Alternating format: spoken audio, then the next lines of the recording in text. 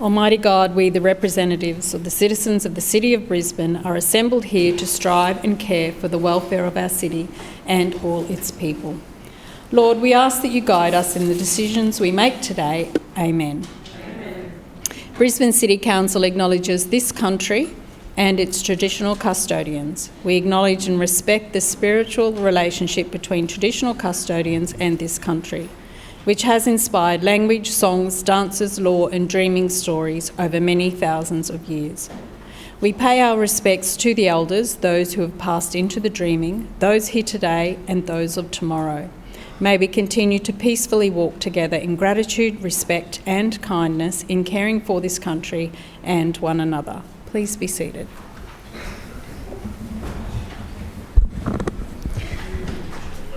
I declare the meeting open and I remind all councillors of your obligations to declare prescribed and or declarable conflicts of interest where relevant and the requirement of such to remove yourself from the council chamber for debate and voting where applicable. Are there any apologies?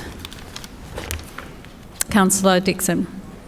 Chair, I wish to advise that Councillor Huang will be absent today and I move that he be granted a leave of absence from the meeting. Seconded. It has been moved by Councillor Dixon and seconded by Councillor Adamant that Councillor Huang be granted leave of absence from today's meeting. All those in favour say aye. Aye. Those against no. The ayes have it. Any further apologies? Confirmation of minutes, please. Chair, I move that the minutes of the 4,796 ordinary, 4,797th budget and 4,798th special meeting held on Tuesday the 16th of June 2026, Wednesday the 17th of June 2026 and Thursday the 25th of June 2026 respectively be received, taken as read and confirmed. Seconded. It has been moved by Councillor Dixon and seconded by Councillor Adamant that the minutes of the 4,796th ordinary, 4,797th budget and 4,798th special meetings of Council held on Tuesday the 16th of June 2026, Wednesday the 17th of June 2026 and Thursday the 25th of June 2026 respectively be received, taken as read and confirmed. All those in favour say aye. Aye. Those against no. The ayes have it. Councillors, I would like to call now on Ms Caroline Nelson, who will address the Chamber on Probus Club's 50th anniversary.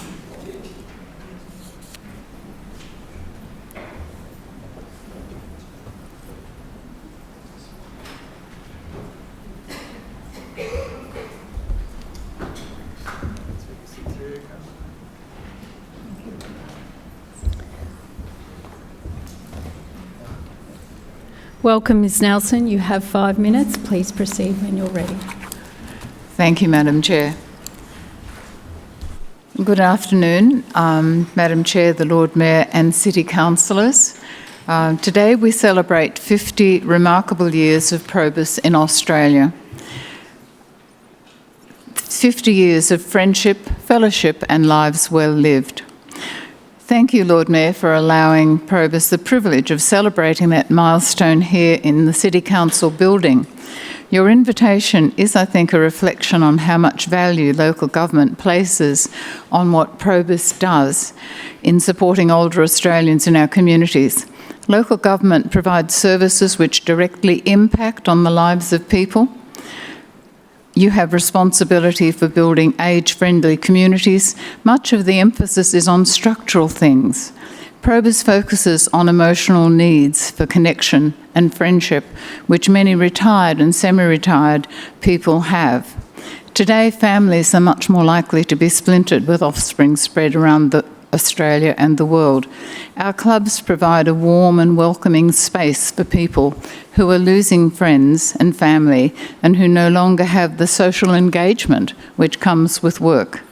They also provide an opportunity to obtain age-appropriate intellectual, physical and mental challenges. I commend the Council in their use of community facilities to provide such things as the 50-plus club, gold programs and their use of community facilities to provide such things. as the 50 Plus Club gold programs and support for volunteer organisations like printing newsletters and providing small gifts for special occasions.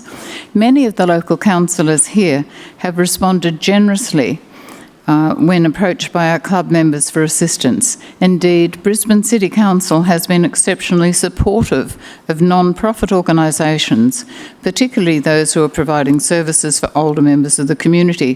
For example, the Seniors Workshops, providing so much joy to its participants, and the Seniors Concerts, etc. I'd like to tell you something about the origin of Probus in Australia. Under the sponsorship of Rotary International, in 1976 at Hunters Hill in Sydney, the first Probus Club was formed. What began as a modest gathering of people in suburban Sydney has grown into a nationwide community that has enriched over 500,000 lives. The oldest Probus Club in Queensland was formed 2 years later in 1978, and it is still thriving in Toowoomba. The reason for Probus' success is simple. It meets a universal human need, the need for connection, purpose and companionship in every stage of life. Retirement does not diminish our capacity to contribute, to learn or to grow. If anything, it expands it. Probus recognises the wisdom, experience and enthusiasm do not fade with age. They flourish when shared. Over 5 decades, our Probus clubs have advanced, adapted, evolved. Currently, there are 1,330 clubs with 84,000 members in Australia. We have embraced new technologies, broadened membership, and reflected the changing face of Australia itself. But the core values remain unchanged. There's friendship, respect, inclusivity, community, and community connection. I also want to acknowledge the countless volunteers who have given their time and energy to sustain progress across the years. Probus would not exist without the thousands of dedicated volunteers who lead communities, welcome new members, organise outings and interest groups, and keep clubs vibrantly alive through every challenge. Our PAQ, Probus Association of Queensland, did amazing work during COVID, maintaining connection under significant restrictions. On our 50th anniversary, we celebrate those people as much as the organisation. Without their commitment to the various leadership roles, Probus does not exist. It's also a place for people who are younger people retiring to actually still maintain an interesting career in their afterlife. The 50th anniversary is not only a celebration of the past, but it's a promise for the future. As Australia continues to evolve, the role of organisations like Probus becomes even more vital. Social connection is recognised as essential to well-being. Probus has been nurturing that well-being for 50 years, long before it became a priority national conversation, by bringing people together. Probus strengthens individuals, families and communities. To every member, past and present, thank you. Thank you for showing that life after full-time work can be one of the richest, most rewarding times of our lives. So today, let's celebrate 50 years of progress in Australia, 50 years of shared stories, shared journeys and shared joy. Let us look forward with confidence and optimism to the next 50. Thank you to the councillors who have helped us in the past, and may we continue to serve our communities together in the future. Thank you, Ms. Nelson. Thank you. Okay. I would now like to call upon Councillor Howard to respond, please. Well, Caroline, I think that we've been partying for quite a while to celebrate the 50 years of Probus, and why not? Because it's I can recall that we had many of the councillors attended the civic reception, and I do think that we probably had to turf everybody out because they were having such a good time. But it was a wonderful event, and the Lord Mayor was there and was able to share some of his stories, and the stories that were shared that night, I think, are just amazing. And I know that I speak for everybody in this chamber when we say to you how much we appreciate what Probus does for our communities.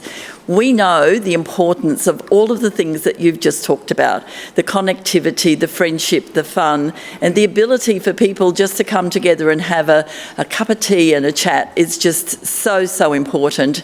And we can have lots and lots of organisations right across Brisbane, but if we don't have people like you and Probus out there connecting people and bringing them all together, it really doesn't mean a lot. So to know that you're there, that you and I understand that you were so popular that there are waiting lists to get into the Probus, and I can speak on behalf of New Farm and Tenerife. We had to form a Tenerife one because the New Farm one was oversubscribed, and so now we have a New Farm and a Tenerife Probus, and but everybody just so values what happens at those clubs. And for you to talk about the 50 Plus Club too, we are so proud of the work that they do, and I would encourage everyone, I know that members of my committee have attended the 50 Plus Club. I think we've done a bit of square dancing and a bit of line dancing, which I think was videoed. So through you, Madam Chair, I think Councillor Strunk and I were not very good at it, were we, Councillor Strunk? No.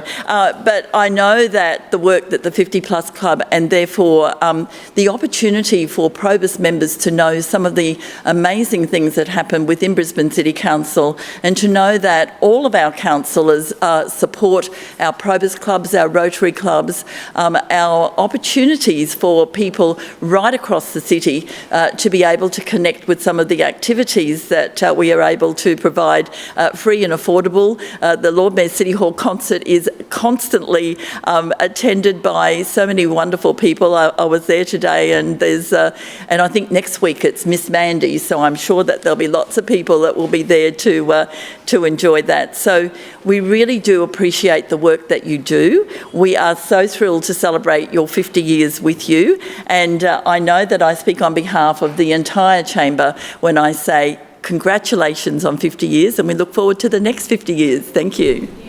Thank you, Councillor Howard, and thank you so much, Ms Nelson, for coming in today. Thank you so much.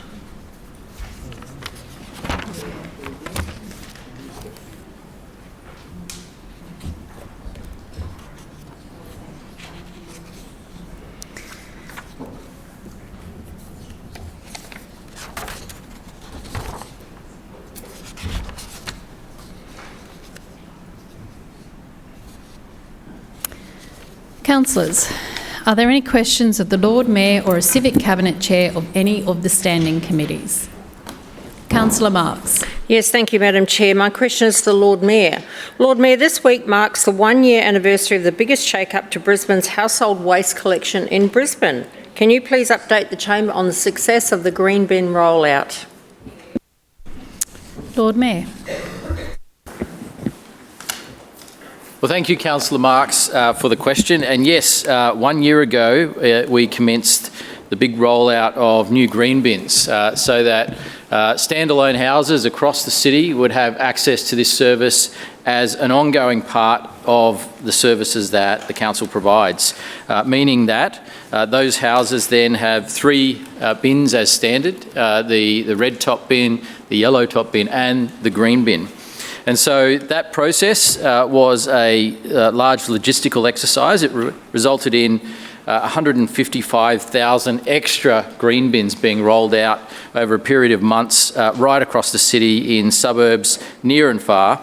And the rate of rollout was significant. Around 10,000 bins a week were being delivered, which is quite extraordinary. But what's more extraordinary, though, is the enthusiasm with which Brisbane residents have used those green bins, because that's ultimately what it's all about, to make sure that we recycle more green waste and that is diverted away from landfill. And so I can report that in the past 12 months, 68,752 tonnes of green waste have been collected and diverted from landfill.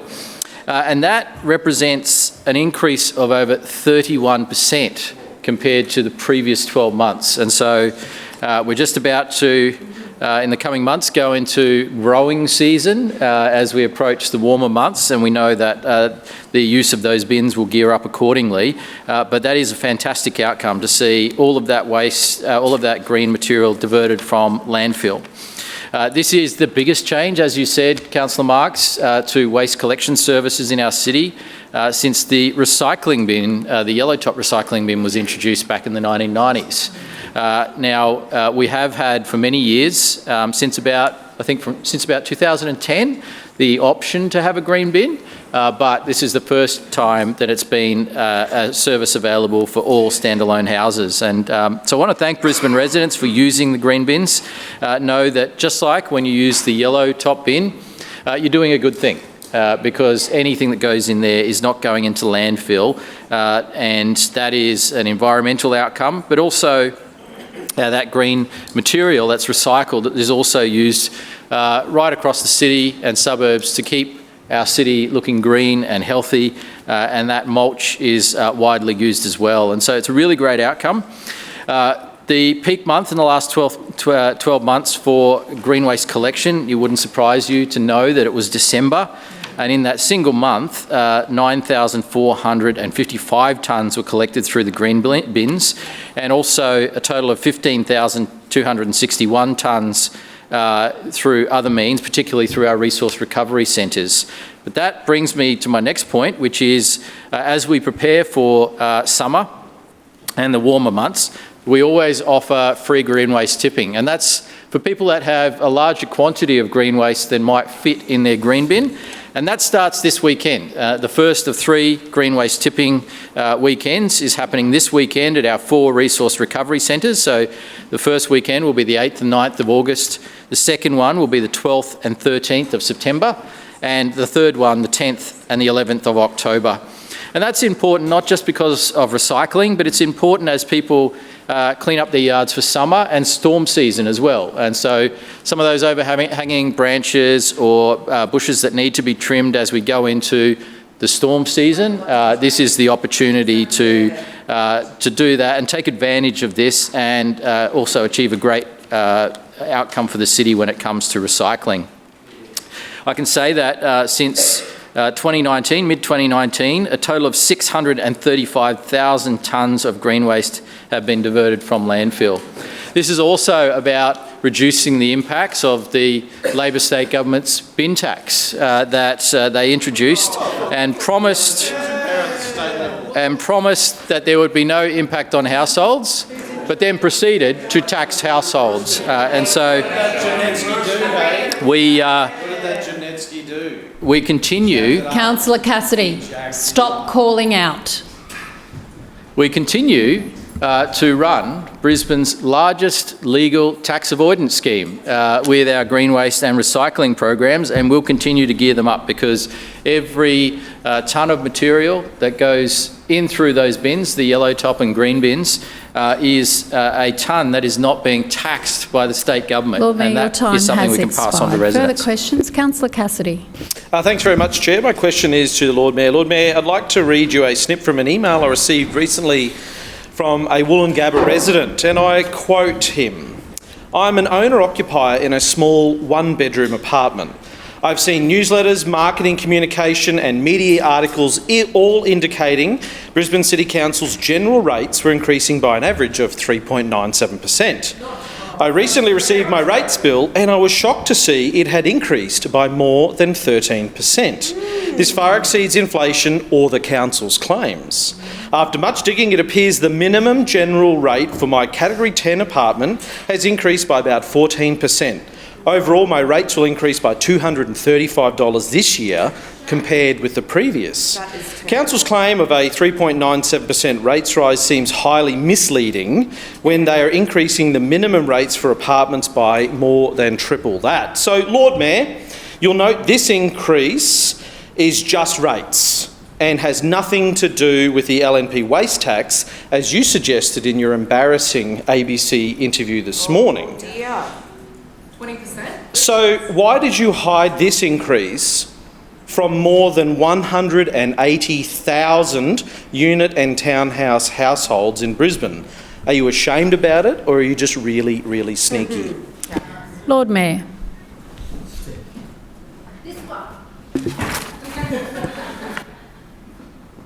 Thank you for the question, Councillor Cassidy.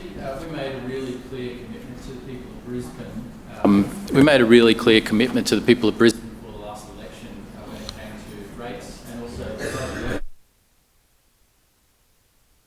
would have the lowest rates in southeast Queensland, and we promised that we would always run balanced budgets. And we have Councillor absolutely... Griffiths, stop calling out. We have absolutely kept our commitments to the people of Brisbane.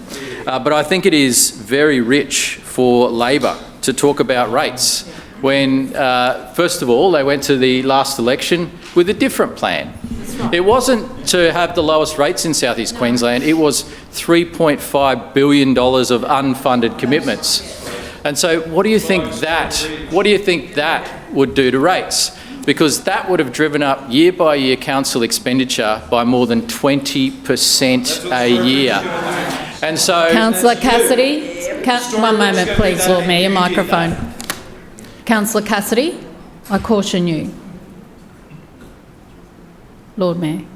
And so Councillor Cassidy speaks with forked tongue here, because if Labor was in administration, you'd be getting much, much higher rates, and you certainly wouldn't be having the lowest rates in southeast Queensland. And let's talk specifically about the rates that Brisbane apartment and unit and townhouse owners pay compared to other councils. And so Ipswich, if you're a Brisbane owner, you pay $159 less than Ipswich. One moment please, Lord Mayor. Councillors, I know it's been a long recess, but you know very well that when another councillor is on their feet speaking, you are not to be calling out. Now, I've already cautioned you, Councillor Cassidy, I'll caution you twice, and Councillor Griffiths. Stop calling out. Lord Mayor. The councillors... The councillors who love new taxes are now pretending that they don't like taxes. But if you're in Gold Coast, you would be paying $220 more than what you would be in Brisbane if you're a unit owner. If you're in Logan, you would be paying $560 more than in Brisbane if you're a unit or apartment owner.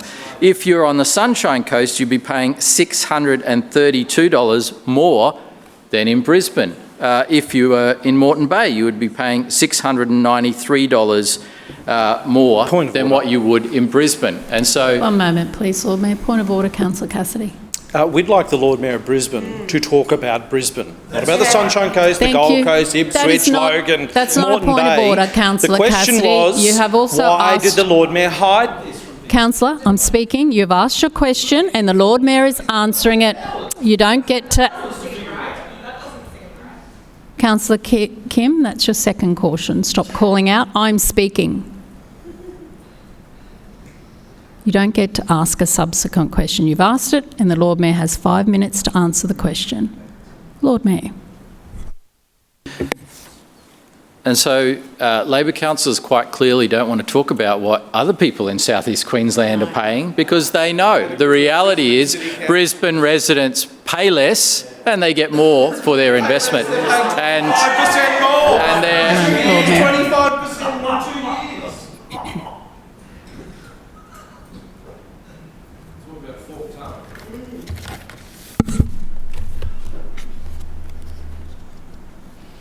Councillor Cassidy, I consider you are displaying unsuitable meeting conduct. And in accordance with section 21(4) of the meeting's local law, I ask you to refrain from calling out across, 21(6), I ask you to stop calling out across the chamber and when another councillor is on their feet. If you continue to do so, I'll have to make a formal reprimand. Lord Mayor.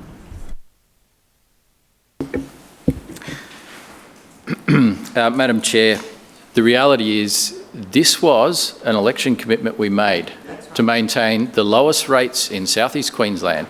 Now, Labor might not hear, they might not want to hear that we have kept our commitment, but we have.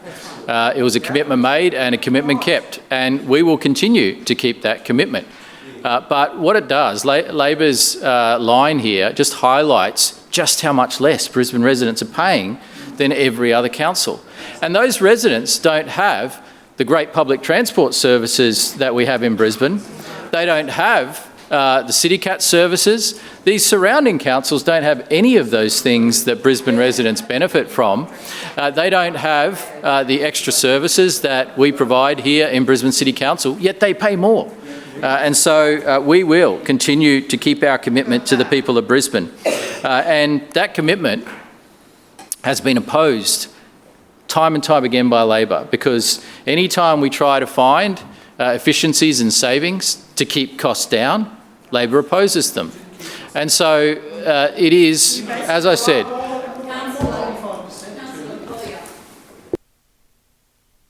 Councillor Collier, I caution you. Lord Mayor. it is incredibly ironic that the Tax and Spend Party is upset that we are keeping an election commitment here. They don't like it, but thank you for giving me the opportunity to remind what we promised and what we've delivered, which is the cheapest rates in South East Queensland. Not just for owner-occupier houses, but also the cheapest rates in South East Queensland for units, townhouses and apartments. And so we will continue to keep that commitment, and we are serious about that commitment. Mayor. Point of order, Councillor Cassidy. Just an effort to assist the Lord Mayor. The 5.63% increase this year on average, which includes houses and units, is higher than Moreton Bay. Thank you, Councillor. I asked you already not to keep on interrupting the Lord Mayor. You asked your question and he answered it. Councillor Collier, I caution you again. Lord Mayor, are you finished or? No, I'm not. Councillor Cassidy. One moment, please. Councillor Cassidy, I hereby make an order reprimanding you for your conduct. Your conduct and this reprimand will be noted in the minutes of this meeting. Lord Mayor. Councillor Cassidy needs to go back to school and understand how percentages work, because if you're coming off a very low base, in fact the lowest in South East Queensland, then the type of figures that he's talking about, where other councils are paying so much more already, and then they had an increase on top of the higher rates that they were already paying. And so we'll continue, as I said, to offer the lowest rates in South East Queensland, and I hope that Labor... Lord Mayor, your time has expired. Further questions? Councillor Wolfe. My question is to the Chair of City Planning and Suburban Renewal Committee, Councillor Allen. Councillor Allen, over the recess, we released our legacy blueprint for Brisbane beyond the Games. Can you please update the Chamber on how this community-led document builds on our Making Our Mark initiative and lays out the plan for Brisbane into the future? Councillor Allen. Thank you, Madam Chair, and I thank Councillor Wolfe for the question. In just 6 years, Brisbane will shine on the global stage as the host city of the Olympic and Paralympic Games. And while the eyes of the world will be on Brisbane as athletes from across the globe compete for gold, it's about much more than that. It's about the legacy that the Games leave behind, what comes before and long after the Games have happened. Our legacy plan is all about making everyday life better through improved transport, more housing choices, better parks and public spaces, stronger connections between neighbourhoods and more opportunities for people to participate in community life and everything this city has to offer. The legacy plan has been shaped through extensive community consultation under the Making Our Mark program. Since 2023, thousands of residents, students, businesses, community organisations and council employees have contributed their ideas and aspirations for Brisbane's future. More than 250 students from 61 schools took part. Hundreds of ideas were submitted by industry and community members. Almost 20,000 votes were cast by residents. More than 82,000 people visited the project website and nearly 2,000 ideas were submitted overall. Residents told us they want practical outcomes. They want better transport, they want more homes in the right locations, they want greener streets, better parks, stronger communities and a city that remains easy to live in as it grows. The Legacy Plan responds directly to those priorities. One of the most significant opportunities identified is unlocking an estimated 50,000 new homes close to high-frequency public transport and key inner-city destinations by 2032. We know housing affordability and availability are among the biggest concerns facing many residents today. Young people are worried about whether they will be able to live close to family and work. Older residents want more housing choice as their needs change. Key workers need housing options near jobs and services. By planning for more homes in well-connected locations, we can help address these challenges while supporting a more sustainable city. The plan also supports expanded Brisbane Metro services, helping residents move around Brisbane more efficiently and reducing pressure on our transport network. Better connections are not only about moving people, they are about connecting communities. That is why the plan includes the Green and Gold Grid, a vision for shaded walking routes that connect venues, neighbourhoods and popular destinations. The plan also explores future opportunities for river transport and new ways to activate underutilised spaces beneath inner-city rail corridors through initiatives such as the Low Line proposal.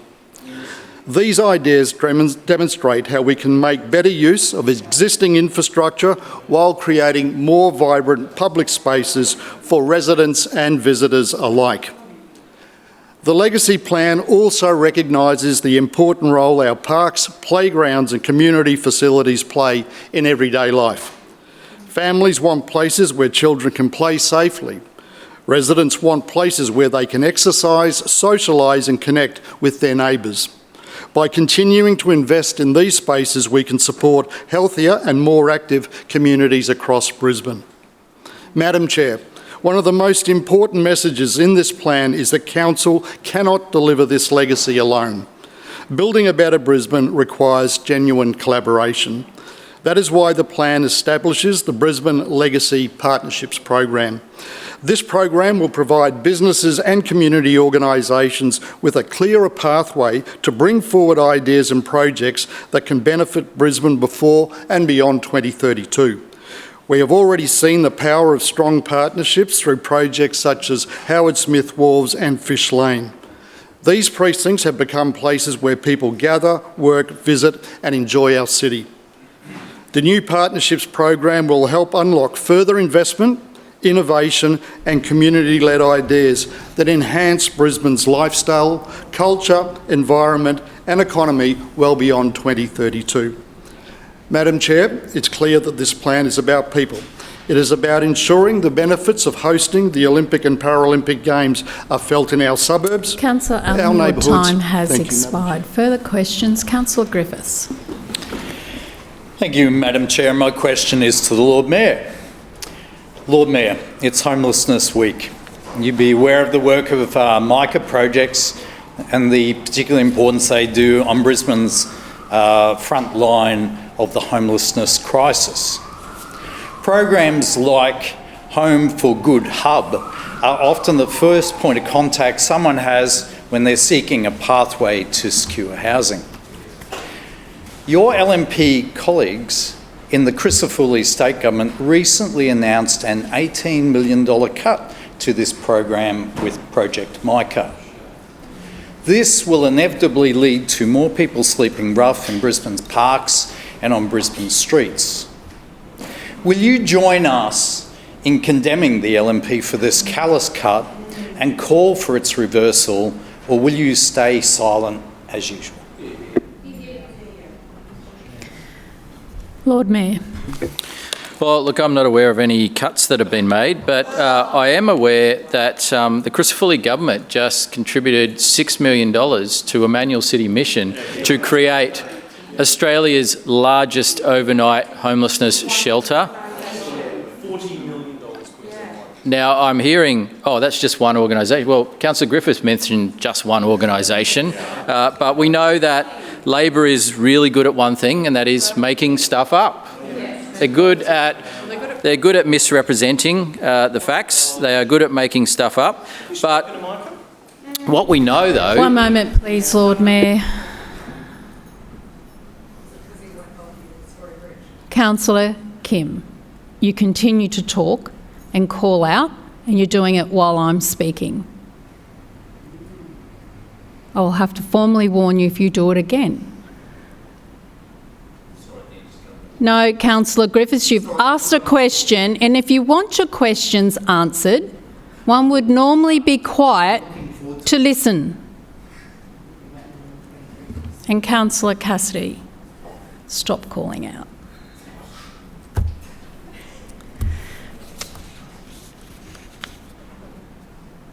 Lord Mayor. Thank you. As I was saying, what I am aware of and what we've advocated for is support for the immediate need of a overnight homeless shelter in Brisbane. Now, Emmanuel City Mission and their night sanctuary exists with the support of Brisbane City Council, private donors from the community, and they were able to get a pilot program up and running to prove this concept. They did that as a result of the funding that we provided, and then that enabled them to go to the state government and say, we can do so much more with state funding. And for the very first time ever, a Queensland government has invested into this night sanctuary and an overnight shelter. The Labor government never did this. They had the opportunity to do this and they never did. They never did. There was no overnight shelter in Brisbane under the Labor state government. Yet the Crisafulli government cares, and they have invested into creating Australia's largest night sanctuary, overnight shelter. I toured there with Councillor Howard the other day to see what would be transformed out of that building, and it is absolutely going to make a huge difference for so many people.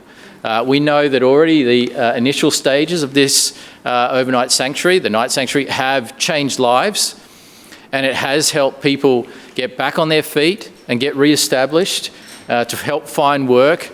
And we know how many lives will be transformed when this is up and running in its full capacity, thanks to the state government funding. Point of order, Councillor Cassidy. When was the last time the Lord Mayor spoke to micro-projects about these cuts? Councillor, Councillor Griffiths has asked a question. You don't get to ask the subsequent one. I was just standing here attacking us for asking a very legitimate question. No, Councillor, you've had your turn. Lord Mayor. And so this investment in Emmanuel City Mission is going to make a huge difference right at the front line. Point of order, Madam Chair. Because we know... One moment, please, Lord Mayor.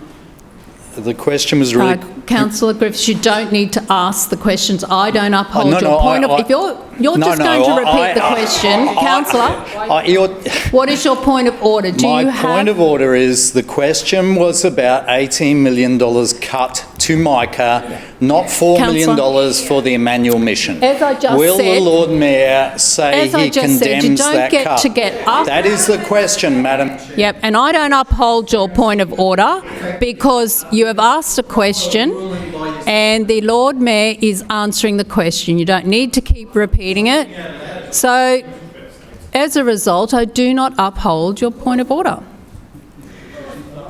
Lord Mayor. To put this in perspective here, it was actually the Labor state government that saw homelessness get entirely out of control in this state. Not just in Brisbane, but right across the state. And one moment, please, Lord Mayor.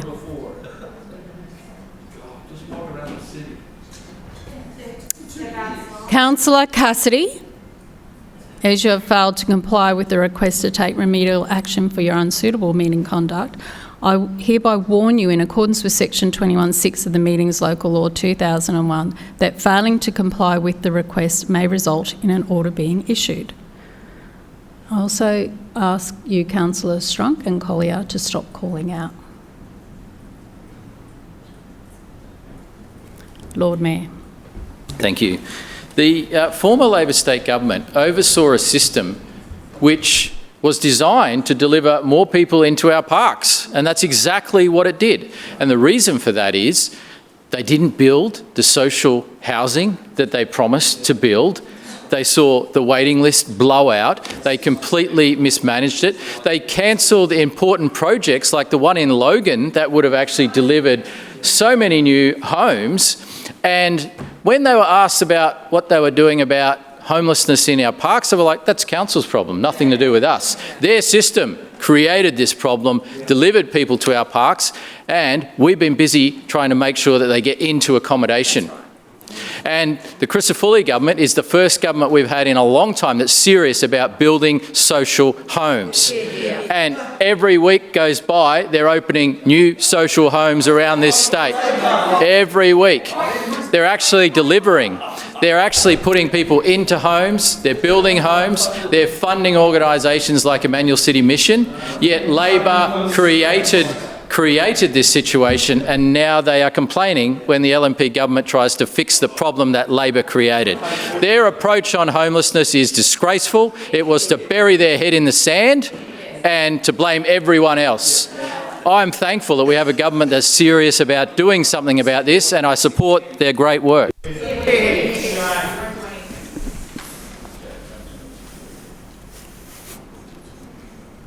Further questions? Councillor Adamant. Yeah, thank you, Chair. My question is to the Chair of the Communities and Arts Committee. Councillor Howard, during the recess, the Shrinner Council has been busy delivering for our city.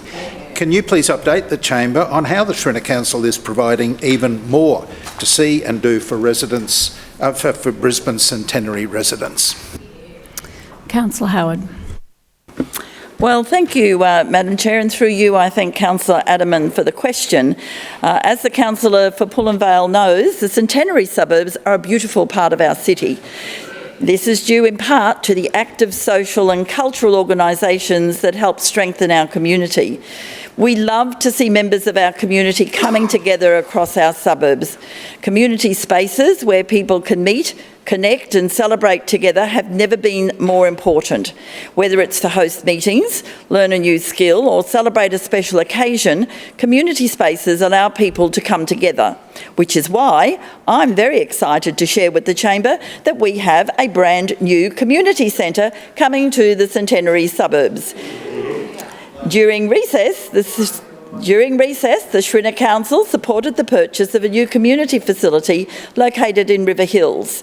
The Centenary Community Centre will be opening later this year at the corner of the Lalina and McFarlane Streets in River Hills. This new centre will join Brisbane's network of 26 community halls that are available for residents and organisations to book for community, commercial and private events.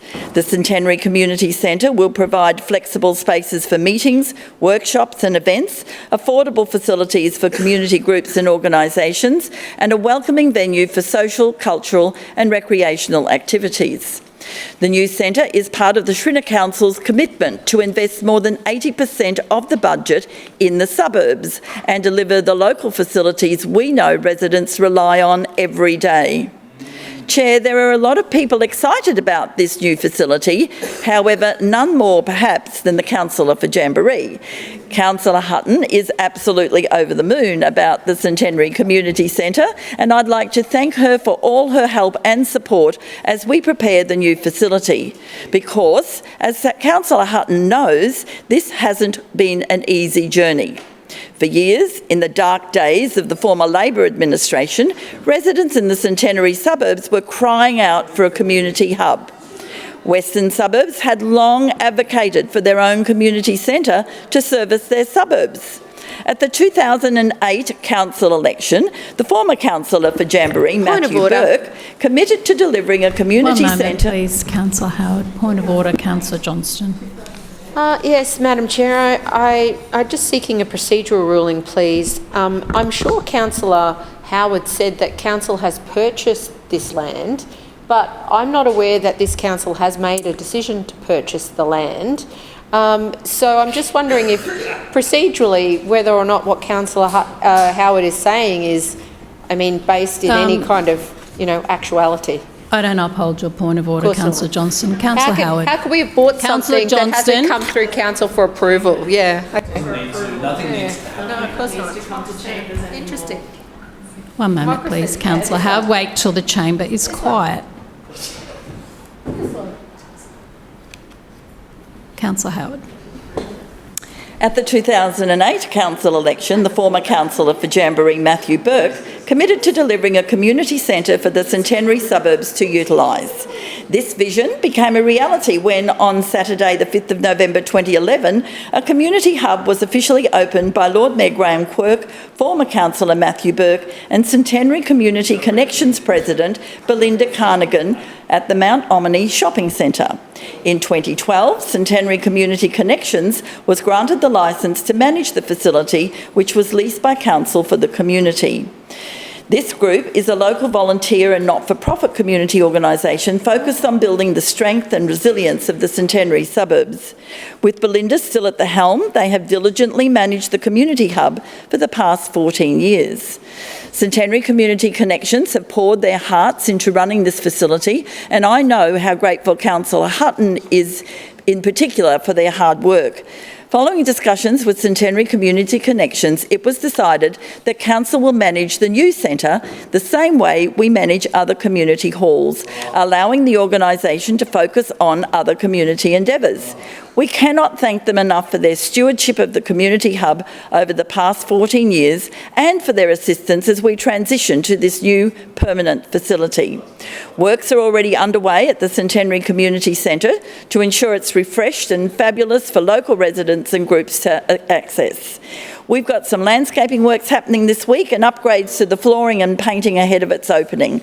We're so excited to open this facility later this year and to carry forward the legacy of the much-loved Centenary Community Hub, which has serviced the area for the past 14 years. The Shrinner Council understands the importance of community spaces to local groups and residents. It's why we simply couldn't resist when the opportunity for a new permanent community centre became available to us. We want every resident to enjoy the benefits of Brisbane's incredible lifestyle through great local communities, services and community spaces. These are places where people come together to connect, learn and celebrate within their communities. Through this new permanent facility, we can provide a place where connections can strengthen in the western suburbs. I know residents across the Centenary suburbs will enjoy the benefits of this fantastic new facility and we look forward to officially opening. Councillor Howard, your time has expired. Further questions? Councillor Massey. Thank you, Chair. My question is for the Lord Mayor. Since the beginning of this year, 6 of 14 of my councillor information requests have been refused by your CEO.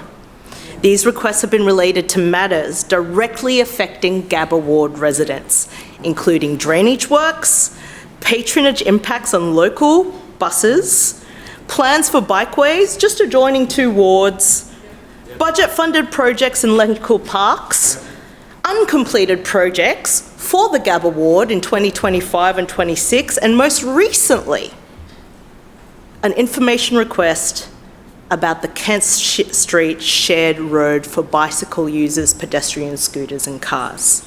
Shame. Lord Mayor, your council has not only stopped opposition councillors like myself from asking citywide questions, but now it seems that you are stopping local councillors from doing the work to represent their residents with information needed for projects locally. Yeah. What do you have to hide and what do you say to residents in the Gabba Ward? Lord Mayor. Well, I think the question answers itself because they were requests made to the CEO based on whatever the relevant legislation and requirements say. And so if they've been refused, then it is a reason, there's a reason for that. Councillor Massey. And this has nothing to do with my office. This has nothing to do, this has nothing to do. Your staff did it. It's your staff that did it. Councillors, you are not... There's no privilege in this chamber, Councillor Griffiths. I'm astounded. So stop calling out.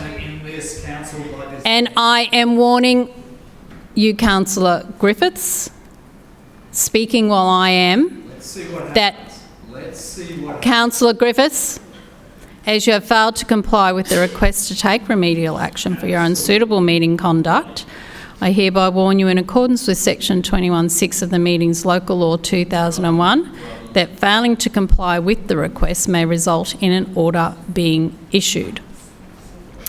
I also warn you, Councillor Johnston, for calling out. Lord Mayor. Yes, as I was saying, Madam Chair, I don't see Councillor Massey's requests. I don't see any councillors' requests. One moment, please, Lord Mayor. Point of order, Councillor Johnston. Just so I can be clear on what you've just said about me, Madam Chair, so far today I've heard you repeatedly warn councillors, Labor councillors, and I've interjected for the first time in the meeting, but you've also warned me. So I would just like to understand why all the other councillors in the room are getting multiple cautions, but I am warned at my first interjection. Councillor, I've not formally named you. I'm Yes, you did. warned, You just said you warned caution. me. You're playing with words there, and I'll caution you that if you continue Right. this so you made behaviour, a mistake. Got it. then you will be formally warned. Stop calling. No, Councillor. I do not uphold your point of order. Lord Mayor. Lord Mayor. Thank you. As I was saying, I don't see councillors' requests. They don't come to me. I have no involvement in that process, and nor should I. This is a process that is managed by the bureaucracy, and I would say that councillors in the Brisbane City Council have access to far more information than any elected representatives at any other level of government. And so, look, I can't comment on what Councillor Massey gets access to or not, but Councillor Massey did ask, what would I say to her residents? Councillor Strunk, stop calling out. Councillor Kim. One moment, please, Lord Mayor. Can you? Thank you. Councillor Strunk, I do consider you are continually displaying unsuitable meeting conduct, and I will have to give you a formal reprimand if you continue to do so. Councillor Kim, I hereby make an order reprimanding you for your conduct. Your conduct and this reprimand will be noted in the minutes of this meeting. Ask all councillors to refrain from calling out so that we can follow the agenda and the meeting and do what you are here to do. Lord Mayor. Point of order, Madam Chair. I haven't called you yet. Councillor Johnston, point of order. Yes, thank you, Madam Chair, for acknowledging my point of order. Madam Chairman, I sit less than 2 metres from Councillor Kim, and I did not hear her interjecting at all, and neither did Councillor Massey, who sits directly in front of her. So, Madam Chairman, did you hear Councillor Kim interjecting, because nobody else did? Let me remind you, Councillor, you are not the chair, and I do not uphold your point of order. So, Madam Chair, I move dissent in your ruling. Seconded. Councillor Johnston has moved dissent in my ruling, seconded by Councillor Massey. All those in favour say aye. Aye. Those against no. No. The noes have it. That is lost. Lord Division. Mayor. Division. Division called by Councillor Johnston, seconded by Councillor Massey. I didn't hear her. Ayes to my right, noes to my left. Clerks, please ring the bells.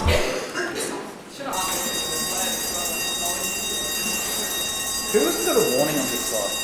Huh? Who hasn't got a warning on this side? Me. You haven't tried. Come on.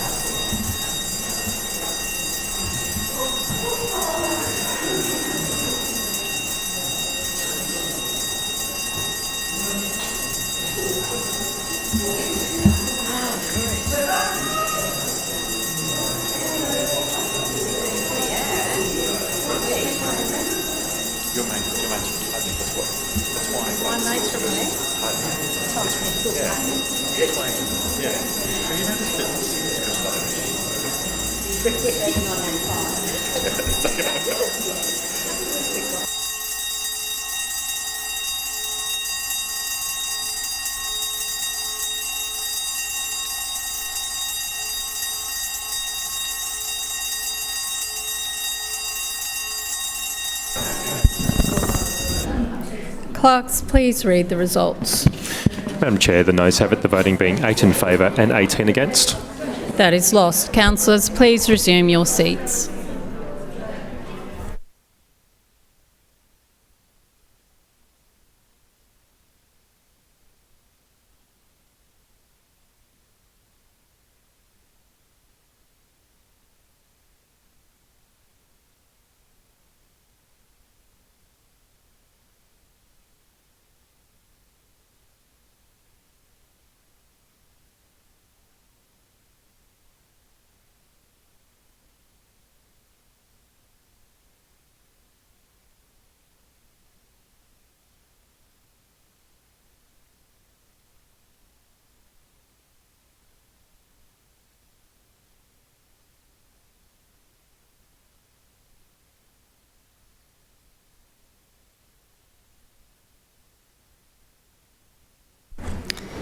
Lord Mayor.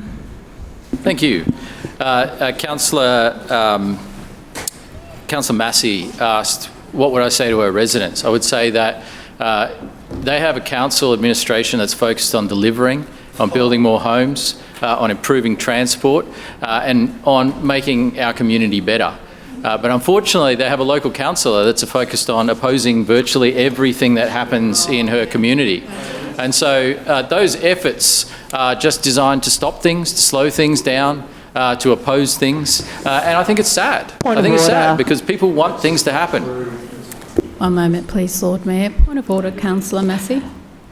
Says no to everything. That's a misrepresentation. Councillor, I do not uphold that one. But I just spoke for... That's a misrepresentation. It is not for you to make comments. I claim misrepresentation. It is not for you to comment on the Lord Mayor's response. So you can be defamed in here to say that you say no to everything. You asked the question. The Lord Mayor is answering. That's how it works. I claim to be misrepresented. No, Councillor, oh, you don't accept that? I don't. That's why democracy is dead. You just proved it. Councillor, stop calling out. Lord Mayor. And so if Councillor Massey wants to be a true progressive, then she would support things actually happening in her community rather than spending all her time with protests and opposing everything. But never mind, we'll get on with the job, Lord and Mayor, we'll keep delivering. Question time has now expired. Lord Mayor, Establishment and Coordination Committee recommendations. Point of order, Councillor Collier. Chair, I move to suspend standing orders in order for me to move a motion calling on the Lord Mayor to show leadership and intervene on the CityCat crew EBA dispute and get them a better deal. Seconded.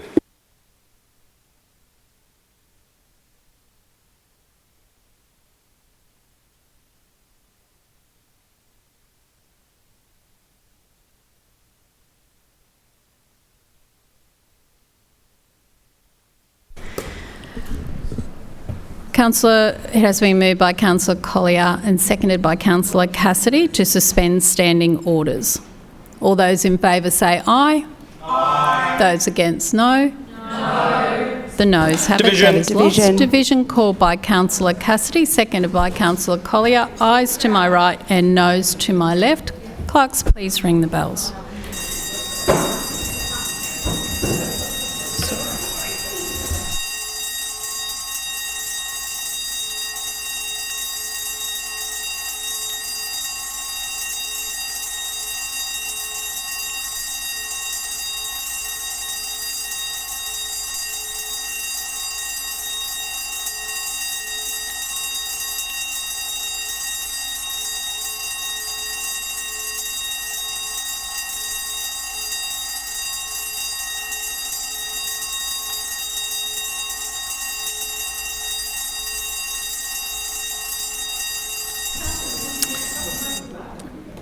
clerks please read the results?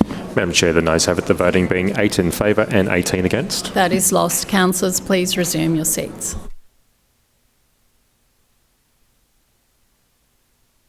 Councillors, please resume your seats. Yeah.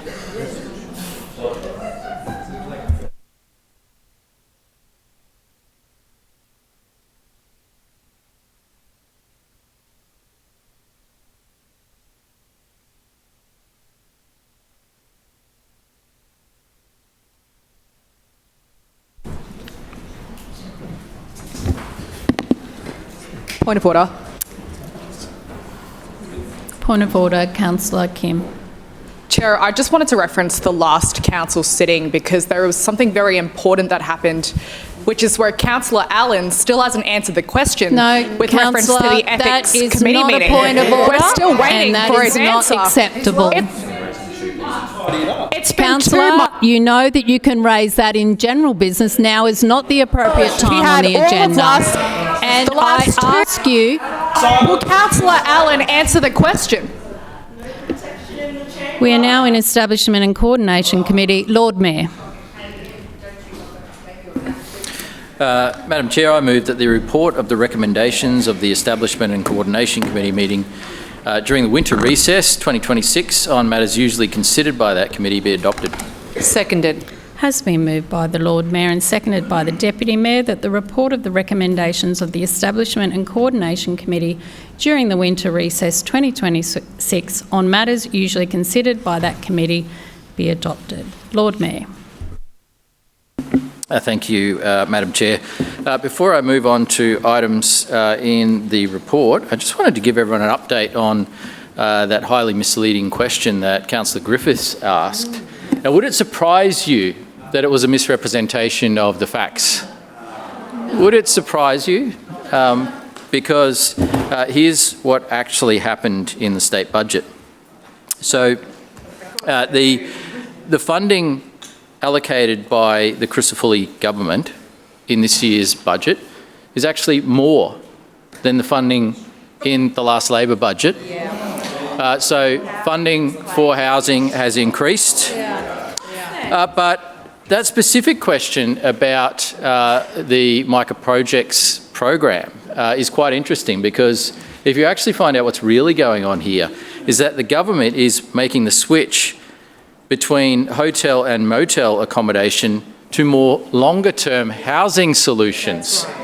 And so the money is being transitioned from short-term housing into long-term housing. That is exactly what is happening. And so this has seen 3,252 households transition from hotel and motel accommodation into long-term housing. I would have thought that is a fantastic outcome to see more people into long-term housing. That is what Labor claims that they want. That's right. That is what they claim they want. And when it actually happens, they criticise it. And so, Lord Mayor, can you just push your microphone, please? Because there's a lot of noise in the chamber. People have got discussions that they want to have. Please take it outside, because I'm struggling to hear the Lord Mayor. Lord Mayor. Madam Chair, thank you. And so 3,252 households have transitioned from staying in hotels and motels into long-term housing, and the funding has followed them. That's right. That's a wonderful outcome. More people in long-term housing, that's what we all aspire to. And so the Crisafulli government is investing more in housing. They're making sure that thousands of families and households are transitioning into long-term accommodation. This is our aspiration, to see more people in long-term housing. Yet Labor cannot resist and score cheap political points by misrepresenting the reality of the situation. And is what we hear time and time again. Time and time again. And it is genuinely disappointing. Councillor Griffiths, stop calling out across the chamber. It's genuinely disappointing that Labor would criticise changes that see more people in long-term housing, but that's exactly what they have done.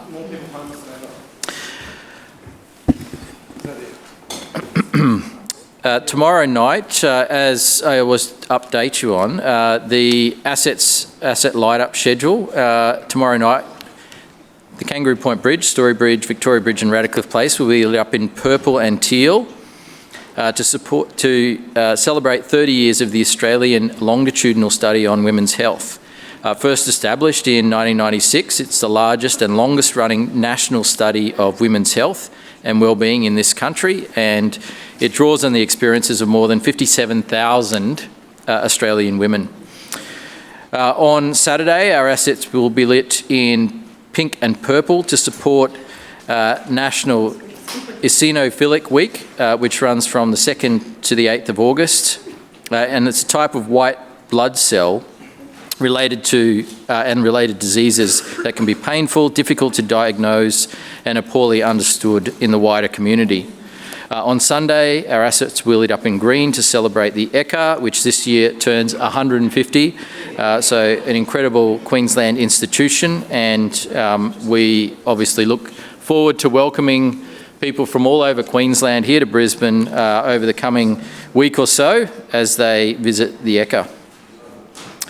I did want to offer my condolences on the passing of Anne Clark, OAM, and it's with great sadness that we acknowledge her recent passing. Anne was very passionate about the local environment.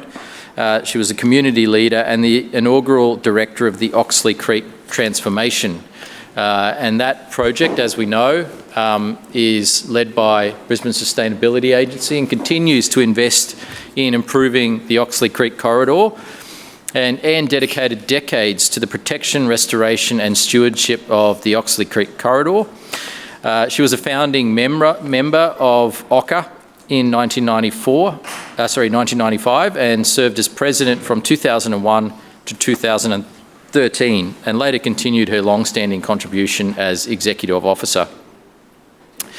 As an inaugural director of Oxley Creek Transformation, Anne served on the board from 2017 to 2022, providing invaluable leadership, community insight and environmental expertise during the formative years of this transformational project.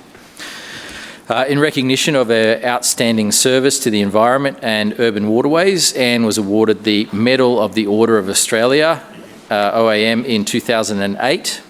And our sincere condolences go to Anne's extended family, her friends, and the many people whose lives were touched positively by her contribution. She will be remembered with great respect, gratitude, and admiration. Today, 4th of August, is the National Aboriginal and Torres Strait Islander Children's Day, and that has been marked every year since 1988. This year's theme is Living Our Truth, which is about passing on the stories of language and knowledge from elders to the next generation.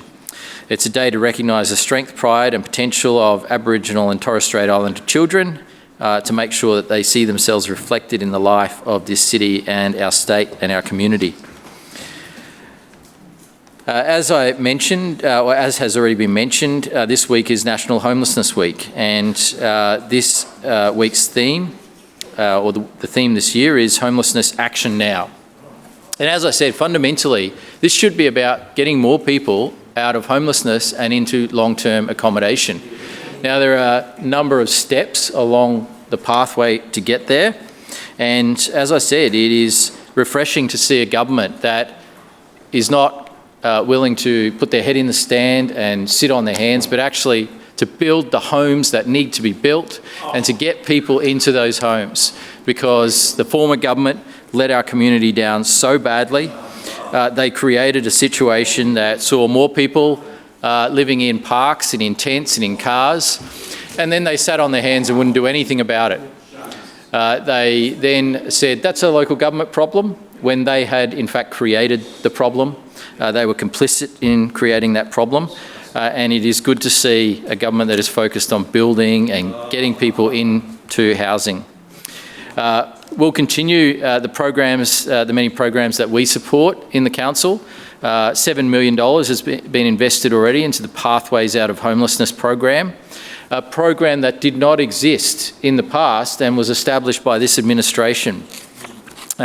We've seen 14 impactful projects funded through this $7 million investment, and that has helped more than 6,500 people. And we've seen over 1,700 people transition into long-term housing as a result of the programs that we support. Our dedicated public space liaison officers work directly with people sleeping rough to connect them with housing support and the services that they can access. We also provide support through Brisbane Housing Company, an incredible jointly owned company that's owned by the Brisbane City Council and the Queensland Government that is busy building more affordable and social housing as we speak, and has delivered some great projects in many parts of Brisbane, including in Chermside in recent times. Fantastic outcome there. We'll continue to support Homeless Connect, which is something that is ongoing and has helped thousands of people over the years, once again connecting people with help and support and services. We'll also continue our Community Housing Partnerships Program, the CHPP, which alongside housing providers helps repurpose suitable vacant properties that the council owns. Sometimes these are on a temporary basis that we own them, but they are used for a good purpose. And so a home that we may have purchased because in the future there might be a road or park upgrade that we've required the land for, in the interim can be used for supporting our housing providers. And so people are living in those homes with the support of Brisbane City Council and the housing providers, and we'll continue to provide that.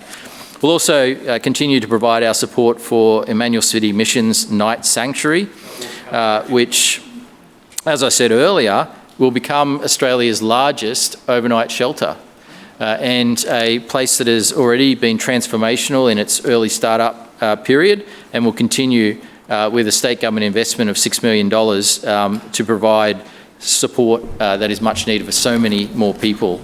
So we'll continue to do what we can. We'll continue to work to see more people. Lord Mayor, your time has expired. Move for an extension, Madam Chair. Seconded. Has been moved for an extension by the Deputy Mayor and seconded by Councillor Dixon. All those in favour say aye. Aye. Those against, no. The ayes have it. Lord Mayor.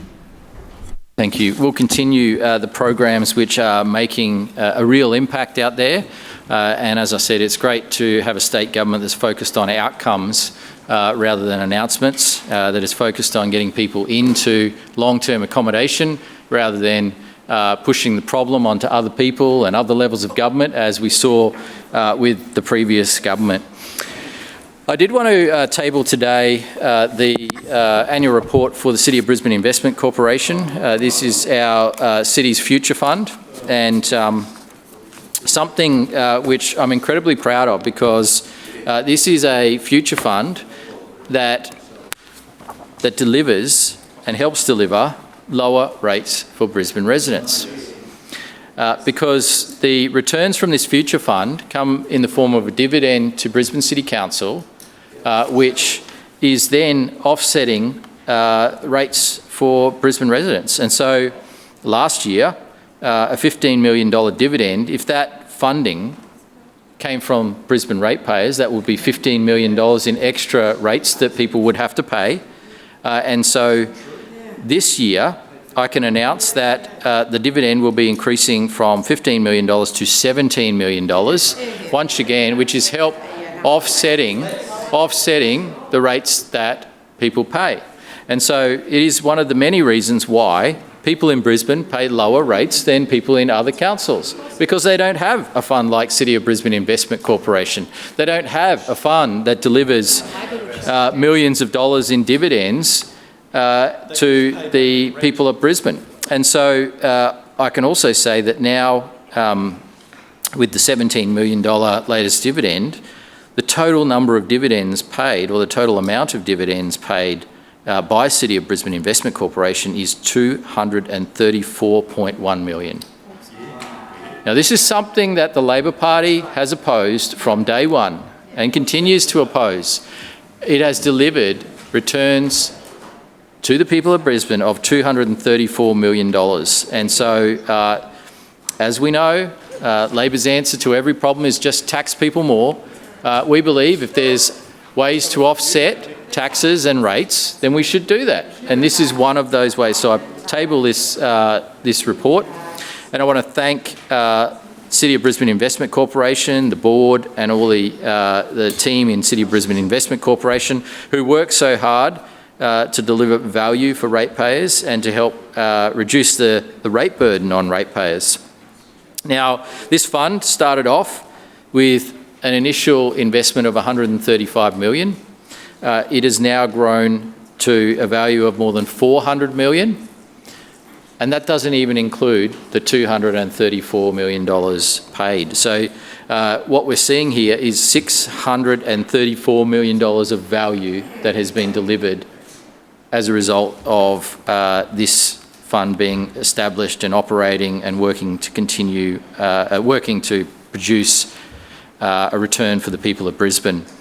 It is also indicative of the administration's long-term approach where, you know, I have no doubt if Labor was ever successful in this place, they would wind this fund up and they would spend the money in 1 or 2 years and then there'd be nothing left to show for it. That is the way that they operate. They just think about today, they never think about tomorrow, they never think about the long term. They spend money quicker than it comes in, and we know that this fund would be closed down and spent if Labor was ever in. Item A in the reports that we have is the contracts and tendering report for May 2026. 17 out of 17 contracts were awarded to local suppliers. So far, we've had 192 out of 205 contracts being awarded to local suppliers in that previous financial year, with a total spend of $1.1 billion with local suppliers.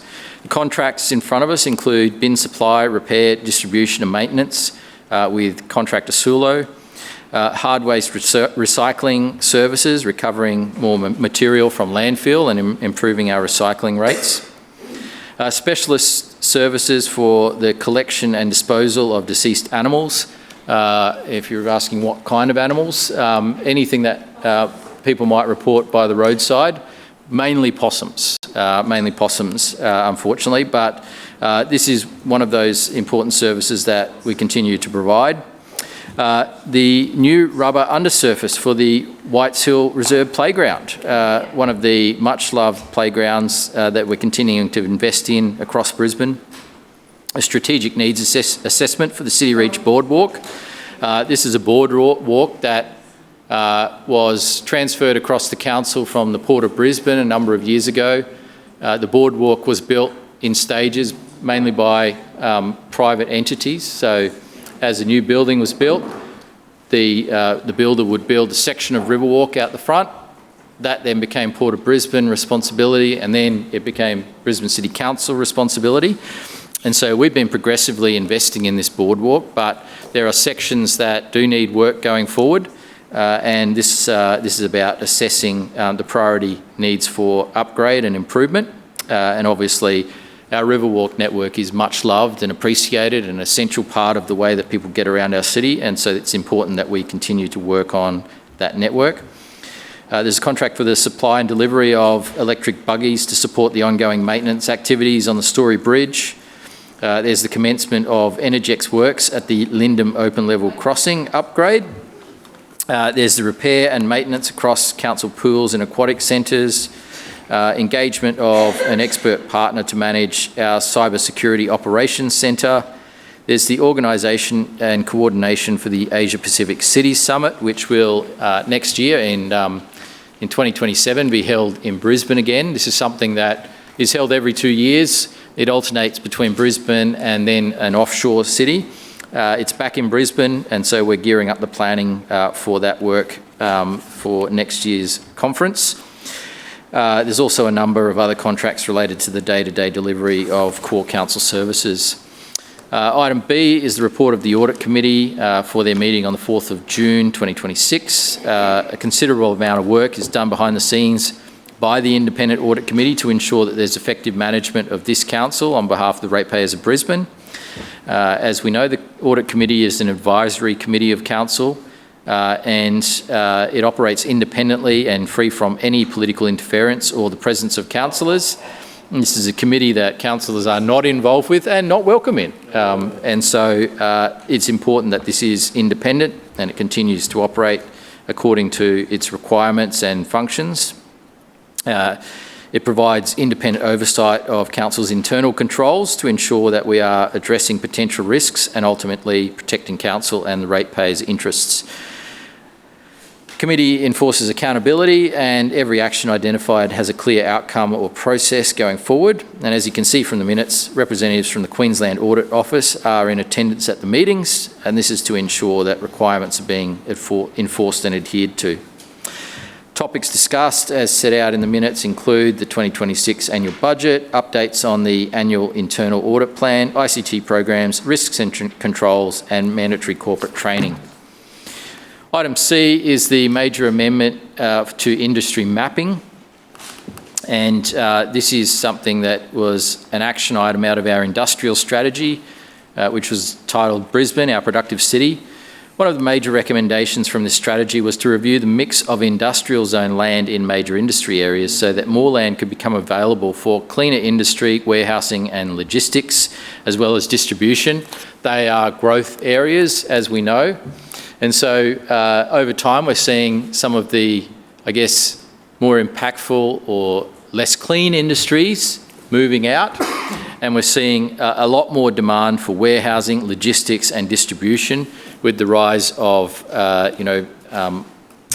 just-in-time delivery, and whether it's big providers that we all know of or whether it's smaller distribution entities. This is something that keeps our city moving. It meets the demand for retail.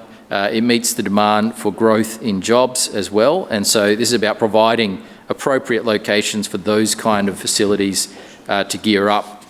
And so when you click to purchase something and you can see that it will arrive later today or tomorrow, that process means that there are warehousing facilities and logistics facilities that need to be located here in Brisbane to provide that kind of service. That is what people expect these days, but it can't happen unless we provide the appropriately zoned areas for that to happen. And so we're making the changes when it relates to around 200 properties in the northern industrial Lord area, Mayor, your Australia time Trade has Coast. expired.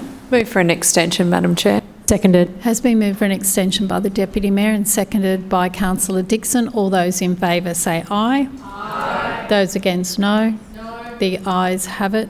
Lord Mayor. So there's 200 properties in the northern industrial area, Australia Trade Coast and the southwest industrial area that are moving from general industry C to general industry B, equating to about 82 hectares of land in total. And in doing so, we're helping respond to the demand for that logistics and distribution that I mentioned. All properties will maintain existing use rights for current and active approvals. So effectively what that means, if they've got an approval for a higher impact industry, they can continue to operate for now. But having said that, if that use ceases, then the new use then comes into effect based on this zoning change. So we're also proposing to rezone 9 council-owned properties from general industry C to open space or conservation. And this is properties that will be used or are being used for drainage, biodiversity or waterway corridor purposes. And so this more accurately reflects what they are used for. And so they might have an industry zoning, but they're actually appropriate for open space or conservation. So we're making that change. We're now at the end process for this amendment. We've completed consultation, we've engaged with the state, and we recently received their approval to adopt the amendment. Once adopted, the amendment will take effect in the city plan from the 18th of September. Thank you, Madam Chair. Further speakers? Councillor Cassidy. Thanks very much, Chair. I rise to speak on all these items before us today. And isn't it interesting to listen to the Lord Mayor claim that he's not a tax and spend sort of guy here in Brisbane City Council, despite overseeing the largest rates take in Brisbane's history this year. And over the last 2 years, he's never found something he didn't want to tax. Yeah, exactly. Over the last 2 years, he's taxed pensioners, he's taxed unit owners, he's introduced his bin tax to everybody in Brisbane as well. So let's not be fooled by what the Lord Mayor belatedly gets up and tries to claim here today before us as well. And just imagine being a Lord Mayor who says he is proud of the LNP state government, who have cancelled, since they got into office, have cancelled social housing projects, who have cut funding to programs that are specifically tailored to support people into long-term tenancies. And this LNP state government who have overseen the highest number of people experiencing homelessness in our city's history. Imagine standing up in this place as a Lord Mayor and saying he's proud of all of those things. And remember, this is a guy, of course, who describes social housing as slums. And he's backed up by LNP councillors as recently as the last couple of years who are campaigning against social housing in their wards. Shame. Some of the Christian ones. Yeah, maybe some of the more Christian ones, perhaps. And the Lord Mayor says that hotelling is bad and it is not a long-term solution. But then he says a night sanctuary is the solution, which is somewhere where you turn up at 4 or 5 o'clock in the afternoon and at 8 o'clock the next morning you leave. And you get a bed. And you hope you get a bed that night and that is it. Now, these aren't places for families, and we know there are hundreds and hundreds of families and children who are sleeping rough. And the Lord Mayor gets up today and says he is proud of that situation that this LNP state government is overseeing. Shame. He says he thinks the LNP state government is all about outcomes, not announcements, and yet every single social housing project that the Lord Mayor said that the LNP state government have opened, they were all funded and approved by the last Labor state government. Funny that. Not one single project by this LNP state government. Imagine being proud of that record. Now, does he? Now, I'd like to congratulate, though, beyond that, the Lord Mayor on how busy E&C has been over the last 8 weeks. Oh my God. 3 items. 3 items. Round of applause for the Lord Mayor. Hasn't he been working hard over the last 2 months? E&C managed to meet, I think, once. Where's he been? I wonder has he been overseas? I know some of the LNP civic cabinet chairs have been travelling. I know that. They've been having their holidays over the recess, and sure, that's fine to do. But maybe they could do Teams meetings for E&C meetings if they're all jet-setting around the world. Where is the Lord Mayor's leadership? So the last 8 weeks, we're led to believe that the Lord Mayor and his LNP civic cabinet only had 3 things to discuss over the last 2 months. Despite all of these massive challenges that our city is going through, despite the Lord Mayor releasing this so-called Olympic legacy plan, which includes absolutely nothing in terms of public and active transport investment and road transport investment that our city needs, not just for the Olympics, but now and well beyond. Imagine releasing a document that he said is all about leftover scraps, and that's all Brisbane gets from this Olympics. And then they go and have one meeting as the city's civic cabinet over an 8-week period and discuss a set of contracts, a small set of contracts before us today, the minutes from an audit committee meeting, and the very last end stage, as the Lord Mayor described, the very last step in a long process to amend our industry mapping. That's it. That's all the LNP could muster over the last 2 months in trying to tackle all these issues. And no wonder the Lord Mayor got all hot under the collar today, coming in here ranting and raving about all these issues that we have raised today, because he hasn't got a leg to stand on when it comes to his vision for the future of Brisbane. I mean, you even think about none of the work, even announcing the scraps and leftovers that the Lord Mayor announced as our Olympic legacy plan, the green and gold grid that they announced and rehashed and reheated and re-announced again. Trees don't grow overnight. You might be able to announce this year after year after year, but what are people going to see when the saplings that you plant that are about 30 centimetres high in tree plantings these days, what are they going to look like in 6 years' time if barely half of them even survived? And they're not going to be maintained, we know that.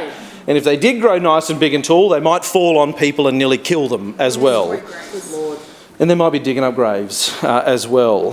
When you look at the contracts before us today, there's nothing from the Public Transport Committee, of course, because we know the LNP have totally given up on public transport in Brisbane now. It was interesting to hear that interview that Councillor Murphy did over the recess, where he got on a City Cat for the first time ever, I think, and he said that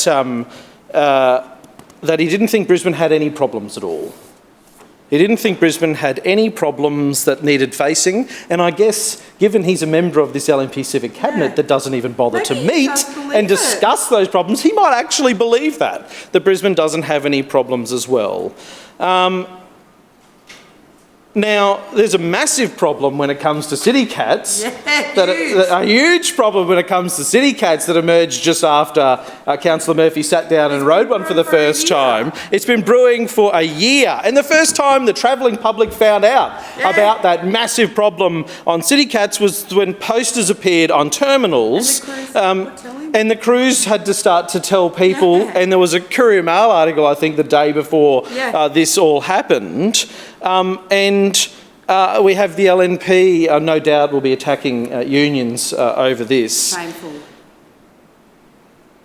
So we get all this media announcements and these rehashed announcements from the LNP Civic Cabinet Chair saying there's no problems in Brisbane whatsoever.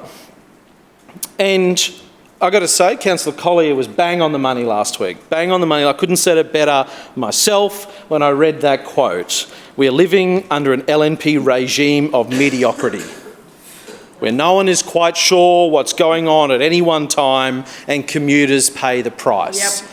Isn't that the reality of what we have seen in terms of public transport in Brisbane at the hands of this LNP regime? And we're suffering under a state LNP Transport Minister as well that is refusing to catch a peak hour train. This is the guy that is personally responsible for this fight with QR employees and is refusing to do that. And it's absolutely incredible. So is it any wonder, I guess, that we have 4 peak hours a day in Brisbane these days? And in the legacy document, we have absolutely nothing, and certainly nothing in the contracts before us today that is going to help any of the travelling public or any people in Brisbane dealing with those. I guess the LNP would call all those problems people are seeing in Brisbane imaginary, I guess. Now, maybe the Lord Mayor can take some inspiration from his factional colleague, Kerry-Ann Dooley, the State Member for Redcliffe, and we could all just pray that these challenges go away. I mean, God help us. That is terrifying. With the LNP in charge. Next up, we have more financial management from the LNP, $800,000 for the 2027 Asia Pacific City Summit and Mayor's Forum as the organiser being spent this year. And it's at least returning to Brisbane next year. Last year, Council forked out money for an event in Dubai in October last year. I think there were three LNP councillors went along. The Lord Mayor, and many more, a big entourage. Well, the Lord Mayor begged me to go on that trip and said he'd pay. It was an all expenses paid trip, and I said, "Bro, we're not friends. I'm not going to go with you on this trip to Dubai. Maybe we'll check out the Brisbane one though." If invited. If I'm invited this time, maybe I won't even be invited. Can you tell us more about this? Now, as for carefully reviewing the expenses of that trip, and when we asked questions about all the full expenses, the Lord Mayor said, "Don't you worry about that." And that sounds familiar, doesn't it? Sounds familiar, doesn't it? We see the $1.52 million over 3 years for a pool upgrade program. We would certainly love to know some details about that, and we'd love to see things like that, listed in the. There might be a bit of federal money in there. Maybe he won't want to say that, but you'd love to see a budget or a suburban works program or the supporting information that lists all of these things out there, so the people of Brisbane know where this money is actually being spent. But I'm sure the relevant chair can let us know about that. Don't worry, I'm sure there's plenty of media ops lined up in good time when the Lord Mayor needs to do one of those in a video. Maybe he'll be swinging into a pool rather than swinging on the top of the Story Bridge for that Councillor one. Cassidy, your time has expired. Point of order. Point of order, Councillor Collier. I move for an extension. Seconded. Move for an extension by Councillor Collier and seconded by Councillor Kim. All those in favour say aye. Aye. Those against, no. The ayes have it. Councillor Cassidy. Thanks very much, Chair. We see nearly $15 million for cyber security. 3 years is the maximum of 9 years. Riot Solutions, Pty Ltd, was a Brisbane-based company acquired by the Sydney-based Oro Group in 2022. Not local, but maybe the Lord Mayor didn't read the second line. Maybe just read the top line. But anyway, Oro states they work with Commonwealth, state, territory and local governments to build the network foundation, cybersecurity, capability and operational resilience that modern government service delivery demands. That's good. We support strong IT and cybersecurity systems, and I know it's been almost 10 years since this LNP regime's last major IT bungle in which ratepayers had to fork out at least $27 million to settle a dispute and still get no system. And these days, that's exactly right. I'll take Councillor Griffith's interjection. We would never know these days. Yeah. We would never find out. They would never have to tell us that. In March this year, the Queensland Audit Office released a report showing that state and local government entities are vulnerable to cybersecurity attacks. And it says, in each of the entities, we were able to obtain passwords, access systems, and extract sensitive information outside the intended scope of third-party user, the report said. The ABC reported back then that the local government minister, Minister Lay, would write to each council, and maybe that may well be part of the reason we're seeing this investment today, and we certainly hope that this is going to solve those serious cybersecurity problems that council is clearly facing because of the mismanagement of this LNP, this tired old, out of ideas LNP regime. We're seeing $57 million for bin supply, repair and distribution and maintenance, the initial term for 5 years with a maximum of 10 years. Now, we trust that's funded through the LNP's new bin tax after the waste service charges increased for the so-called free new bin. And we've seen the State Treasurer commit to, the LNP Treasurer that is, even though despite the Lord Mayor seems to still think the state government is Labor, for the last 2 years the state LNP Treasurer has said he is committed to increasing the LNP bin tax on councils, on every ratepayer in Brisbane, every single year that LNP is in government. Where's the dummy spit about that? Yeah. Where's the anger from the Lord Mayor about that? He gets angry about other things. He should, well maybe, does he text him? Does he talk to him offline? Is there, maybe he doesn't answer. He doesn't write letters. Anyway, we certainly hope the Lord Mayor's working on that with the State Treasurer. No such thing as a free lunch, though, with the LNP, of course. Good luck trying to get the Lord Mayor to understand that. Sulo is a European company with Australian manufacturing operations in... Where? Not Brisbane. No. In Victoria. Oh. So not a local. That's a $57 million one, and then a $15 million one before that, not a local company. So where the Lord Mayor's getting his talking points from today, saying all these contracts are for local suppliers. We note news from 2 years ago that Sulo is now using recycled packaging and manufacturing new bins, and that's good. I'm aware that Sulo make bins for FOGO schemes, food organics and garden organics as well. Maybe some food for thought for this LNP council. We're seeing $3.37 million for Lindum Rail Crossing Early Works, the Energex transmission relocation, a well overdue project that could never get done under the coalition government and an LNP council. We could never see the LNP council work with their LNP counterparts at a federal level to actually get that project off the ground. And another issue exploited for political finger pointing until the very end, when we finally had a local Labor MP win that seat in Bonacaracook and actually get on with that job. So on clause B, so an underwhelming set of contracts, I guess, in item A before us today. Maybe not the LNP's finest work in the recess for that one. On clause B, we support the important role, as we've always said, of an independent audit committee, and strong audit oversight is essential to transparent, accountable and well-managed council administrations. The Audit Committee should provide genuine scrutiny of Council's finances, internal controls, major projects, cybersecurity, fraud risks and governance arrangements, but this report gives councillors very little to work with. And it's less than ever. And this is exactly what the LNP wants, because we can now no longer call the file, right? And understand what those recommendations were and what council is doing to address them.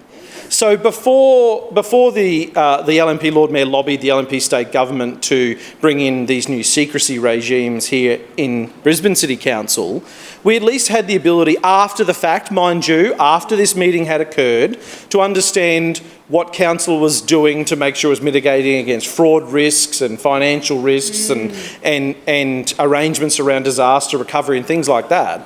We as councillors can no longer do that because the Lord Mayor specifically lobbied and helped co-design an LNP state piece of legislation to block all of that access to information. So we can understand when we read through all of the problems, and they're real problems that the Audit Committee had been raising for many years. This is another element to why this LNP regime here in Council wanted to limit the ability for opposition councillors to access information. We can't call those files anymore.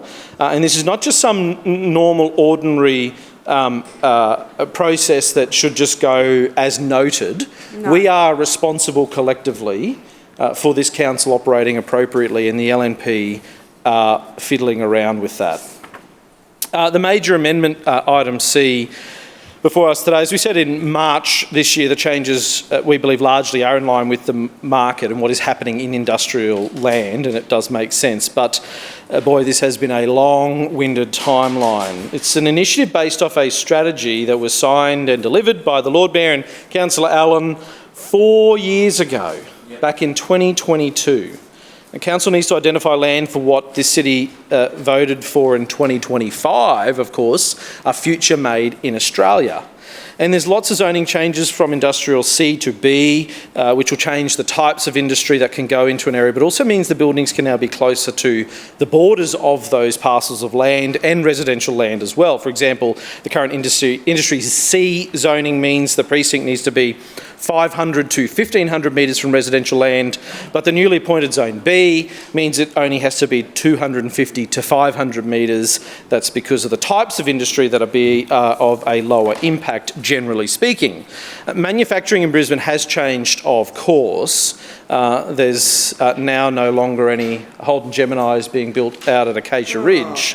But there just aren't as many as we know, big, loud, heavy industries in those areas. But what was once an area for steel fabrication now may be a family printing business or a kitchen display room or something like that. So we see changes to allow more parcels of land to be kept for drainage environmental impact reasons, which is a good thing and something we do support. Another important step to protect land around these precincts, and it means that more of these jobs can stay local and closer to home when we have governments who are actually interested in supporting them.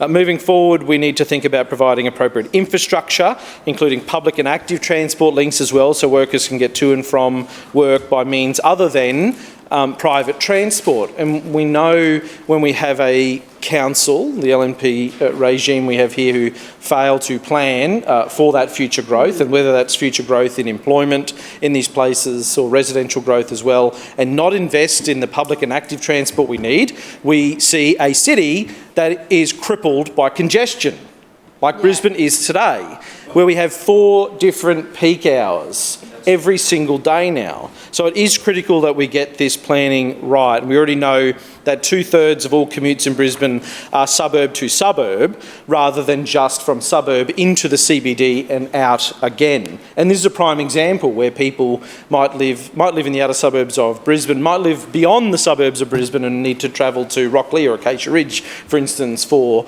their job, or out of Karawatha, or live in Logan, transfer through Brisbane to get to an industrial area in Virginia, for instance. That's not a route that goes on the metro buses down the busway into the city and back out, is it? And those Southside services were cut. So there's a serious missing piece in what we are discussing here today about how we move people around and between these precincts as well.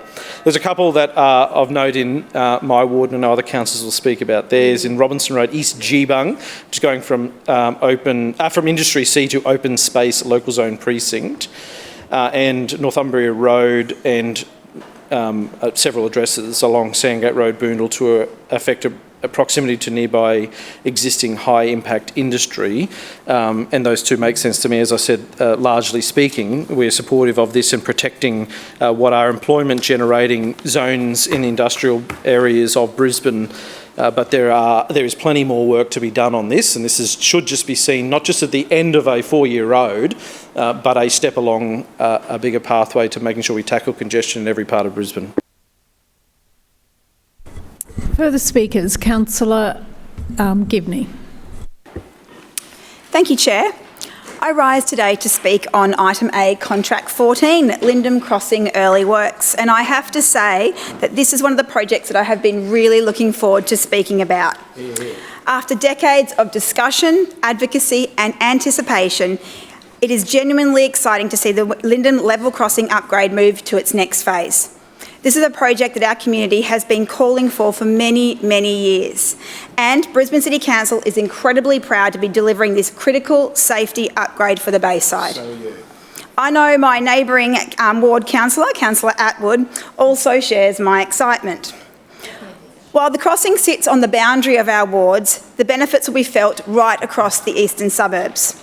This is one of those projects where politics should take a back seat because it's one everyone wants to see done.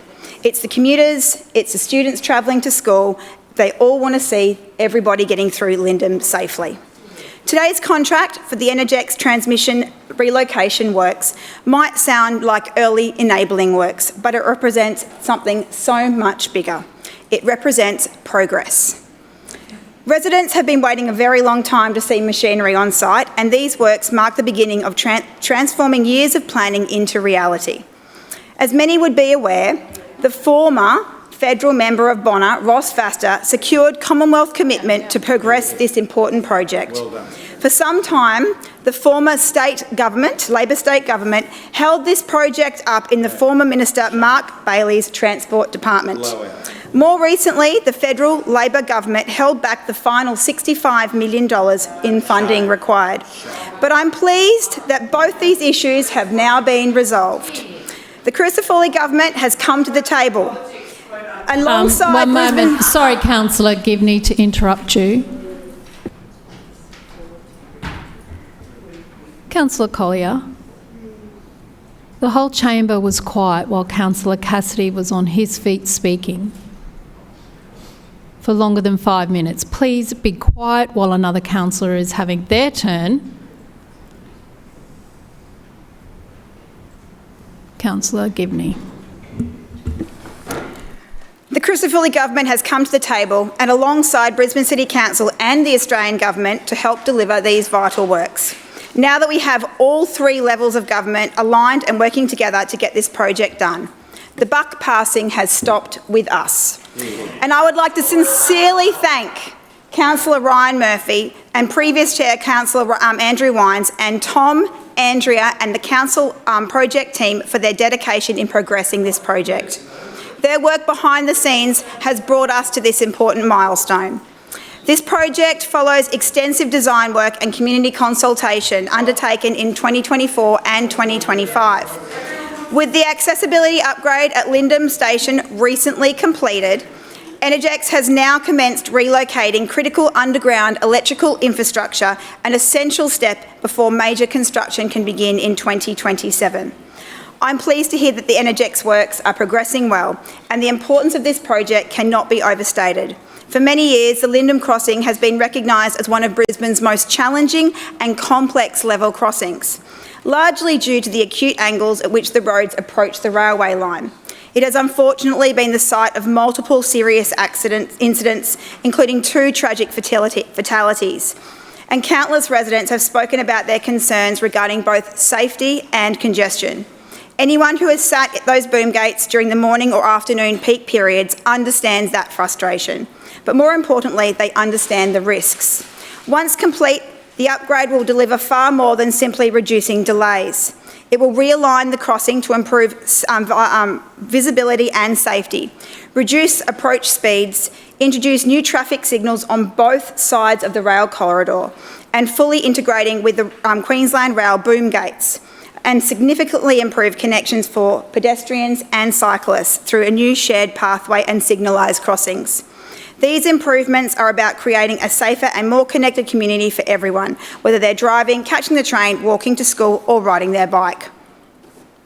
Projects of this scale require careful coordination between Council, Energex, Queensland Rail and the Queensland and Australian governments, and they don't happen overnight.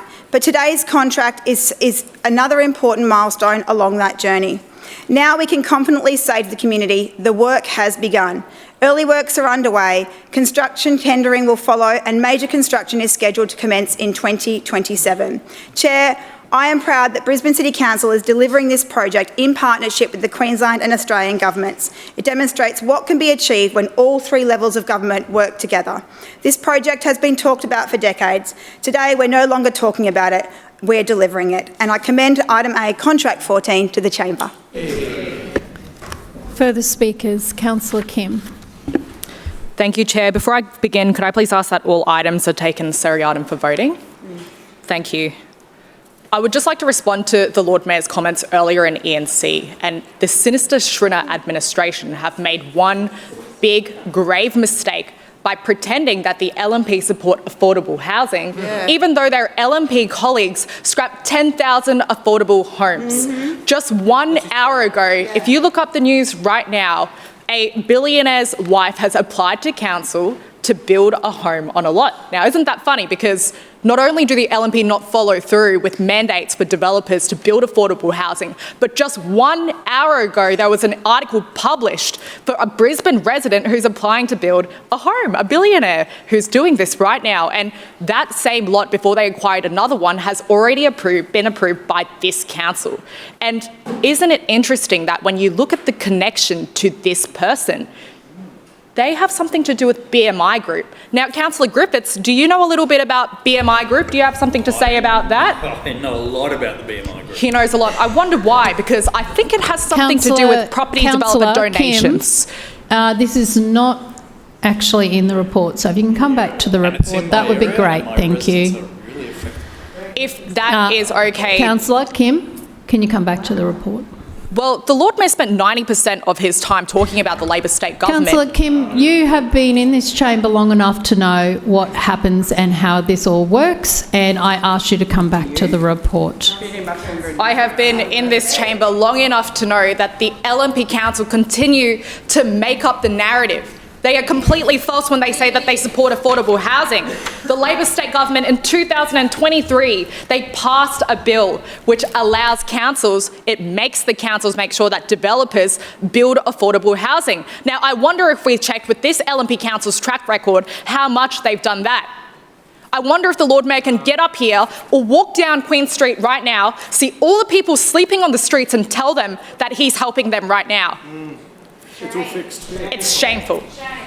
Now, it's interesting that the chair here, who's reprimanding myself, as well as all of the residents in Callumvale Ward, it's interesting that she can't front up to the fact that while we were sitting here today, I just got an email from a resident who said, why are my rates in Algester increased by 20% under this council administration? Point of order, Madam Chair.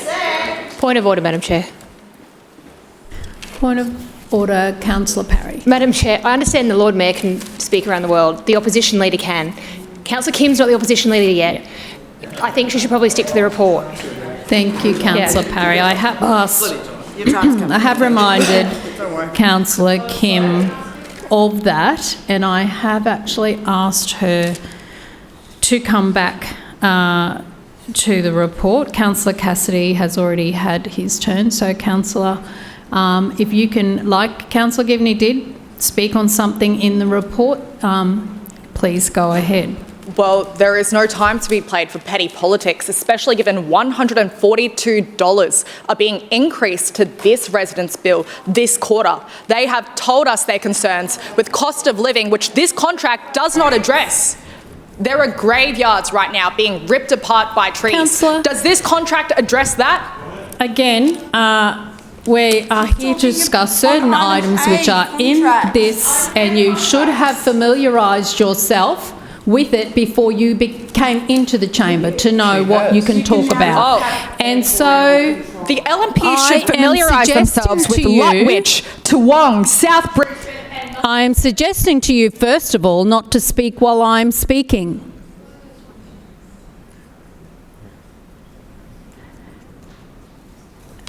And I do consider you are displaying unsuitable meeting conduct in accordance with section 21(4) of the Meetings Local Law 2001, and I request you to stop ignoring what I'm asking you to do. Councillor, I've told you this so many times. General business is where you can raise other things and talk around the world. Not during the meeting. You speak on the items that have been provided to you long before this meeting, and I ask you to either come back to this. If I have to speak to you again, I will have to formally reprimand you. Come back to what is on the agenda. So the LNP can't confirm why they can't answer these questions because that's all their work they've done over the last 2 months. Yeah. Is that what they're saying here today? Yeah. Over the last 2 months, this is all they can produce. Yeah. What about bus driver safety?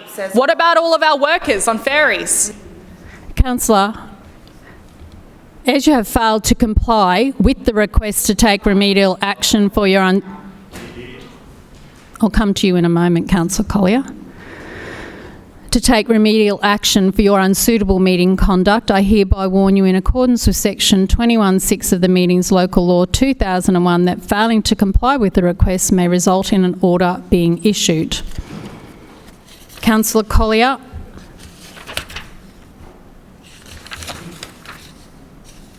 I consider you are displaying unsuitable meeting conduct, and in accordance with section 21(4) of the Meetings Local Law 2001, I request you to stop calling out and speaking while I am speaking. Councillor Kim.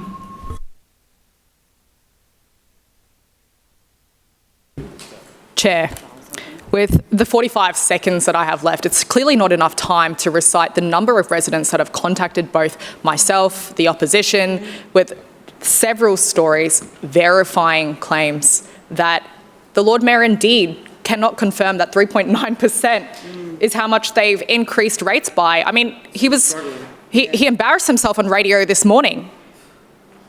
Craig. Councillor Kim.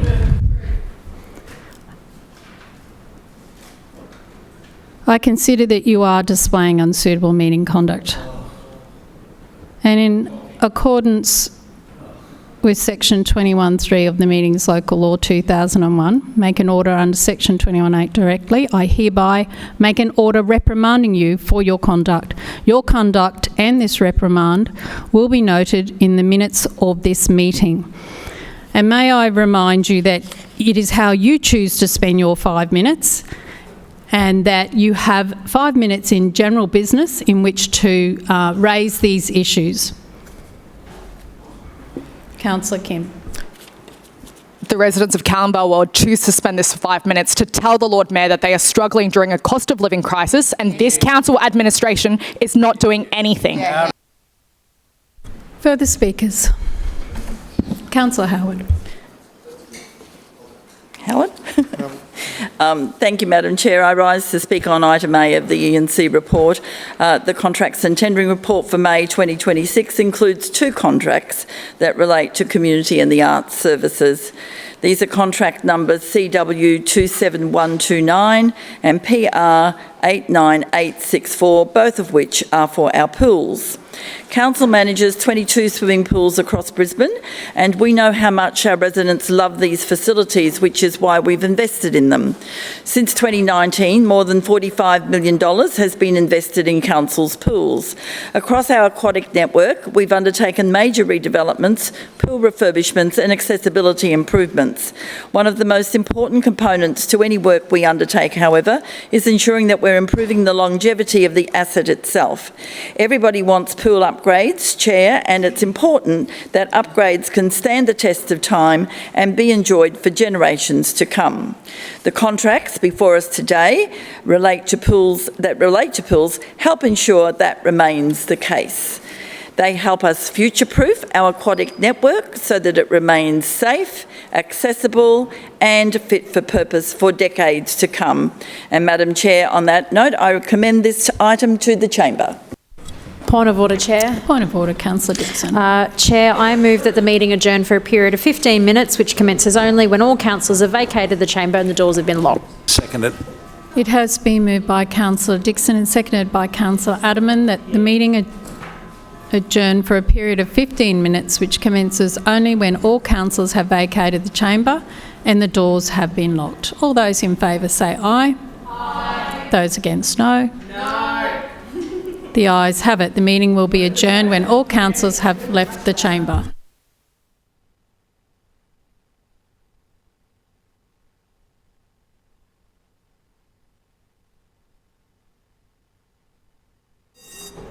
Further speakers. Councillor Massey. Thanks, Chair. I rise to speak on item A, B and C if I do have enough time. The first thing I want to discuss in relation to item A is the fact that the majority of these contracts, 11 of 14, were approved by the 18th of May. The 18th of May being over 2 months ago. Yeah. And noting the fact that we actually had 5 other chambers sittings after. The question, of course, rises, these are all approved and accepted by delegates of council. What the ENC was doing, what was the Lord Mayor doing? Because it certainly wasn't convening to bring these contracts into chamber. It certainly wasn't looking to create transparency or debate, noting that there were sittings not only on the 18th, but all the way to the 16th of June before we sat for budgets. And so, look, this just to me is a continuation of a council that refuses to walk the walk when it talks about transparency and accountability in the chambers. We're here in August in the first sitting, and during the winter recess, this was the only way that the contracts could be approved by delegate, noting how many actual other seatings we had in chambers to approve this had the ENC and the Lord Mayor actually done their job and met. Had they done their job and actually met. A complete continuation of the fact that this council, the LNP council and the Lord Mayor, absolutely not actually believe in bringing anything into the chamber, and also potentially not even doing the work that they're supposed to do to bring these contracts to the chamber. It's super important to first get that down on the record. When we look through these contracts that were approved by delegates, there's a couple of things that are interesting. The first one being, of course, the pool upgrades program, which is, we absolutely have to upgrade pools now that 1,100 people approximately per day don't have a pool to go to soon. Since Centenary Pool is about to be closed down. Yep. And QUT Calvin Grove. And QUT Calvin Grove. Thank you, I'll take that into section. We've got to upgrade our pools because this council has again,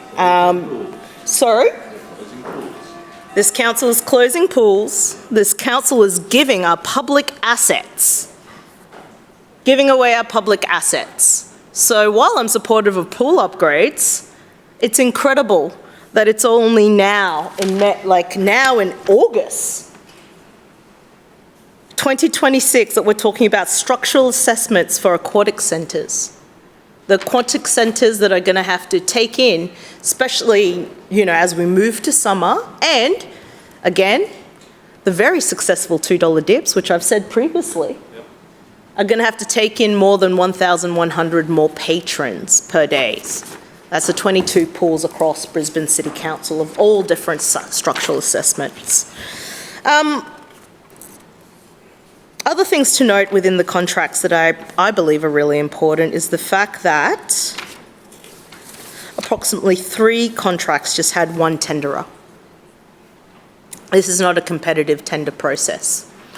The whole point of the tender process is apparently to get the best value, and yet we're actually receiving contracts that number in the millions that do not have more than one tenderer.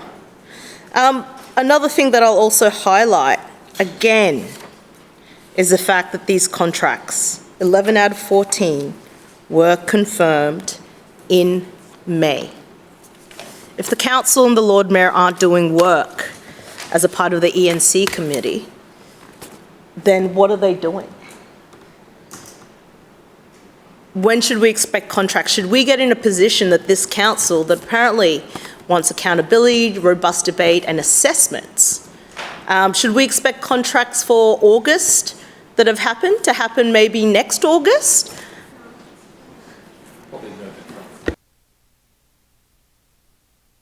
I just paused because of an interjection. I didn't quite hear you, sorry. Thank you, Councillor Massey. Somebody who interrupted many councillors today. It's not necessary. Continue. I was curious to hear what the interjection was.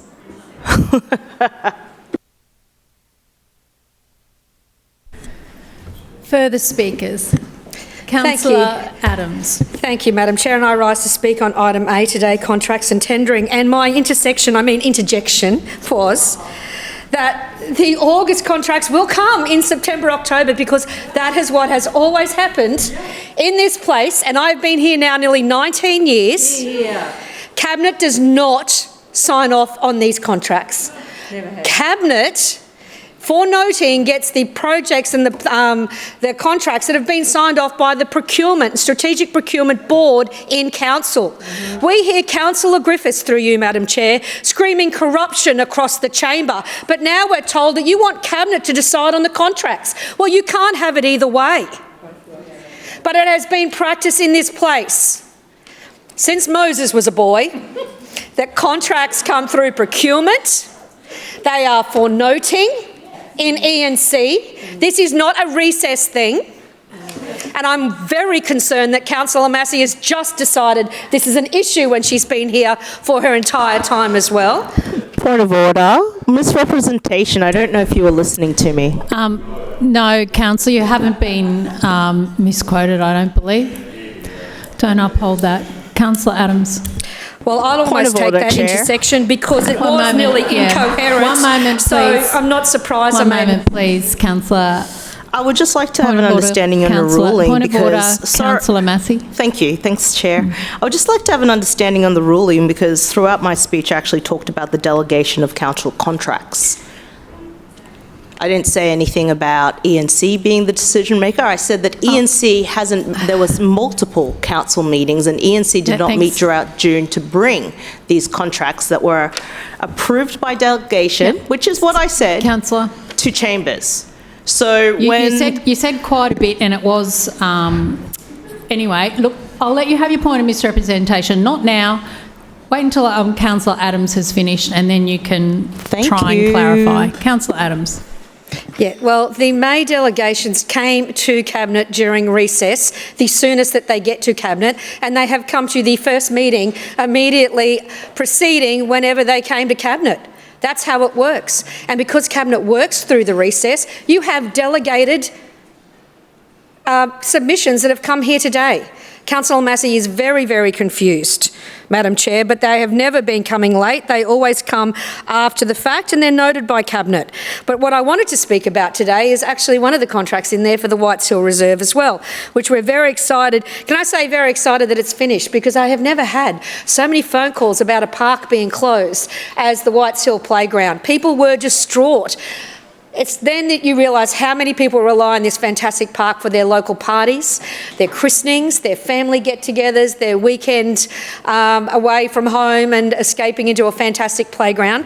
This is a beautiful big access and inclusion playground that was installed after our access and inclusion plan. The first one of any council government in Australia was introduced in 2011. It was delivered by the then very, very good local councillor, Councillor Adrian Schrinner in the Chandler ward. And it has been extremely popular ever since, but it has been so extremely popular that it actually really did need the replacement of the softball and the bark. And as you can imagine, in a large park, the removal of the softball and the bark took as much time as it did to get the softball and the bark back down again. So thank you very much for the team for getting this done over May. Probably a contract that was given in February and came to council in April, but we're quite happy with that because that's how this process works. It is open again, I'm very glad to see. And this is an area that is much beloved by our local areas. And I can say, even though it's in my ward, it's very much shared by a lot of the local residents right around the southeast suburbs, but in particular the Coorparoo ward. Deputy Mayor, through you, Madam Chair, as we are boundary runners on either side of it and literally Boundary Road as well. So this is a much loved rec reserve. I want to thank the team for the work that they've done here. They look after it very, very well. The VMS signs are out to protect our koalas as they travel down Boundary and across Boundary Road and around Whites Hill as well. And I had the extreme pleasure on Friday morning of joining over 100 of the team and the workers and the supporters of the ARIA group that planted over 3,500 plants beside the dam at Whites Hill and paid for another 6,000 to go up on top of the hill at Whites Hill Rec Reserve. So the people that were going on their walk in that morning, they actually came up to me and said, this is looking fantastic. You've got the plantings happening, the playground's looking great, all of the koala infrastructure on Boundary Road is a much beloved place. And I commend not only this project to the Chamber, but the contracts and tendering and the process. Thank you. Councillor Massey, what words were you misquoted on from your former speech? I believe the statement was that, through you, Chair, Councillor Krista Adams stated that there was not only confusion, that they suggested that I did not understand that these contracts were delegated. Which what I stated, words, though, Councillor? How were you misquoted? Councillor Massey is very confused without understanding. So you weren't misquoted? That's no, not... that is what a point of misrepresentation is, Councillor. Thank you. Point of order, Chair. Point of order, Councillor Massey. A point of order, from my understanding, is, and when you said misrepresentation, so can I describe an understanding on this statement, that a point of order, the Chair can then ask which exact words? When I stated that the misrepresentation was, through you, Chair, Councillor Adams, stating very clearly that I didn't understand that these were accepted by delegation, and that I didn't understand what ENC's job was. If you have a look at... That's misrepresenting my speech. No, that's a misrepresentation. Just one moment.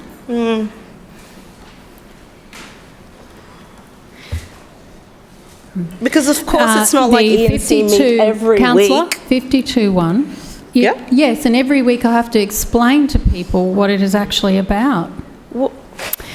A councillor may, with the permission of the Chair, make a personal explanation in relation to some material part of the councillor's former speech made during the course of the current meeting which the council considers may have been misunderstood or misrepresented. And that is why we always say, well, you haven't spoken during the meeting, like a question is not relevant, etc. So if you believe that your word was, your speech was misheard or misquoted, then yes, certainly. And so, Chair, the fact that Councillor Adams, through you, stated that I didn't understand, even though I quoted that the reports were accepted by the delegation of council, and that I didn't state that E&C approved the reports, and then proceeded to say that I Councillor. didn't understand E&C, and now was stating that E&C should be approving Thank you. this contract. Look, you've given, That's a misrepresentation. You've given I allowed you to give your explanation. You've given it. I Okay, haven't. thank you. Literally just said. No, Councillor, we've heard it. Point of order, Chair. Thank you.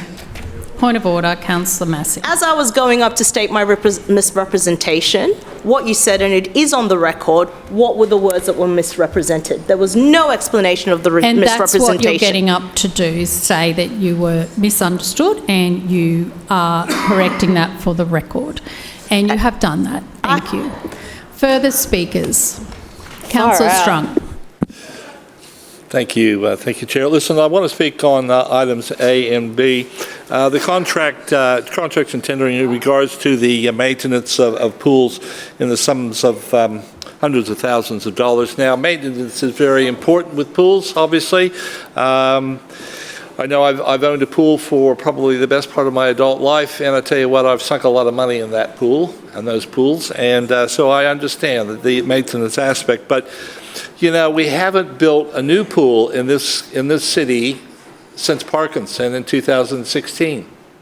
And we've just been told, of course, the centenary pool's closing down, and then the councillor for Paddington Ward said she's aware of another one that's being closed. So what is this council doing? I mean, we're doing the maintenance, that's good, but why are we closing these pools down? And I hope we're not going to claim the Aqua Centre, or the what do they call it, the Aquatic Centre at Victoria Park as one of our builds. You know, when it opens up, I'm sure the state government will have a few words to say about that one, right? But anyways, I just think it's so important that all wards should have a pool, and to be able to take advantage of the $2 splashes. You know, they were a great initiative, like the 50-cent fares. It was a really good initiative, and of course the Lord Mayor keeps going on about them, which is good, to get people into the pools, because they do need to be used, and used well, right? We spent $46 million doing the maintenance since 2019, we were told, right? Which is a lot of money. I know the Parkinson pool cost about $18 million to build, so I don't know what a new pool would be now, probably $20, $25 million, but we really just need to, I mean, my ward has been crying out for a pool for as long as I can remember, probably for the last 25 years, and we just keep getting ignored, and they get built elsewhere when they're being built. Anyways, moving on to item B. Looking through the audit report, the item that sort of popped out to me when I was looking through that, not that there's a lot of information in the audits, to summarize anything, but that survey, you know, the staff survey that we undertake supposedly every 2 years. The last time that information on one of those surveys was released was in 2018, and it was leaked from the 17 report, and it was written up by Queensland Times. And it was really interesting to understand the questions that they were asking on this survey, and I'm sure a lot of these questions are current to the particular survey that was talked about in the audit report, right? Now, you would be probably surprised to know that only half of the employees in the last survey that we know of were inspired to do a really good job each day when they go to work. Only half were inspired, right? And you think, I wonder what that is now. I wonder what the percentage is now. Is it more or is it less? We should know these things. I mean, these are the people that we deal with on a daily basis, right? Or our staff deal with on a daily basis. And it would be nice. And the other thing, too, which is quite surprising, is that we have not been, my team hasn't been surveyed in regards to that survey that we put out every 2 years. Now, I understand probably my political advisor or my advisor probably wouldn't necessarily receive the survey, but the others are employed by council, and you think they should have the opportunity to voice their opinion on this survey. but we haven't. And we've gone back and checked emails going back for the last 4 surveys, just to double check to make sure that we haven't received, and we keep all the emails, by the way, and there's just nothing there, which is really, really, really, it's just not right, right? In any form, it's just not right. One of the other questions that really jumped out at me as well, it said that they were asking about career opportunities, right? What do you think about the career opportunities with council? And 60% said that there wasn't enough career opportunity in council. That's terrible. That's a terrible result, right? Only 40% thought there was, right? Now, I think from memory there was about 10 questions. Your time has expired. Okay. Further speakers? Sure. Deputy Mayor. Thanks, Madam Chair. I rise to contribute to the debate on item A, and if I have enough time, item B as well. And I'm pleased to update the chamber and make sure that they understand that there is in fact absolutely no conspiracy when in fact it comes to item A, because we are considering the May 2026 contracts and tendering report at the same meeting, the very same meeting of the schedule that we were considering the May 2025 contracts and tendering report. There is no conspiracy here. There is no timing conspiracy that Councillor Massey seems to think there are, or that there is. So, look, I just wanted to assure the chamber there is certainly no conspiracy from Councillor Massey, and she could Point of order. Misrepresentation. No mention of conspiracy from me. I'll note your misrep. Deputy Mayor. So, moving on, Madam Chair. In May alone, 100% of council's contracts were awarded to local suppliers. Local suppliers, that is, with local officers, despite what other councillors have said in this place. It bringing the total spending with Brisbane businesses in the 11 months to the 31st of May to over 86% of all our Brisbane City Council contracts. This combined, they total $1.07 billion invested in local businesses in Brisbane and in South East Queensland. We know that small businesses are the backbone of Brisbane's economy, and with more than 130,000 small businesses providing local goods and services across the city, we want to make sure that Brisbane continues to be Australia's most small business friendly city. So we'll continue to support small businesses through business-friendly payment terms, sustainable capacity building, creating opportunities for involvement in council procurement activities, and making it easier to do business with council. We also continue to enhance small business capability through increased awareness of council's procurement opportunities, and also simplifying our procurement processes and tender specifications and those requirements wherever practical. And through the Brisbane Legacy Plan, Brisbane Beyond the Games, launched by the Lord Mayor just a few weeks ago, we're driving a stronger local economy where Brisbane businesses will be able to leverage the games to grow, innovate and create more jobs. This is a clear reflection of the Lord Mayor's vision and the commitment, together with the hard work of Brisbane's businesses. Today's report shows our continued investment in the services that matter, including, which is one of my favourite, called out by Councillor Adams earlier, the Whites Hill Reserve Playground, timely response to the collection of dead animals, our pool upgrade works, and the only people to close a pool in this place, in this council, was in fact the Australian Labor Party when they closed the Toowong pool. What we're seeing with the Centenary pool is the completion of a national aquatic centre with 3 additional pools for the people of Brisbane. Thank you, Deputy Mayor. One moment. Point of order, Councillor Griffiths. Would the Finance Chair take a question about how many buildings she's closed? No, not the question. Thank you. You're asking how many whether buildings she's tried to sell do you off? want to take a question? Oh, that's with the Triple C, is it? My understanding... Hang on, sorry. So, one moment. Microphone. Thank you. Councillor Griffiths. Just saying. Thank you for your contribution, but you should just have asked, would she take a question? Thank you. I think you know that, but anyway, I'll just remind you. Deputy Mayor, sorry about the interruption. Please Thanks, Madam proceed. Chair. Only the Schrinner Council and these councillors on this side of the chamber are committed to ensuring that the money council spends in Brisbane creates jobs, strengthens our local capability and delivers real improvements in every single corner of our city. On item B, this is the report of the Audit Committee meeting. As the Lord Mayor mentioned earlier, the Audit Committee operates independently and free from any political interference or the presence of councillors. Minutes which are provided to the chamber every time the committee meets.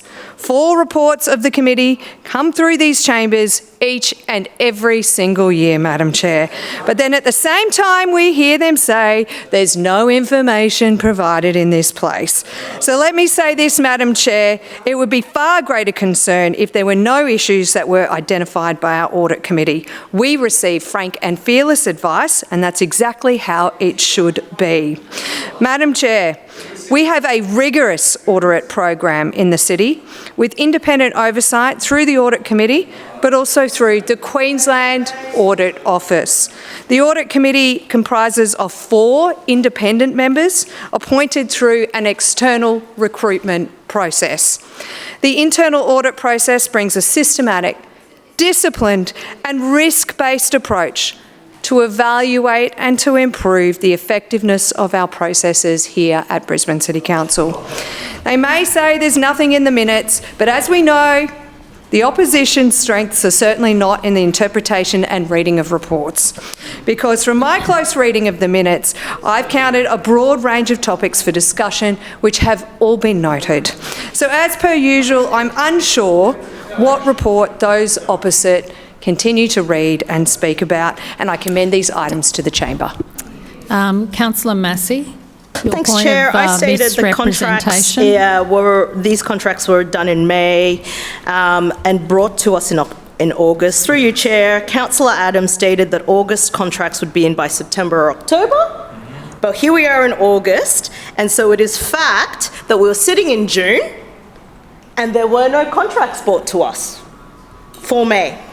There's no conspiracy in that. There's no statements of a conspiracy in that. Noting that I expect contracts from August to be in September then. Okay. Further speakers. Councillor Collier. Thanks very much, Chair. And upon reflecting on these 3 items before us today, I guess my question to the Deputy Mayor is this, through you, Chair. If you have nothing to hide, why won't you be transparent? Why is this LNP Council continuing week after week, year after year, to restrict access to information by the general public, by all councillors in this place who constitute the council? Why have they got so much to hide? He doesn't even know that minutes aren't a report. Yes, and I'll take that interjection from Councillor Cassidy. The Deputy Mayor chose not to share with this place that minutes do not constitute a full report. A full report. So whilst it's all well and good to say we're super transparent, they are just words. They are just words. And the only way to be transparent is by providing all of the information.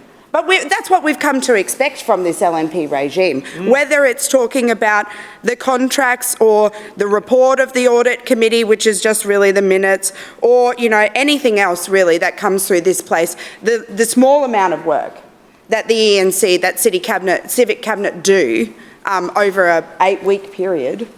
Yeah, long time. We don't even know, because they won't be transparent, because after 23 years they have so much to hide. So much to hide that they change the rules. They restrict access to information. And what does this tell the people of Brisbane? That they are desperate to hide information because they don't want people to know. They don't want people to know what the details are of the Audit Committee meeting. They don't want people to know more information about the contracts. They certainly don't want people to know about how they're making decisions, about how they're spending the people of Brisbane's money. Definitely not. So that's my reflections upon this council, this LNP council, after 23 years 23 years of budgets. And so with that, I would like to move that the motion currently lying on the table comes off the table for debate, that this council commits to gender-responsive budgeting and publishes a women's budget statement from the 2026-27 budget. Seconded. It has been moved by Councillor Collier, seconded by Councillor Cassidy, that the motion from the 19th of May 2026 be taken off the table. This is a procedural motion, so I now put it to the vote. All those in favour say aye. Aye. Those against, no. No. That motion is lost. Why? Division. Division. Division called by Councillor Cassidy, seconded by Councillor Collier. Ayes to my right, noes to my left. Clerks, please ring the bells.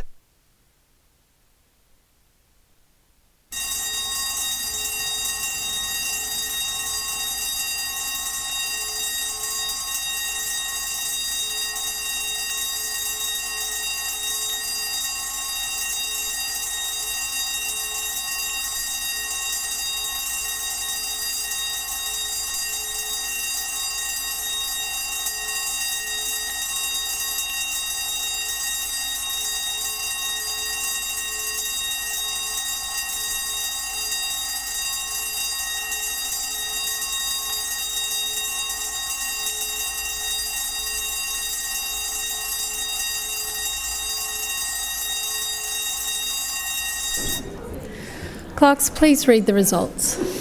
Madam Chair, the noes have it, the voting being 8 in favour and 17 against. That is lost. Councillors, please resume your seats. Please resume your seats, councillors.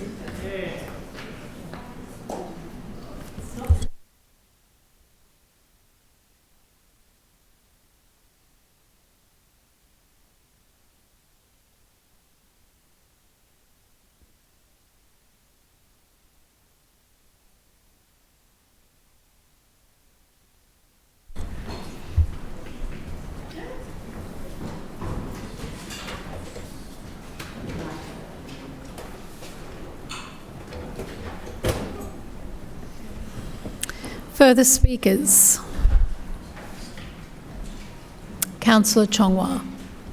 Thank you, Chair. I rise to speak on Clause A, report of contracts accepted by delegates of Council for May 2026, and just wanted to speak to the pool upgrade program as well, and really highlight that my community are grieving and they're also very angry and upset, and I support and understand why they're feeling this way. We have the Centenary Pool will be closed on the 1st of September, and on the very same day they're also going to be closing the QT Kelvin Grove pool as well.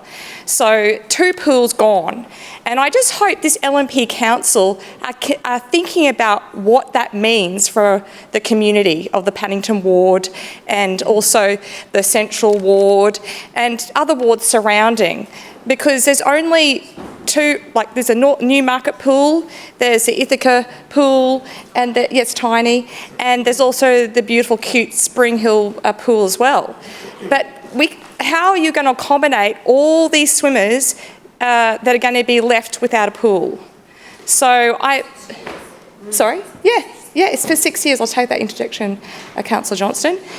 And also I just want to say that the council built the Centenary Pool in 1959, and now willingly giving up to, we don't even know whether it's going to be a public pool after the Olympics. We haven't been given that information, so that, again, no transparency on that from Geica or our Premier, Chris Foley. So, look, we know that we need pools in our community. They provide community connection, healing, recreational sport. They provide a place to cool off and exercise. So we need our pools. And I also want to highlight that the 50-cent swim dips is a fantastic initiative. I think they should be free, actually, for the community to enjoy. But I just wanted to highlight in this chambers where we're at in the Paddington ward, and that their community are upset and they are enraged and grieving two pools and Victoria Park, Buttonbin as well, which is another space for the community to come together and to heal and play in our beautiful park. So just again, two pools gone, and where are we at? So I hope that the Lord Mayor, through the Chair, and all the councillors are thinking about where we go next with pools, and that and I know that over in the Indooroopilly Way they need a pool as well. So we need further investment in pools. Thank you very much. Further speakers, Councillor Murphy. Thanks very much, Madam Chair. I rise to speak on E&C. Item A, the winter recess report of contracts accepted by delegates of council for May 2026. Just to rebut Councillor Chong Wah there, she spoke about her community grieving.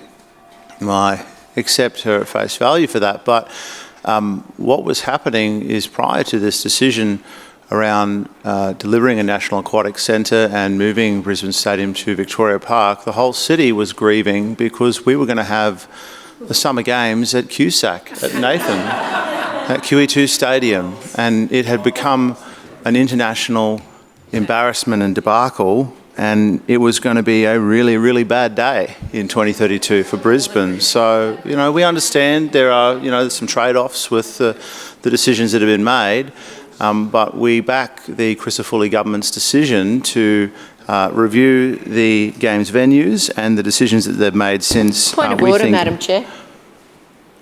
One moment, please, Councillor Murphy. Point of order, Councillor Johnston. You made it very clear to Councillor Kim that she could not possibly stray from the report. You even warned her for doing so. Councillor, wrote her in the book. Councillor Murphy is not speaking to the report. Are you going to caution, warn or note him in the records? Councillor Murphy is talking about pools. Councillor, I don't uphold your point of order. Councillor Murphy. It's all right, Madam Chair. I'll wrap it up there. I think the point of order, is made. Madam Chair. Sorry, Councillor Murphy. Councillor Johnston, Queensland I haven't State called you yet, Councillor. Centre. Oh, I'm sorry, Madam Chair. Councillor Johnston, your point of order. Thank you, Madam Chair. I believe that you are grossly mistaken. Thank you for calling me, Madam Chair. I believe you are grossly mistaken. The Queensland State Athletics Centre at Mount Gravatt is not a council pool, and that is not relevant to the report before us today. Thanks, Councillor. You're repeating a point of order that I already have addressed and Madam told Chairman, you it is not a point of order. Madam Chairman, Councillor. I am raising my point of order that you have provided false information to the chamber Councillor. by saying Councillor Murphy's speaking about pools when he's speaking about the Queensland Athletics Again, Centre. let me be clear. I do not uphold your point of order. Councillor Murphy. Councillor Murphy. Well, thank you, Madam Chair, for not making the ruling that we can't engage with the debate when the opposition say something and we respond to it. That's what this place is for, engaging in debate where we actually engage with each other's ideas and talk about them. So, but that's all right. I understand Councillor Johnston doesn't want me to do that. So, look, I want to focus on 5 contracts here within the infrastructure portfolio. I'll run through them fairly quickly. Contract 10, this is an exciting one for me, the supply and delivery of 4 electric buggies. These ones, they keep our team moving as they move safely and quickly around the Story Bridge and the depot. So that's what these buggies are for. That's where they'll be used. The old buggies that we had there came from GH Varley. They've since ceased selling these models, Madam Chair, much like the bridge itself approaching obsolescence. So these new buggies will help to keep our teams equipped and safe without the wear and tear of manual handling around the bridge structure. This contract also covers the charging infrastructure we need for the vehicles. Contract 11, one very close to my heart, Madam Chair, herbicide application. This is a contract with Technigro. These This company delivered the lowest price and the highest value for money of any of the tenderers. We maintain more than 5,000 kilometres of footpath, more than 12,000 kilometres of road and bikeways. All of this is treated multiple times a year to ensure they are kept free of weeds, and winter is our killing season, Madam Chair, so we are out there now spraying in force, so those weeds that have cropped up during the big downpour will be killed and dispatched efficiently and effectively. Our own crews work alongside Technogro to make sure every footpath, bikeway and curb receives the spray that it deserves. Contract 12.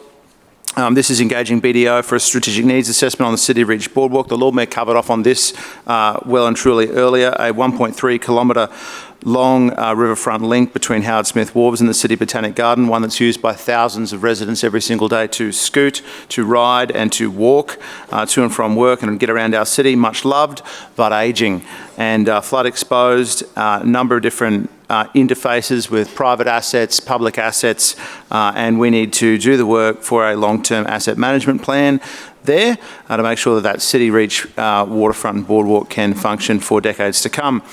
Contract 13 is our TRUs, our traffic response units. These are delivered on the ground by RACQ on behalf of Council. They're based in 8 Mile Plains. They're backed by local subcontractors. Our traffic management centre coordinates all of them, whether it's state or local roads. We don't often talk about these crews, but they perform an essential service out there on our road network. They keep the busiest roads moving when there is an incident and make sure that when we have a breakdown or a freak accident like what happened with Councillor Wines' bus the other day, we can get the network moving early. Contract 14, Madam Chair, is the Lyndham Crossing upgrade, the Energex transmission early works relocation. I can report that this is proceeding extremely well and we are well ahead of schedule at the moment, which is excellent. This is the essential high voltage power relocation before we realign the intersection, install new traffic lights, sync to the railway boom and make this level crossing safer for the tens of thousands of residents in the eastern suburbs and the Bayside who cross here every month, and where we've had a number of unfortunate safety incidences in recent years involving loss of life, unfortunately, Madam Chair. So these are a number of runs on the board for the Schrinner Council, and I'm happy to leave further debate to the chamber. Thank you. Thank you. Further speakers, Councillor Johnston. Yes, I rise to speak on the E&C Committee report and all items if I have time. But the first thing I'd like to speak about is item A. I just want to start off by saying, just because Council has been engaged in bad process over a number of years does not mean because you did it that way last year that it's still the right thing to do it the same way this year, which is the Deputy Mayor's explanation for why reports as old as February and as recently as May have taken until August to be publicly presented. Now, Councillor Massey was making a very good point earlier that clearly the LNP were desperate to stop her from making the point that this council is unaccountable, lacks transparency, and is committing, in the words of some very clever young people, democracide. Democracide. I mean, this council has an obligation to report on these contracts in a timely way and does not do so. It was a point. It was a it's in black and white in there, and I know Councillor Adams stood up and had a go at Councillor Massey, and that she's got not much to say now. She's out the door, Councillor Griffiths, but. It's a point well made that this council is not accountable. But I want to raise a few issues about the Lord Mayor. Now, the Lord Mayor's claim that contracts are being given to local companies. Yes. What does local mean? Yes. What does local mean? Office here, apparently. No, well, local means, no, this is under our council policy. Local means anywhere in Australia. That's actually what it means. Local means pretty much, it says it should be Brisbane first, southeast corner, Queensland, but local can be anywhere in Australia. But guess what? Not only are a lot of the organisations on this list not Australian, they are global companies. So let's start with Councillor Murphy's because, I mean, the electric golf carts sound really fun, Councillor Murphy, and I'm glad that you and the Lord Mayor are all very excited. Through the chair, please, Councillor Johnston. Thank you. I'm through you, Madam Chairman. I am glad that Councillor Murphy and the Lord Mayor are very excited about the new electric golf carts that they're buying while the Story Bridge crumbles around them. There is, I hope there's a roof on the electric golf carts so when the chunks of the Story Bridge keep falling off and hitting the workers, they don't get injured. But this administration does not have a plan to fix the Story Bridge, but it's okay because their company with its head office in Melbourne, Conquest Equipment Technologies, is supplying the electric golf carts that are going to run people around the Story Bridge. How proud this administration are. Point of order, Madam Chair. Point of order, Councillor Murphy. Will Councillor Johnston take a question? Councillor Johnston, will you take a question from Councillor Murphy? It's a democracy. It's a democracy. She'll take a question.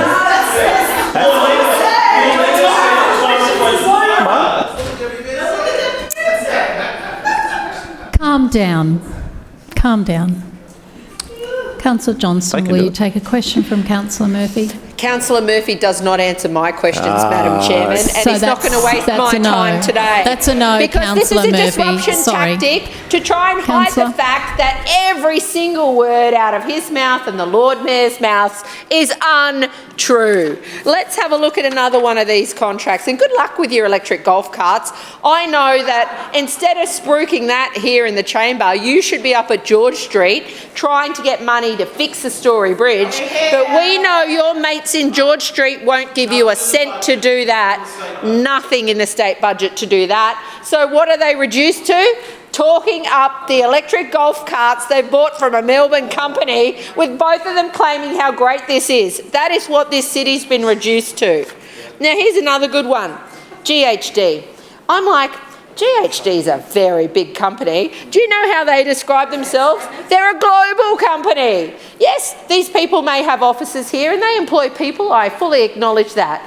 But if you're talking about whether or not these companies are local companies, they are not. And it goes on. There are a huge list of insurance companies who are coming onto Council's panel for insurance purposes, and I can tell you now most of those are not local. Some are even based as far away as Europe. But if you listen to the fibs and the deception and the mistruths that come out of this Lord Mayor's mouth, whether it's about rates, whether it's about the lack of funding for people in Callan Vale and failure to fund projects in Callan Vale, or whether it is about Johnston, your which time has projects expired. are local, it's wrong. Further speakers, Councillor Wolfe. Thanks very much, Madam Chair, and I rise to speak on item C, Major Amendment Package for Industry Mapping. This amendment is an important step in ensuring Brisbane's planning framework keeps pace with the changing needs of our economy while continuing to protect our community's environment and established industrial areas. Brisbane's industrial land plays a critical role in keeping our city moving. It supports jobs, supply chains, construction, food production, transport, essential services, and many businesses that residents rely on every day. However, the way industry operates is changing.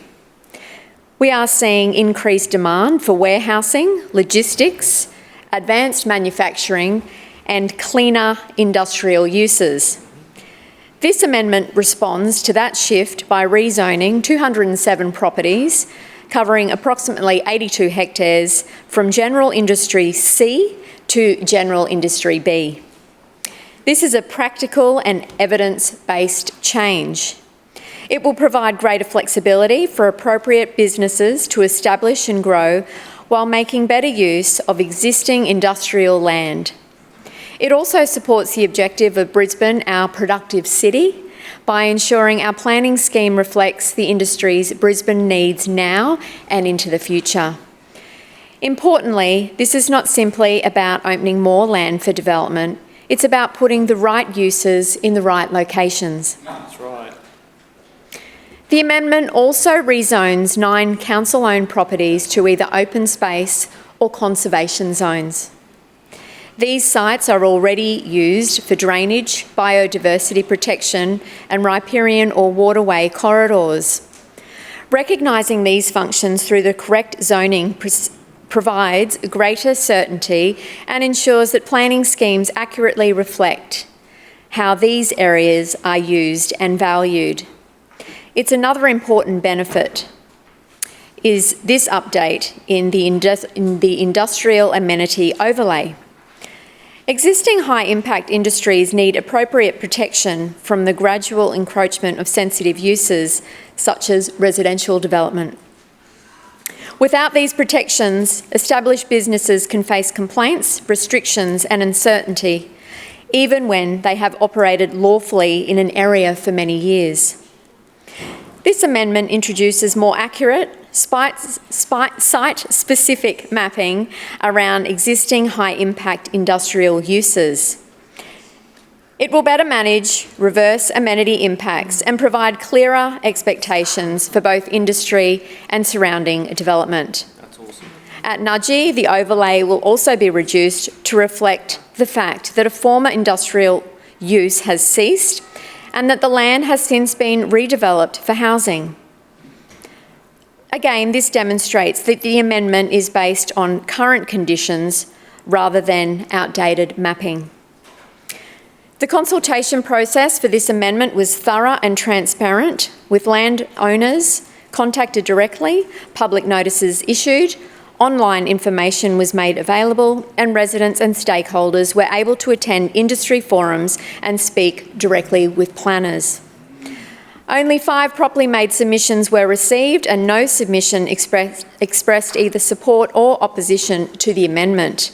The matters raised were considered and responded to through the consultation report.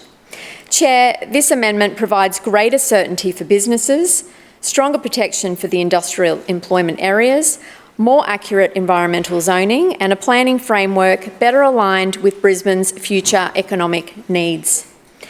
It is a sensible, balanced and forward-looking amendment and I am pleased to support it. Thank you. Further speakers, Councillor Griffith. Thank you, Madam Chair. And let's dip back into reality. I'd just like to speak on the Establishment Coordination Committee and speak on item A, B and C in relation to contracts, the Audit Committee itself and industry mapping. Just in relation to industry mapping, we're very supportive of this.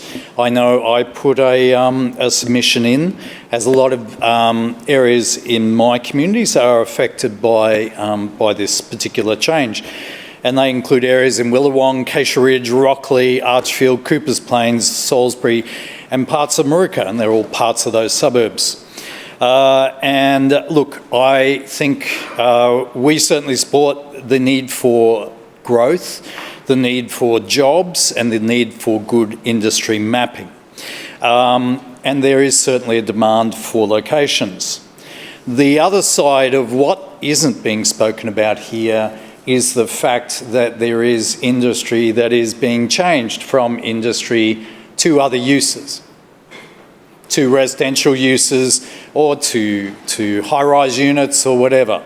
So that isn't really spoken about in this report.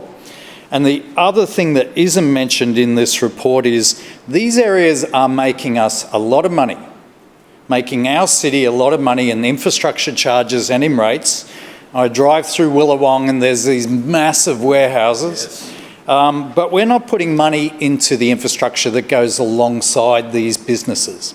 So to hear the Lord Mayor hand on heart say, we look after business, is such a load of codswallop, because I just see time and again these are used as ways of making money, of pulling money out of the suburbs and the industrial areas and throwing it at the inner city. Time and time again.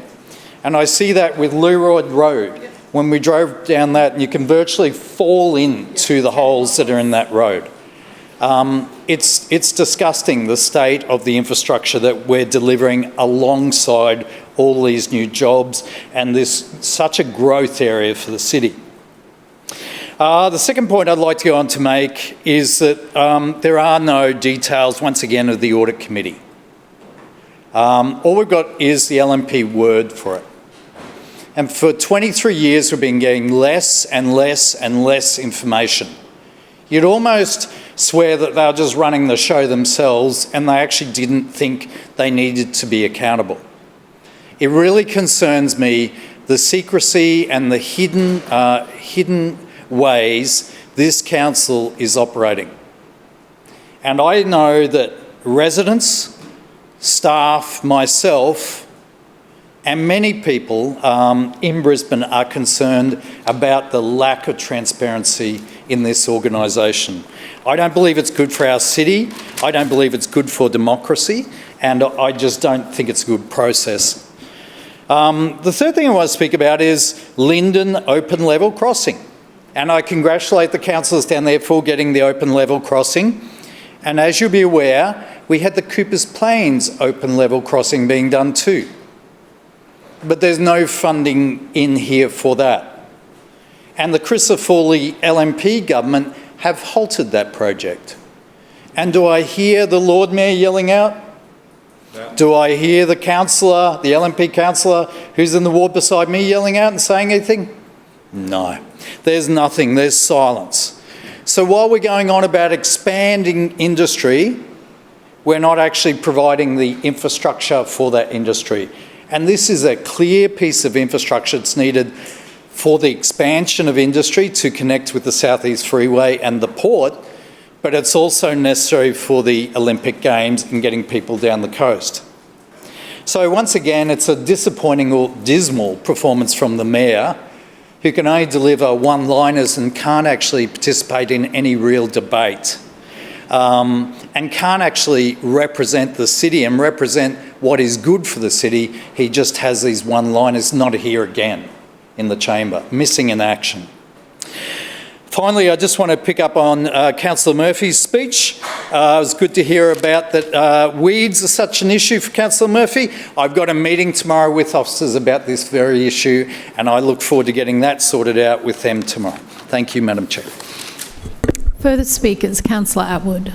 Thank you, Madam Chair. I rise to support item C, the major amendment to Brisbane City Council's planned industry mapping. This is a practical amendment that better aligns Brisbane's industrial land with business demands in our beautiful city. In the Doughboy ward, I have a lot of industrial land housing businesses from candle making to Visy, our city's recycling contractor, to Screen Queensland in the old wool stores in Hemmant. Each of these businesses are thriving and supporting our city's lifestyle, but each have different operational needs, and our city industrial zoning must adapt to suit them. This amendment includes 12 properties in Murray and 2 industries in Hemmant. These sites will move from General Industry B and helping to make more land available for cleaner industries such as warehouse, logistics and distribution. These types of businesses in Murray and Hemmant are highly sought after due to their proximity to the Gateway Motorway, the Brisbane Airport and the Port of Brisbane. And we need zoning that allows these important employment areas to respond to changing business demands and helps businesses invest and grow, which helps to grow our growing city. We can already see this modern business mix in Murray through businesses such as Dynamic Headwear, DIY Tiles, BLA Marine Equipment, and so on. These businesses represent manufacturing and assembly, wholesale distribution, marine supplies, building projects, engineering and automation. This amendment does not provide automatic approval, nor does it affect existing lawful operations. What it does is provide a clearer planning pathway for businesses seeking to expand or adapt their premises, subject to the usual planning and environmental requirements. And that is why I commend this amendment to the Chamber. Further speakers? Councillor Allen. Thank you, Madam Chair. I rise to speak briefly on item A and C. Specifically on item A, the awarding of the Asia Pacific City Summit contract to Caroline Conference Management. They have obviously been involved with us on this project for many years now, and as the Chamber might be aware, we are a stretching out to 30 years, a 30-year history of the Asia Pacific City Summit, and it was first established in Brisbane back in 1996, and since that time it's brought together city leaders from across the region and in fact the globe. And it's also worth bearing in mind that the Asia Pacific City Summit was initiated during Jim Sawley's period as Lord Mayor. So certainly something that has a long history and is very well regarded. It gives an opportunity for cities to come together, share ideas, learn from each other and work together to develop solutions to the joint challenges that we're all facing.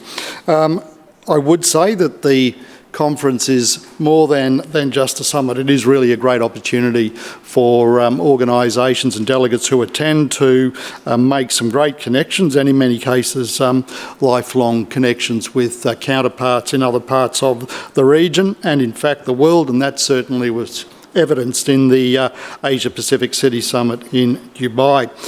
The Asia Pacific City Summit has been awarded Best Conference or Congress at the 2020 Australian Event Awards. So not only is it a long-running conference, but it's also an acclaimed conference and great to have it back in Brisbane in 2027. It is its home city, and when it comes back to Brisbane, it's always incredibly well supported.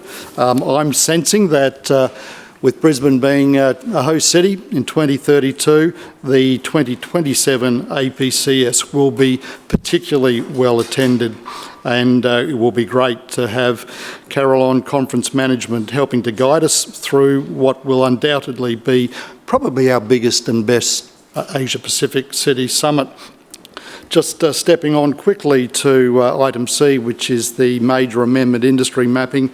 The Lord Mayor, Councillor Wolf and Councillor Atwood have spoken quite extensively on this one and made a lot of very important points. But I am appreciative of both Councillor Cassidy and Councillor Griffiths' general support for this mapping and this amendment.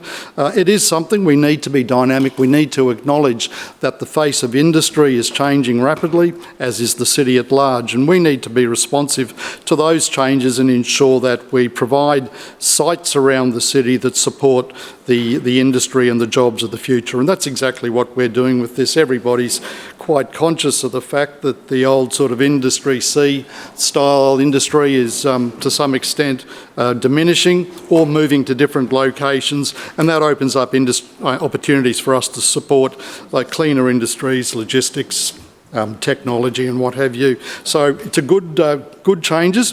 It is across a lot of our key industrial precincts around the city. It captures 82 hectares across, as I mentioned, key areas, the northern industrial area, the Australian Trade Coast and the southwest industrial gateway. So widespread across the city. It is something that is probably long overdue. I certainly hear a lot from industry chasing sites where they can establish distribution and logistics style operations. A lot of those opportunities sometimes go to the region. We do need to recognise in the context of industry that we exist in a region, a very vibrant region, but nonetheless we need to respond in a way that makes industry in Brisbane supported, and I commend this item to the Chamber. Thank you. Further speakers? No further speakers. Lord Mayor, right of reply? No. We'll now put item A to the vote. All those in favour say aye. Aye. Those against no. The ayes have it. Division. Division. Called by Councillor Collier, seconded by Councillor Kim. Ayes to my right, noes to my left. Clerks, please ring the bells.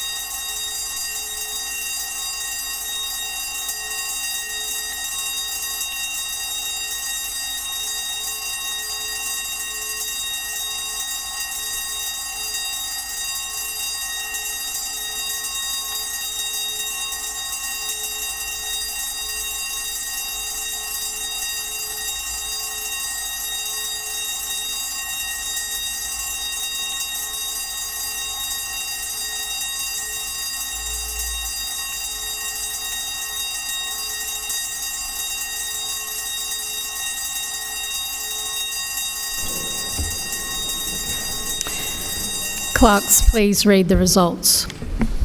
Madam Chair, the ayes have it, the voting being 16 in favour and 8 abstentions. That is carried. Councillors, please resume your seats.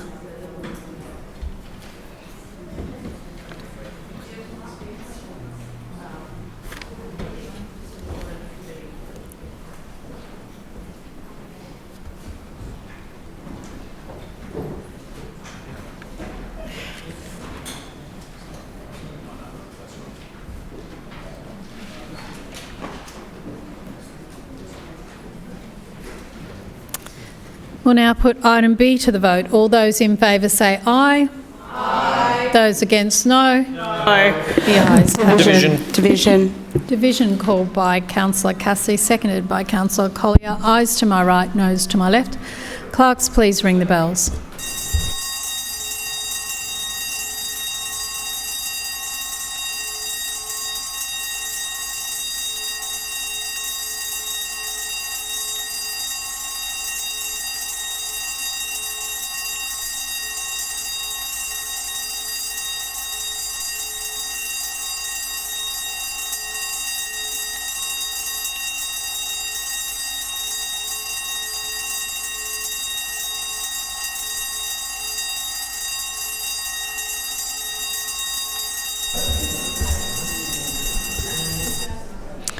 Clerks, please read the results. Madam Chair, the ayes have it, the voting being 17 in favour and 8 against. That is carried. Councillors, please resume your seats.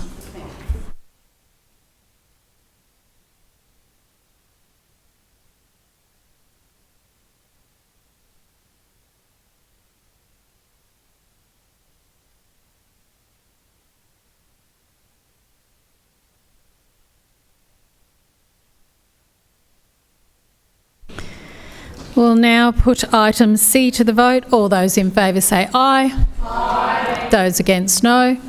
The ayes have it. That is carried. Lord Mayor, Establishment and Coordination Committee decisions. Thank you, Madam Chair. I move that the report setting out the decisions of the Establishment and Coordination Committee meeting as delegate during the Council Winter Recess 2026 on matters usually considered by that committee be noted. Seconded. It's been moved by the Lord Mayor and seconded by the Deputy Mayor that the report setting out the decisions of the Establishment and Coordination Committee as delegate of the Council during the Winter Recess 2026 on matters usually considered by that committee be noted. Lord Mayor. Thank you. This item relates to motions that we've put up for debate at the LGAQ annual conference. And so these relate, there's 5 matters that we've put forward for consideration. The LGAQ conference is attended by 2 official delegates of the Brisbane City Council who exercise Council's voting entitlement on the motions debated, giving our council a direct influence over the sector's shared advocacy priorities on issues like cost shifting, road funding, and various other matters, some of them big, some of them small, but important nonetheless. So the delegate of council selected to attend the LGAQ conference is Councillor Huang, and I'll go through the first motion, the 5 motions, just to talk about the rationale behind them. The first motion seeks to enable authorised entities, including local governments, to provide victims with timely access to key information relating to the offending dog where there's a dog attack, something we are currently prohibited from doing under state government legislation. And so what happens at the current time is that when we're investigating a dog attack, privacy requirements often cause a great deal of frustration for someone who has been involved or aware of this attack, and because, you know, sometimes this relates to neighbours who know each other, and, you know, this is quite a regular situation, and going into great detail about the investigation often breaches those privacy requirements that exist. But having said that, there's a certain requirement on us as well to let people know that an investigation is happening, without breaching those requirements. And so this is about making sure that we can provide residents with information relevant to the investigation in an appropriate way so that they know that this is being investigated. We are taking action, because at the moment, people may get the impression that something's not being investigated. And so we know that these matters are taken very seriously, but with the changes that we've suggested here, we can make sure that residents can be updated in a more appropriate, fulsome way about an investigation that's going on. So the reform should be modelled on the principles of the Charter of Victims' Rights, ensuring an appropriate balance between privacy protections and the rights of victims to be informed, supported and protected. The second, third and fourth mentions deal with the protection of our native habitats, parks and wildlife. The second motion calls for local governments to be granted access to the use of suppressors when firearms are used for the control of invasive species, in particular feral animals. And so we have an ongoing program to control feral animals. It's something that the council funds. And possums are not feral animal. You can tell you're from New Zealand. Not talking about possums here. Probably the biggest example where this would potentially be used is feral deer. And so we've engaged experts to help control these animals, because they do a significant amount of habitat destruction, and there's a requirement for us to manage feral animals on council land, such as in parkland reserves and bushland. But the current rules don't allow our experts to use suppressors or silencers. Now, in the past, I'm aware that where sort of firearms are used as part of these programs, they can have great success on the first shot, but then on the second shot, they all disappear. And so firearms, obviously, with a suppressor makes it more practical to do the job that we expect them to do. Now, we know that there's safety considerations here. We don't want general members of the public having access to suppressors. That wouldn't necessarily be a good thing. But we're talking about people who are licensed, who are authorised representatives to deal with firearms. They have all the appropriate training. They tick every box under legislation, but at the moment they're not allowed to access a suppressor. And so we're simply saying in these kind of situations, there should be the ability for them to use a suppressor. It also, think about the general public. You're walking through your local neighbourhood and you hear shots going off. That is concerning to people. And so there's another reason why suppressors might be a good thing in this case. This reform would allow councils in meeting their obligations under the Biosecurity Act by improving safety and effectiveness and community experience of pest animal control programs. The third motion calls on the state government to amend the vegetation management framework in consultation with local government to enable selective mechanical thinning of native vegetation for hazardous fuel load reduction on local government control land without the need for a development application. And this would significantly reduce the reduce the cost and time burden of invasive weed removal. And an example of this is something like lantana, where mechanical methods of removing lantana would be much more effective than doing it by hand. And so this, once again, is a common sense way of allowing us to control a pest weed species using mechanical means rather than the current laborious process. So it means we could get more done. We could reduce the weed infestation around the city significantly, and it's a practical thing that would make life easier for the section of council that's so passionate about responding to the weed threat across the city. The fourth motion put forward by the Council calls on the state government and federal governments to continue funding the eradication of fire ants.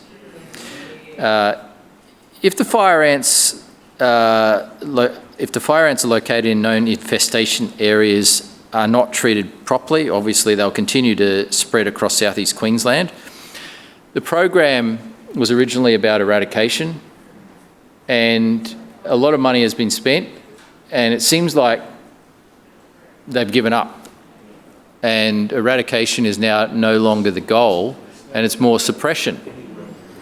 And effectively, this is pretty diabolical, because what it means is that in the areas that already have fire ants, which includes Brisbane,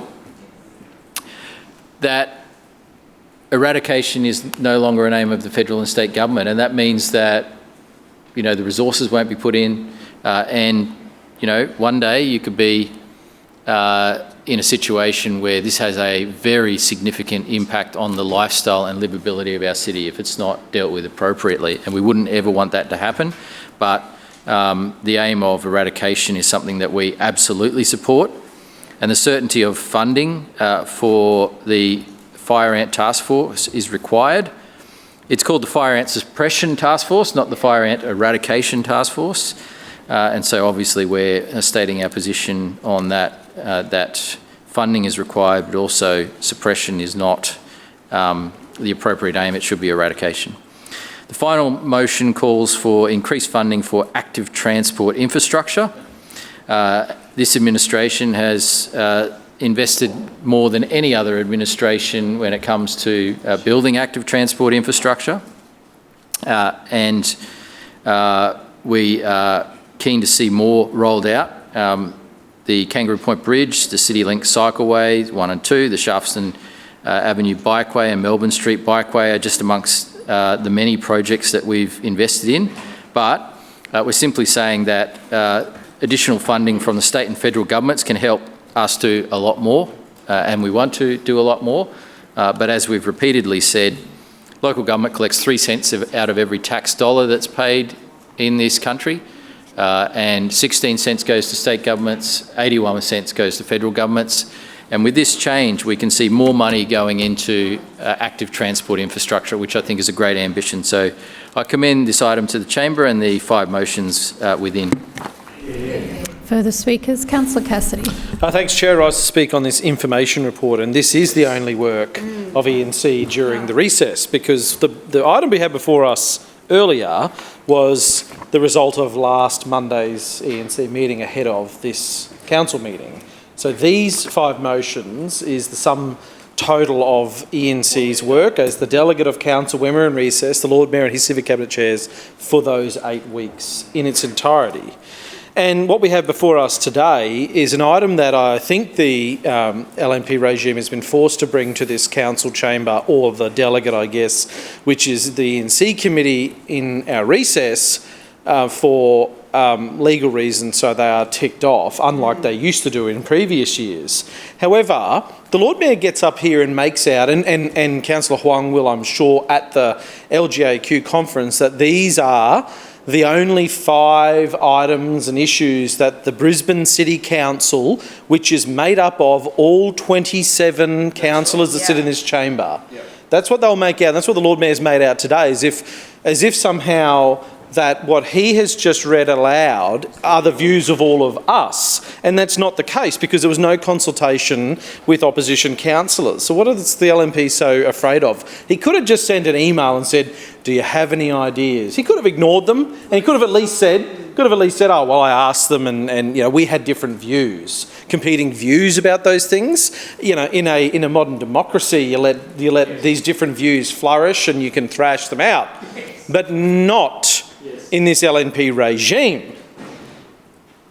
So this lazy and complacent council under the LNP hasn't stopped to consider that the public haven't got the faintest idea of what goes on at these LGAQ conferences and behind closed doors in these ENC meetings in determining what, as the Lord Mayor described, as council's advocacy document to the peak body for local governments. And the Lord Mayor said these are all about advocacy for local governments to the state government and ultimately through that process up to the federal government. Now, Labor councillors here, we represent around 160,000 voters and many more thousands of constituents that can't cast a ballot, but according to the LNP, their voices don't matter when it comes to what is submitted to the LGAQ conference. They're not worthy of being consulted because of the way they voted at the last election, apparently. This may be radical to some, but we believe that when you are in power, you have to listen to all of your constituents.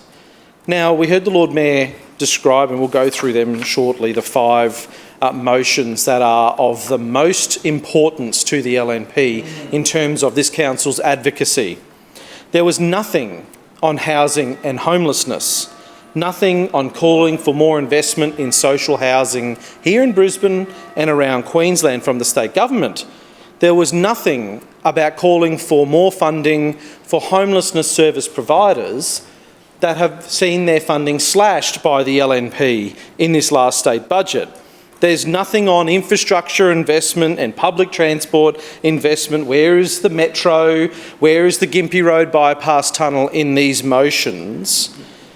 Surely the Moreton Bay City Council and Logan City Council would get on board with calling for more investment in the expanded Brisbane Metro bus project, given it will benefit their communities, or the Gympie Road bypass tunnel as well. There's nothing in here about the LNP's bin tax. No. And nothing about the Story Bridge, which, as we know, is a road asset that is of state-wide significance. So why wouldn't the LNP take these items to the LGAQ conference? Maybe because the LNP believe, particularly on the Story Bridge, and Councillor Murphy just confirmed this in his comments to us before, he said the Story Bridge itself is approaching obsolescence. What? What does that mean? So obsolescence means it's old-fashioned, no longer needed or fit for purpose. The only reason the Story Bridge might be approaching obsolescence under the LNP is because they let it rot. Over the last 20 years, they let it rot, and now the chair of the Infrastructure Committee actually believes that the Story Bridge is no longer of any use to the people of Brisbane. Well, the bits of concrete that are falling off it are clearly of no use anymore. Isn't this absolutely incredible? The 5 items we have before us today is the sum total of what the LNP thinks their advocacy on behalf of the people of Brisbane should look like to the state government. Now, we know the Lord Mayor has failed in his advocacy to the federal government ahead of the last federal budget, because all he asked for of the federal government was a little bit of cash to operationalise an extension of the existing metro. He wanted the buses to go to the Lutwyche busway station instead of stopping at Hurston and the RBWH, and he wanted it to go all the way to Springwood instead of stopping at 8 Mile Plains. That's all the Lord Mayor asked for. What about the Lutwyche Cemetery? It'll go right past the Lutwyche Cemetery, of which those council trees are destroying those graves, but the Lord Mayor wasn't successful there. And what did the Lord Mayor ask of the state government ahead of the state budget? Nothing. Yeah, nothing. Nothing. As far as we can tell, the Lord Mayor shopped around his letter publicly to the federal government ahead of the federal budget. Where is the letter to David Janetsky on behalf of council? Another thing they want to hide. And if it exists, the Lord Mayor's keeping that under lock and key, because we know he failed at that advocacy. Yep. So let's look through what his publicly released advocacy is on behalf of the people of Brisbane in these motions. Disclosure of personal information to victims of dog attacks. This is a good one, actually, because they have stuffed up, and they've stuffed up for years about this. So calling to amend the Animal Management Cats and Dogs Act 2008. Despite fees and charges to own animals in Brisbane increasing year on year, we've seen a 15% reduction in the animal management budget. Now, when you make a choice that in a city that is growing as rapidly as Brisbane is, where more people are moving here and becoming pet owners, you're bound to have issues, I suspect, when you cut that amount out of the budget, such as dog attacks. And just ask Councillor Kim, who had to advocate for one of Councillor Murphy's own constituents because he didn't want to know about it. He didn't want to, in the Lord Mayor's old ward, that's right. So this motion aims to help victims get a resolution faster after a traumatic event, and that is a good thing. The use of firearm suppressors for local government pest management. Now, we know council is very slow to alert the community of major events and planned actions, and if you start hearing gunshots without context, you might get a bit anxious. So we do support the use of suppressors for pest management. Not a bad idea. Here's where I start to have some questions, and I'm not sure the Lord Mayor knows what on earth he is talking about when he read through the item C, enabling selective mechanical vegetation thinning for bushfire hazard reduction on local government controlled lands. Now, the Lord Mayor got up and said, this is just all about clearing lantana. And he said it's easier, he said it was easier to do it mechanically rather than by hand. That's clearly not what this is about. That might be one small example of where you would use what is termed here as mechanical vegetation thinning. Maybe that's a brush cutter, maybe that's a slasher, maybe that's a bulldozer going into bushland areas and clearing fire breaks, for instance. Now, Brisbane is fortunate to have an abundance of green space close to urban and suburban communities, although that is something we can't take for granted, and we must maintain that vegetation and those green spaces so these natural assets don't become a liability during extreme weather events, of course. And we know that over the last few years, significant areas of high risk bushfire vegetation have not had hazard reduction burns completed because council ran out of time because they didn't put the sufficient resources in to complete those activities. So if we know that is the broader context of what's going on in our green spaces in terms of hazard reduction, and then we see a motion like this enabling selective mechanical vegetation thinning for bushfire hazard reduction, that's not just getting a brush cutter in to thin out lantana. There's something more to it than that, and the Lord Mayor either didn't know, which should be very odd, or he chose not to tell us about it. Funding certainly for the eradication for imported fire ants, the proliferation of these fire ants across South East Queensland is one of the most urgent threats to biodiversity and lifestyle that we've faced in years, and we do need the state government to back our communities through their commitment to do everything they can to eradicate fire ants, and we do agree with that. We don't want a future where families are too scared to go to the local park or train down at the local footy club, for instance, because of the presence of fire ants, nor do we want to see a future where we lose that native wildlife because of fire ants either, and we certainly hope that this is successful because I've recently had an instance down. Councillor Cassidy, your time has expired. Are there further speakers? Point of order. Point of order, Councillor Collier. I move for an extension. Seconded. It's been moved for an extension by Councillor Collier and seconded by Councillor Kim. All those in favour say aye. Aye. Those against, no. The ayes have it. Councillor Cassidy. Thanks very much, Chair. So a footy club recently discovered fire ants on two different occasions. First, about a year ago, was one small nest and was pretty easy to deal with, I think. The most recent one in the last couple of months has seen there were dozens and dozens, something like 50 or 60 nests had popped up. And the advice, this is a council lease site, council-owned club, and the advice was if we can get you some of the treatment chemicals and you just apply it yourself, or hopefully we can engage someone to get out there and do it, but we're not sure when. So we understand there is a legitimate concern around the spread of fire ants that requires a more robust response from the state government, and we support the push for eradication over suppression.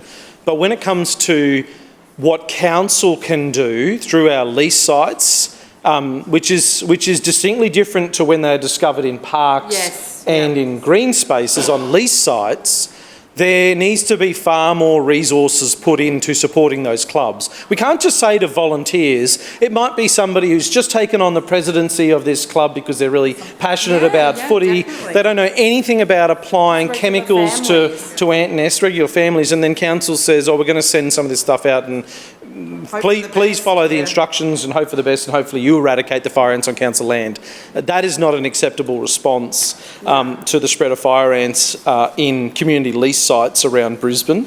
I want to put that on record. Yeah. And finally, funding to support active transport infrastructure development. Now, we're a big supporter of devolved decision-making and more funding for local councils, but we do have our reservations about funding for this so-called Shrinner Council, because they have a track record of squandering the little resources that we do have as a council on things that don't matter. If they just did their homework and the Lord Mayor did that advocacy that he talks about properly and not take forever to do it and stomp their feet and name call and say ridiculous things in one setting and then go begging in the other, we might have better outcomes for the people of Brisbane. And we have seen recently funding from other levels of government and some resolution around that, particularly from a Commonwealth level, come to fruition just in the last couple of weeks. And it was great to be a delegate to the ALP National Conference, where I witnessed something really incredible alongside Councillor Kim there, the power of collective actions through our unions getting amazing outcomes for local government right around Australia. Something the LGAQ and the ALGA have not been able to do for the last decade through all the kinds of advocacy that this LNP mayor here talks about. The Australian Services Union alongside the Australian Workers Union worked to get a resolution to the financial assistance grants problem that has been facing not just our council here, but the hundreds of councils around Queensland. And we're now seeing a collaborative Commonwealth approach between local governments, state governments and the federal governments. Thanks to Albo, thanks to Christy McBain and thanks to Catherine King and particularly the Australian Services Union and the Australian Workers Union, we're going to see a real and significant uplift in the investment from the Commonwealth Government to local government to make sure that we are insourcing our workforce rather than the race to the bottom outsourcing we see under the LNP and other Conservative-led councils around Australia. We see an investment in plant and equipment where we can actually see a return on the dollars invested by taxpayers to local communities, and they know those local jobs are being invested in those local communities, delivering the council services that are required. Now that's the kind of advocacy that gets things done. We saw that at the ALP National Conference working alongside unions. And what is the advocacy we see from this LNP regime? Union hating. Union hating for one, firearm suppression, work on eradicating fire ants and bulldozing bushland. Again, coming full circle, nothing from this LNP Council on advocacy when it comes to housing and homelessness. Nothing when it comes to infrastructure investment here in South East Queensland or public transport investment here, and absolutely nothing to reduce the costs of this LNP bin tax that's being foisted onto councils right around Queensland. Without any consultation with the council here and all these decisions being made behind closed doors by this LNP regime, these are not something that we can support going to the LGAQ without proper consultation. Further speakers. Councillor Hutton. Thank you, Madam Chair. Well, that was a very interesting contribution. We heard more about the Labor State Conference than we did actually about the LGAQ motions. Oh, national. My apologies, Madam Chair. The contest is on, isn't it? Who will be the opposition leader in times to come? We'll soon find out. Madam Chair, before you today are the LGAQ motions, and this is really focusing on improvements for residents. This is about ensuring that we can advocate to the new Queensland State Government on the issues that matter most to us. Now, I understand that Councillor Cassidy doesn't seem to think these are very important.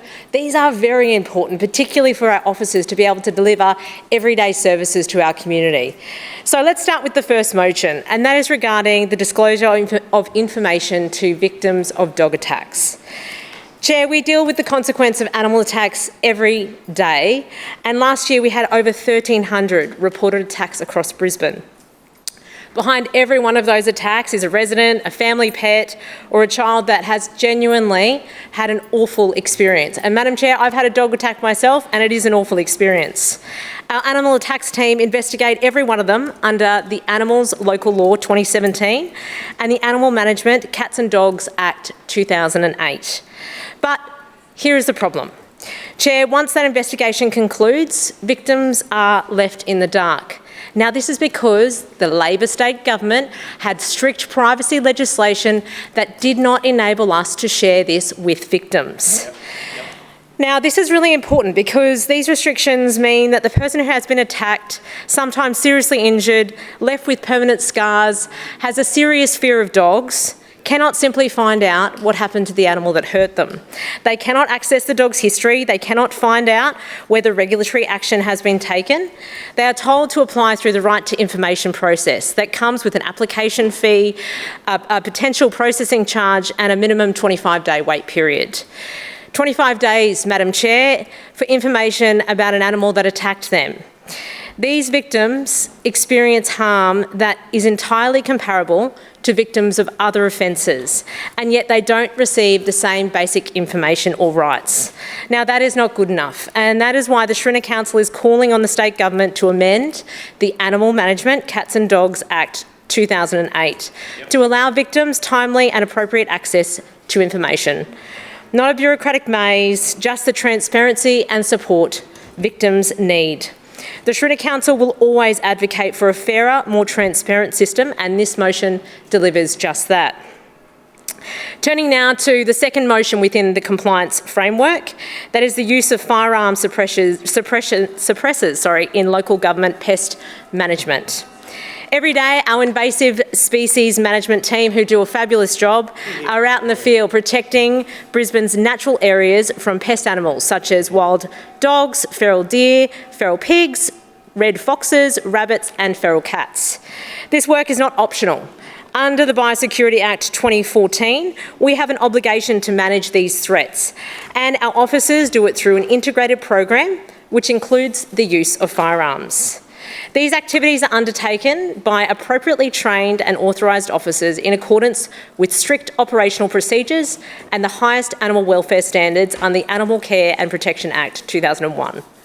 One of the challenges associated, as the Lord Mayor shared, is the use of firearms and the noise generated during their operation, which can travel significant distances in locations and under certain conditions. For residents who are unaware of planned activities, hearing a firearm discharge can understandably cause concern and often results in calls to Queensland Police. Noise can also affect the operational effectiveness of disturbing pest animals during control activities, potentially increasing the time and resources required to complete an operation, and obviously its success. Access to appropriately authorised firearm suppressors would provide an additional tool to help reduce these impacts while maintaining the same rigorous safety, licensing and animal welfare requirements that currently apply. A suppressor does not change the purpose of the equipment or the regulatory framework governing it. It simply reduces the noise associated with an already approved activity. Now, Madam Chair, these are all very common sense, straightforward motions that we have before you today. The reason we put these motions forward is to make sure that residents are at the centre of our decision making, ensuring that their concerns are raised, we listen, we respond and we advocate for better outcomes. Madam Chair, I commend this item to the chamber. Further speakers. Councillor Johnston.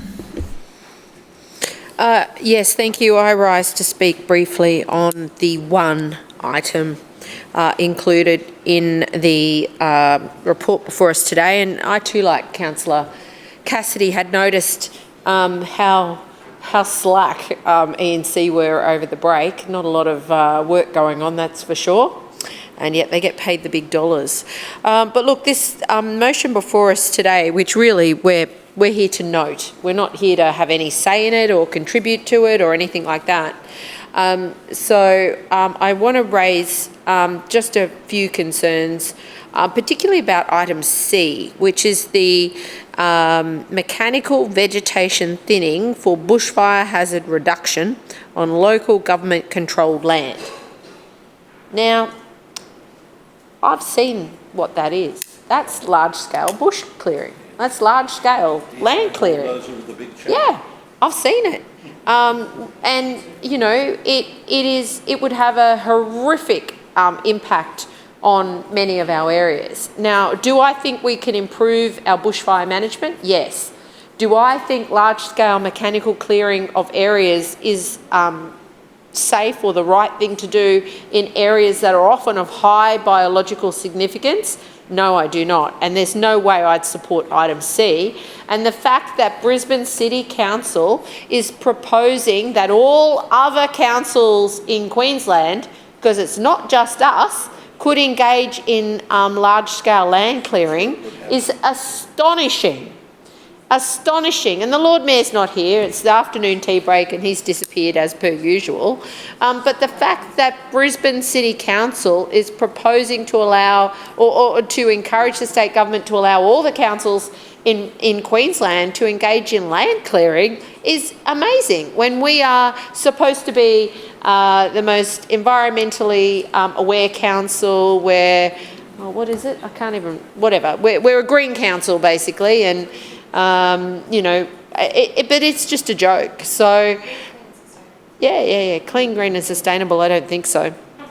And it is astonishing that that is the case that that Brisbane City Council wants to prosecute. I'll just say this in finishing up, that this annual report isn't due, this LGAQ conference isn't until September was it? September? October, so it's months away. But of course the LNP had to bring this through in the recess where it can't be discussed, instead of bringing it through council here where we could discuss and amend and so forth. So, you know, it's just, you know, the death of democracy. Where's the transparency? There is none. There just is none under this administration. Months and months away, there's going to be a conference where the LNP are going to put up LNP motions and call for land clearing. Completely unacceptable. So, Madam Chairman, I move that attachment C is taken seriatim for voting purposes.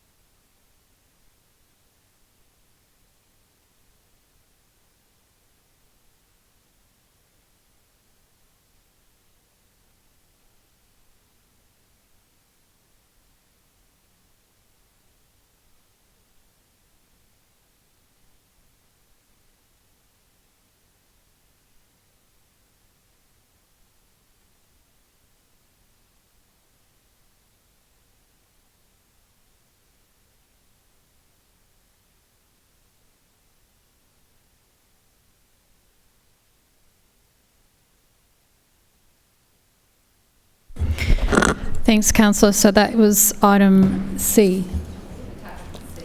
Thank you. Further speakers? Councillor Kim? Oh, sorry. Sorry, Councillor Murphy. Councillor Kim.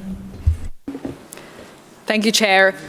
In reference to this clause, I think it's very important to acknowledge the residents who have been the reason why this motion in relation to dog attacks has been brought up to the LGAQ. And that is to put on the record Erica Brennan's name, a Carindale resident who was mauled by a dog, in which this same LNP branch, LNP councillor Sarah Hutton's customer services branch, didn't respond and treat the resident properly. Point of order, Chair. Point of order, Councillor Hutton. Claim to be misrepresented. It's referring not to one of the speeches you made. Sorry, Councillor, I know you understand that. Just one moment, Councillor Kim, I'm just sorting out your microphone. Can you just turn it on and off? Because the timing wasn't right. All good? Great, thank you. Councillor Kim. To clarify, can I reiterate and respond to the residents' concerns properly, in which they did not? Now, as of June 23rd, the neighbouring home. So there are two properties here, one in which the vicious dog lives. Next door is Erica Brennan. Now the other house, who lives on the other side, has made a complaint to council and has not received a reply since the 23rd of June 2026. So can the LNP Lord Mayor really stand up here and talk about what great work their council is doing, advocating for victims who are getting mauled by vicious dogs, when the only reason why they are bringing this up today after months of inaction is because they embarrassed themselves after Brisbane residents were getting mauled, including in Karawatha, where sheep were killed on a property. This is clearly an embarrassment to their entire customer services branch that was poorly led by a failed leader in this city. It's simply not good enough. And the people who have been impacted are residents like Erica, who are going to live in trauma for a very long time. Now, my question is, will this LNP council write back to Erica?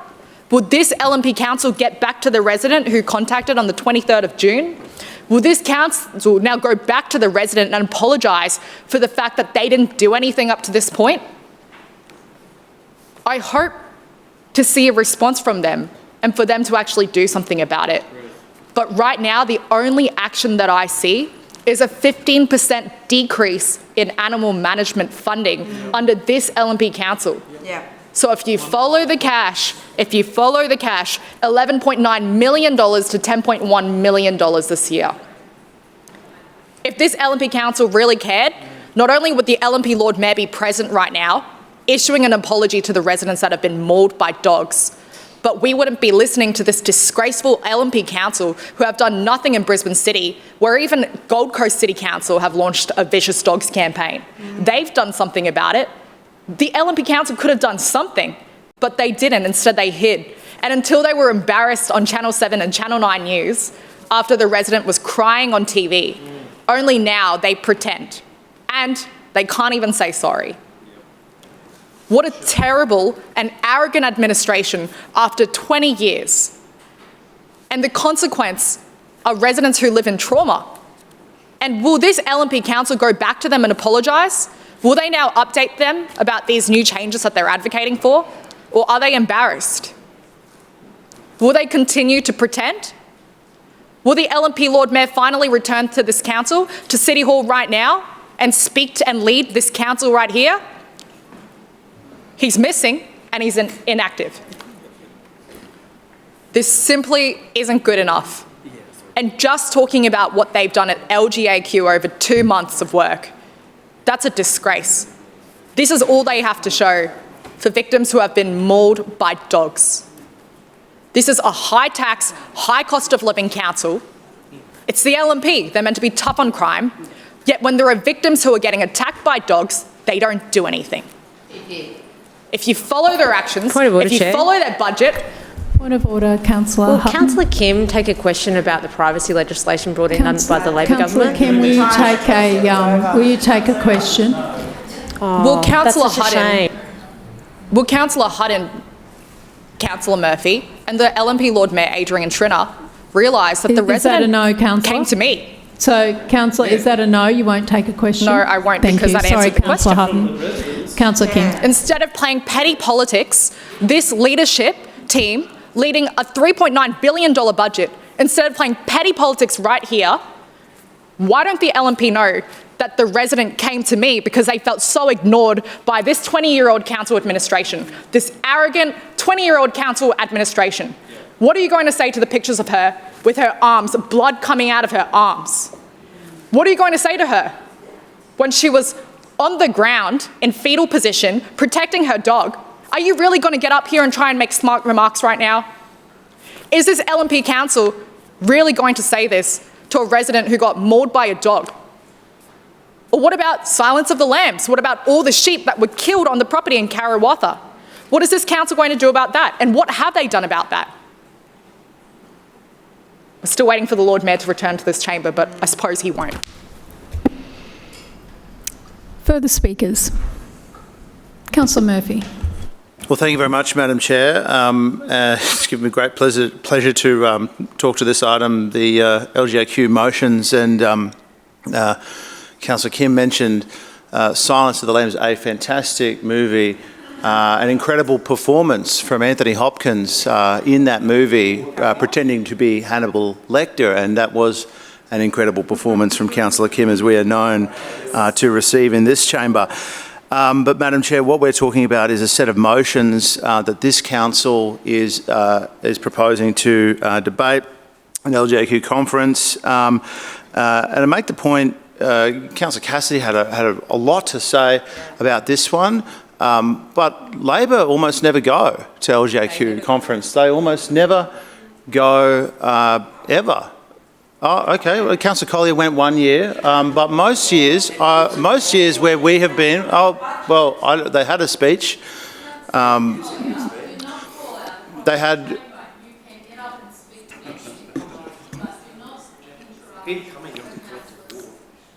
Yeah. Madam Chair, they had plenty of time in their speech to talk about all of the contributions that Labor councillors have made over many years at LGAQ conference. But LNP councillors have been going for a very long time, and we almost never see them at that conference. So they've had a lot to say. They've had a lot to say about something they don't bother to attend, even though they are allowed to under the rules, and they are often provided free tickets and flights and accommodation and wherever it is by this council, but they don't take them up. Most of the time they don't go. So they've had a lot to say about that. But Councillor Collier and Councillor Cassidy, again, it's interesting. Interrupting another microphone, please, Councillor Murphy, for a moment. Councillor Kim was listened to in silence, and you continue to interrupt other councillors. You know that is unsuitable meeting conduct, so please stop doing it. You have an opportunity to get up next and contribute to the debate if you so wish. Councillor Murphy. There you go, Madam Chair, and I'll take the interjection from Councillor Cassidy. He thinks going to LGAQ conference is a junket. That's what he thinks for those councillors all around the state who travel to Brisbane and sometimes to regional centres to get to LGAQ conference to have a say on behalf of their council around important issues like federal assistance grants. He thinks it's a junket. One moment, please, Councillor Murphy. Can you please turn your mic off? Councillor Cassidy, I consider you are displaying unsuitable meeting conduct, and in accordance with Section 21(4) of the Meetings Local Law 2001, I request you stop calling out while another councillor is on their feet speaking. Councillor Murphy. Now, Madam Chair, Councillor Collier interjected and said, it's during budget. No, LGAQ conference is not during budget. That's ALGA that's during budget. That's ALGA conference that's during budget, which they also never go to, Madam Chair. So on both... Okay. Madam Chair, I take the interjection. Councillor Collier is better than most Labor councillors, both now and historically, when it comes to attending those conferences. She has been. I accept that. But most of her colleagues, and particularly her leader, do not go. But what we did hear from Councillor Cassidy was waxing lyrical. I don't need to attend these conferences because I go to Labor conference. And Labor conference is where we decide all important local government matters. And gee, we had a great win at Labor conference where we decided that local government will get, guess what? Federal assistance grants indexed to inflation. Who else has had an idea about indexing something to inflation recently, which is not good enough, apparently, for the Labor Party? The Coalition, yes. So indexing to inflation is one thing, but let's keep in mind federal assistance grants have fallen from 1% of federal revenue in 1996 to 0.49% of real revenue now. And this is a government that is massively increasing the amount of revenue that it is raising, but only increasing the amount of federal assistance grants by a very small amount. So all we have now, Madam Chair, let's be real. Councillor Cassidy came in here and he tried to parade that around as if, look, guys, don't worry about ALGA, don't worry about LGAQ, because Labor conference has solved this. We've done it. Matt Burnett and me, we went there and we've got a compact now. It's all good. But do you know what they actually have done?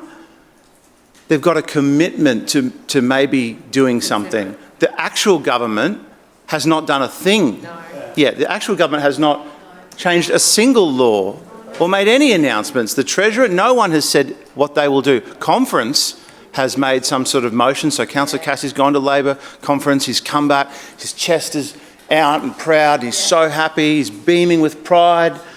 Labor values. But all they've done is pass a motion. He thinks the job is done. Well, what is this government's word worth, Madam Chair? Because we know they said 56 times that they wouldn't change negative gearing, and then they did it anyway. So I bet you this, Madam Chair, they'll promise every local government, all 568 local governments in the country, oh, we're going to index federal assistance grants. We're going to get it to 1%, but what we need is your support at the next federal election, and then it won't happen, Madam Chair. Further speakers. Councillor Strunk. Thank you, Chair. Listen, I just want to speak on a couple of those LGAQ motions. First one is the information sharing of after a dog attack happens. Councillor Kim talked about the attacks on humans, right, from dogs, right? And she did a very good job, so I'm not going to talk about that. I want to talk about the attack on other dogs, right? You know, about 3-4 years ago now, one of my good friends was out walking her 2 Maltese, or 1 Maltese, 1 Shih Tzu, and she came across a lady who was walking 2 very large Dobermans, Rottweilers, and guess what happened? They literally took one of her, I think it was the Shih Tzu, actually, and just basically shredded it right in front of her, right? The other one she released and it ran home, so it was safe. But the only thing she wanted to know, she didn't want to know if those dogs were being, destroyed. She didn't really want to know necessarily if they were going to be better looked after. What she wanted to know was where they lived, because she wanted to continue to walk her last dog around the neighborhood, but council wasn't either allowed, under privacy or whatever, to tell her. And I hope this motion covers that, right? But she didn't mention it, so I thought I would raise that, right? Because that is really critical for a lot of people that undergo this issue when they're out walking their dogs and get attacked by other dogs. They really just want to know where it's safe to walk their dog, right? Anyways, the second issue is fire ants, and the Lord Mayor says it should be eradicated, not suppressed. Well, there is no country in the world or state in the United States that have been able to eradicate fire ants once they've got them. All they can do is to suppress them or manage them. And when fire ant control was originally put together in 2001, 2002, because I worked in the electorate that was ground zero, right? And it came out of a nursery, actually, just on Progress Road was the first time that we knew that there was fire ants in Queensland. They threw this kitchen sink at them. They got a lot of federal money because it was the federal government's responsibility for biohazard issues that come into the country, imported species that shouldn't be here. And they got hundreds of millions of dollars for an eradication program, but they found out quite quickly that there was no way, once they did their research, there was no way they were going to actually ever get rid of them totally. All you could do was manage them, and management as best you could, and you needed help from residents as well to identify where the nests were, and then to immediately send out a team to pop down the AMDRO, right, and then treat the nest basically. But what we do now is Bunnings doesn't even sell that anymore, not local anyways. The AMDRO to treat the nest. You got to go online and register, and they'll send it out to you, and you can look after your own property. I know. Council doesn't help. Because we get people ringing up all the time saying, they ring the call center, and the call center says, no, there's a different process. And we've rung up and tried to get them to look after at least our own parks, right? But they won't. They won't. Well, at least they haven't anyways. So listen, it was from South America, it was from Brazil, Amazon Basin. They came up through the Americas, up through Central America, into the United States or Mexico, United States, and they've been doing that. They've been traveling up ever since, and the United States hasn't been able to eradicate them. We can only suppress them. We can only manage them to try to keep keep on top of the nest. But I just think the Lord Mayor is really kidding himself if he thinks he's going to Councillor Strunk, eradicate. your time has expired. Thank you. Further speakers? Councillor Massey. Thank you, Chair. I rise to speak on this item and a couple of the attachments relevant to it. I want to speak specifically about the fire ants too. Firstly, we've got to put on the record that every time these motions comes through, what the Lord Mayor says or the LNP Council says is that this is a representation of Brisbane City Council and all the councillors. And it's important for us to note over and over again that the LNP Council doesn't like to consult, and so it never actually asks any of the other councillors. I certainly haven't received an email going, do you have any ideas about what are some important motions that we should put up? Have you? Have you ever? No, never. And so we just have to keep bringing that up in the hope that one day the LNP Council will actually do some consultation with members within the council itself. So that's something that I just want to put down there. The second thing is there's motions in here that are undeniably important. When we're talking about dog attacks, when we're talking about funding to support active transport and infrastructure development, because we know that we as Brisbane City Council are behind. We know that funding for active transport infrastructure, we are far behind what we need our communities to be doing. And so I do think it's important to put these motions up, and I reckon it's also important for other councils across South East Queensland as South East Queensland continues to densify.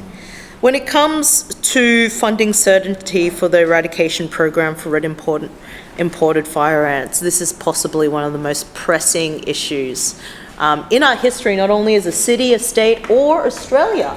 Sorry, in relation Councillor to Massey, biosecurity. but under the provisions of Section 35(13) of the Meetings Local Law and the expiration of the period allowed for debate of committee reports, I shall now put the motions to the meeting for the noting of any committee report not yet voted upon without further amendment or debate. So we'll now go to item A, attachment A, B, D and E. All those in favour say aye. Point of order. Those against, no. The ayes have it. Division called by Councillor Cassidy, seconded by Councillor Collier. Ayes to my right and noes to my left. Clerks, please ring the bells.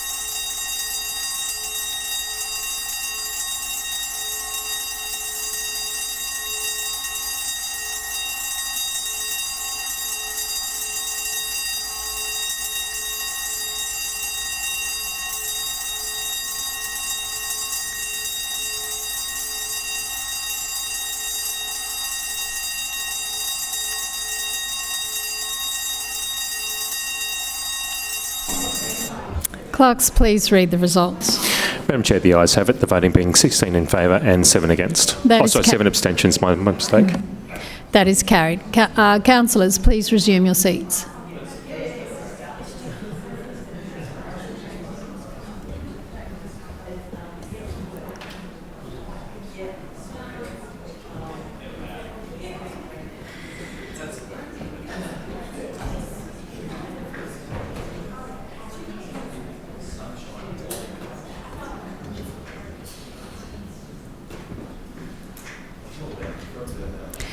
Councillors will now put item A, attachment C to the vote. All those in favour say aye. Aye. Those against no. No. The ayes have it. Division. Division called by Councillor Johnston, seconded by Councillor Massey. Ayes to my right, noes to my left. Clerks, please ring the bells.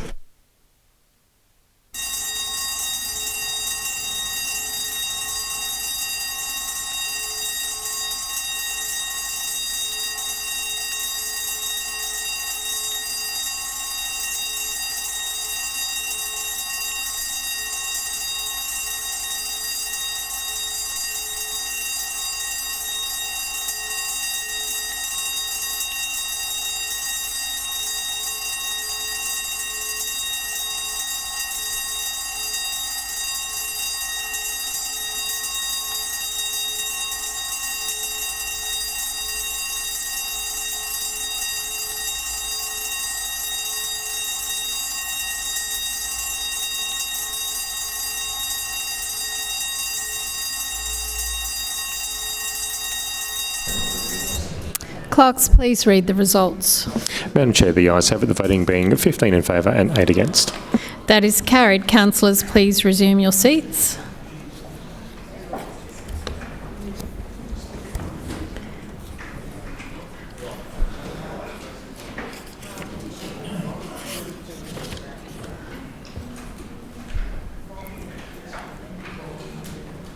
We'll now put the Infrastructure Committee report to the vote. All those in favour say aye. Aye. Those against no. No. The ayes have it. Division. Division called by Councillor Massey. Yeah, I'm not sure. Who seconded that? Seconded. Yep. It's Councillor Chongwa. You need to put your mic there, please, and put your mic. Thank you. Ayes to my right, noes to my left. Clerks, please ring the bells.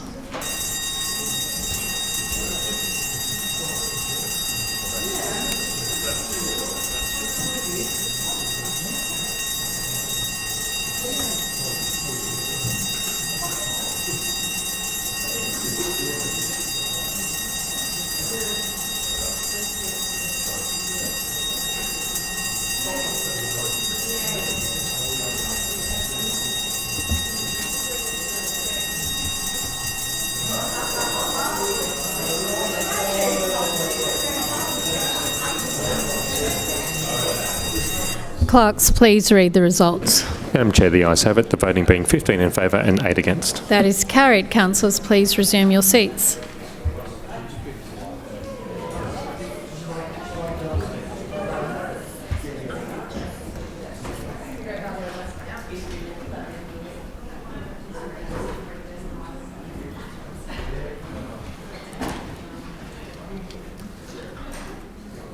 We'll now put the Community and the Arts Committee to the vote. All those in favour say aye. Aye. Those against no.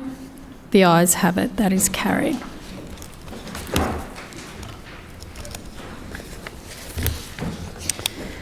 Councillors, are there any petitions?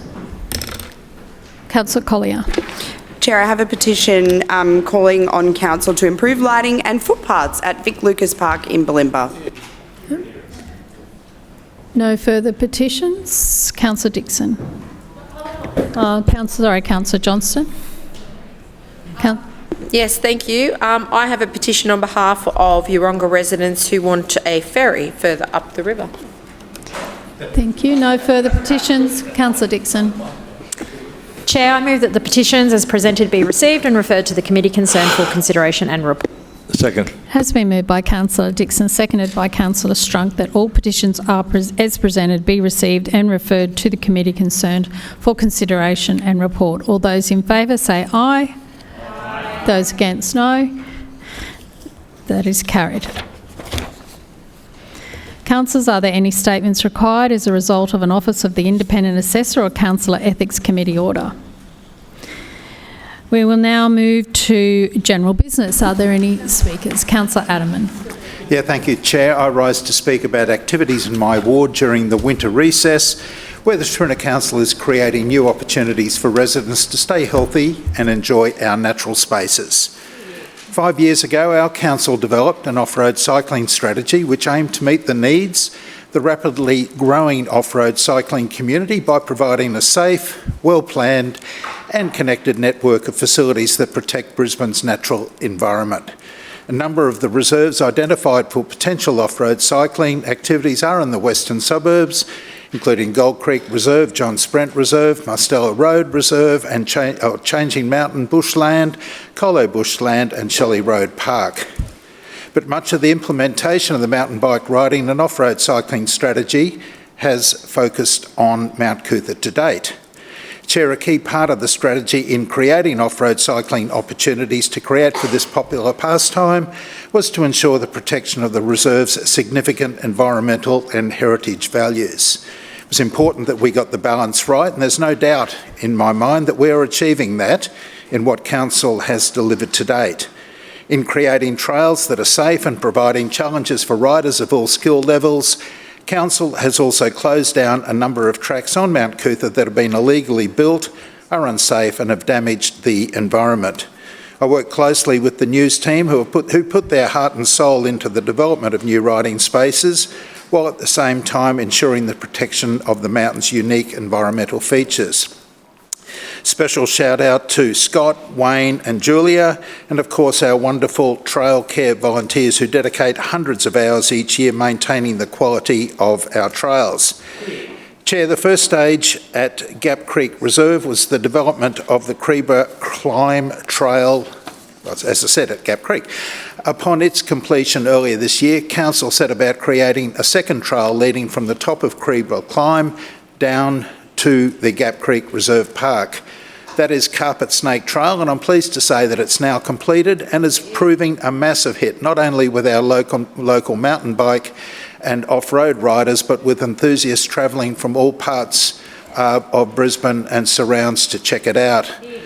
I particularly want to thank the Natural Environment Chair, Councillor Davis, who has oversight of Council's off-road cycling strategy and the creation of these new riding opportunities at Mount Cootha.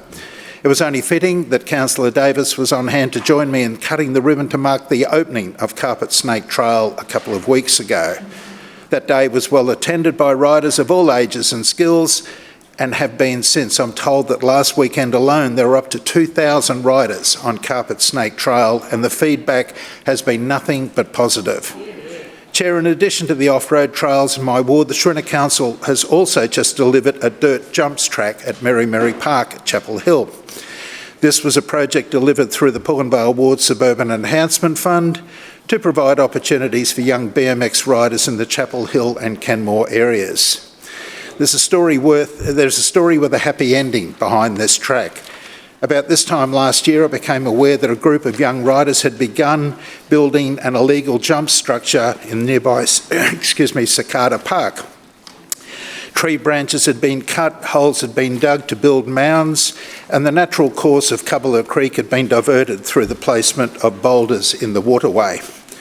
I fronted them one afternoon and said that I was going to request Council remediate the damaged section of the park and that if they continued, any digging tools found in our park would be confiscated.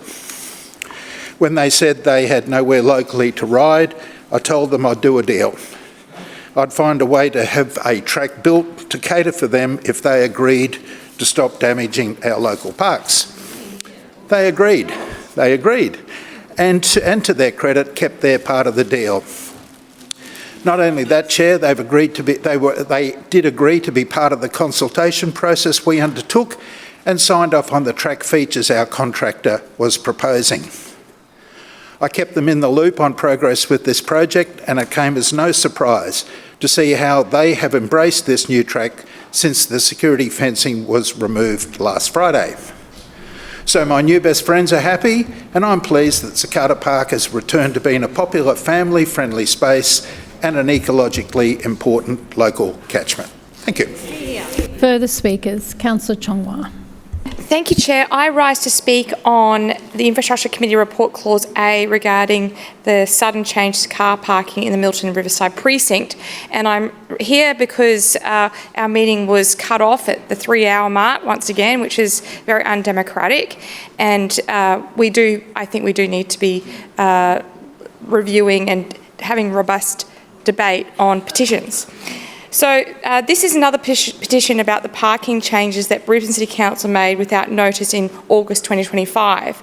Overnight, metered parking fees rose, hours were cut, and 61% of resident permit exemptions were removed in affected zones. As we can expect from this LNP administration, there was no consultation, no warning, no notice to residents, local businesses, or even to me as a local councillor. The community was simply kept in the dark. Even council managers admitted this change was a complete mess. This caused lots of stress and outrage to the local residents and local businesses. This was inconsiderate and undemocratic. Now, this doesn't come with any more protected bikeways or better public transport. This didn't swap any car parks for bike parks. Thanks to this LNP administration cutting services in 2024, Milton's ferry terminal only sees ferries every half hour, and that didn't change.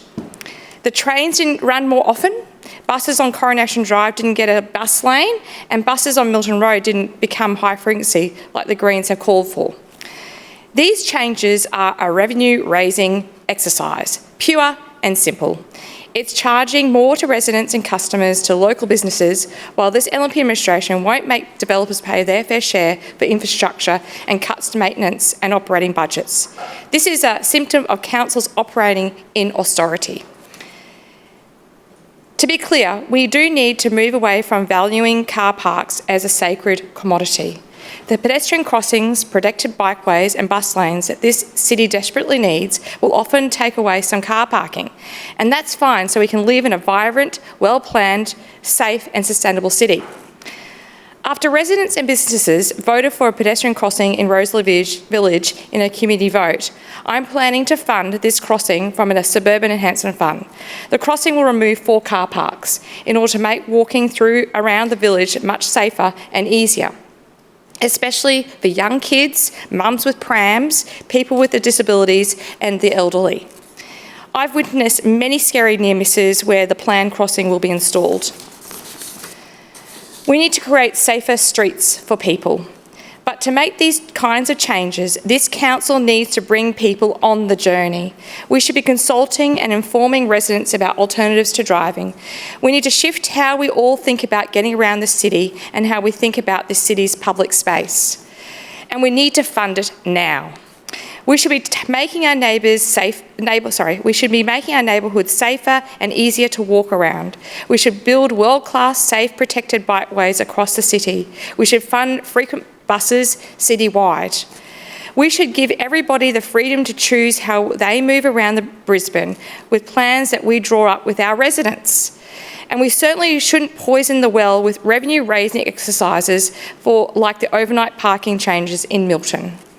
Our community requested that Council reverse the recent changes to parking restrictions in Milton and actually talk to residents and local businesses about any changes. This Council's response doesn't reflect that at all. Thank you, Chair. Further speakers, Councillor Dixon. Chair, wish to rise on 2 items of general business, the Breakfast Creek mural and also the Kalinga Colour Dash. You might notice a colourful addition at the tunnel walkway at Breakfast Creek near the bridge. It's a beautiful piece of street art by Brisbane artist Danby. There are a few things that make this artwork very special. It pays homage to the local area, the artwork connecting the history of Newstead House, the produce and pastries that can be bought locally. The artwork has also turned a boring walkway into a vibrant, engaging space that activates the local area. Another thing that makes this street art very special is that it's actually Danby, whose real name is Jared, but it's his actual first street art that he's had commissioned in Brisbane. And so I'm very proud that it's located in the Hamilton ward. It was a pleasure to take the Lord Mayor to see this artwork along with Danby and Matt Turvo. And Danby said that it was a point of conversation when he was painting the mural, and there was lots of questions asked by passerbys about what was going on. And as the weather is warming up, I just know that this mural will be visited by many locals and tourists as well. So whether they're walking over the Breakfast Creek Bridge or along the Laurie Bonnie Walkway on their way to Newstead Park. So my second item of general business is the Kalinga Colour Dash, which is held in Kalinga Park every year in the first Sunday of August. And it is hosted by the hardworking Eagle Junction PNC, ably led by President Zara and the Ops Manager Sharon. And it's an incredible event that raises lots of money for the school, and wow, what an event. So they have all the year levels participate in a colour run. And they have a DJ in the middle of the park and an obstacle course and lots of fun activities. And each year level is responsible for a stall to raise funds for the school. So there's been like a bookstore, there's been a photo booth, I think in previous years there's been Chocolob, all that sort of stuff. So thank you to the parents who have manned the stalls over the weekend. And I'm proud to support this event through our festival funding, which was again committed in this year's budget. So well done to Eagle Junction State School, and I can't wait for the next event. Thank you, Chair. Further speakers, Councillor Johnston. Yes, I rise to speak on the Ethics Committee inappropriate and illegal behaviour. On the 13th of July, the Supreme Court of Queensland overturned the decision of the Ethics Committee against me for the 3 breaches of the council meetings law undertaken by one of the worst chairs we've ever had, Councillor Sandy Landers. The Supreme Court did this over 3 weeks ago, but in contravention of that ruling, which quashed the decision, overturned it. It's like the decision was not made. Council is still publishing on its website that I have engaged in a breach of the Code of Conduct. Now, that is absolutely false. 3+ weeks ago. And this council they don't respect me, I know that, but they can't respect a decision of the Supreme Court of Queensland. So I think this council should take a pretty good hard look at itself.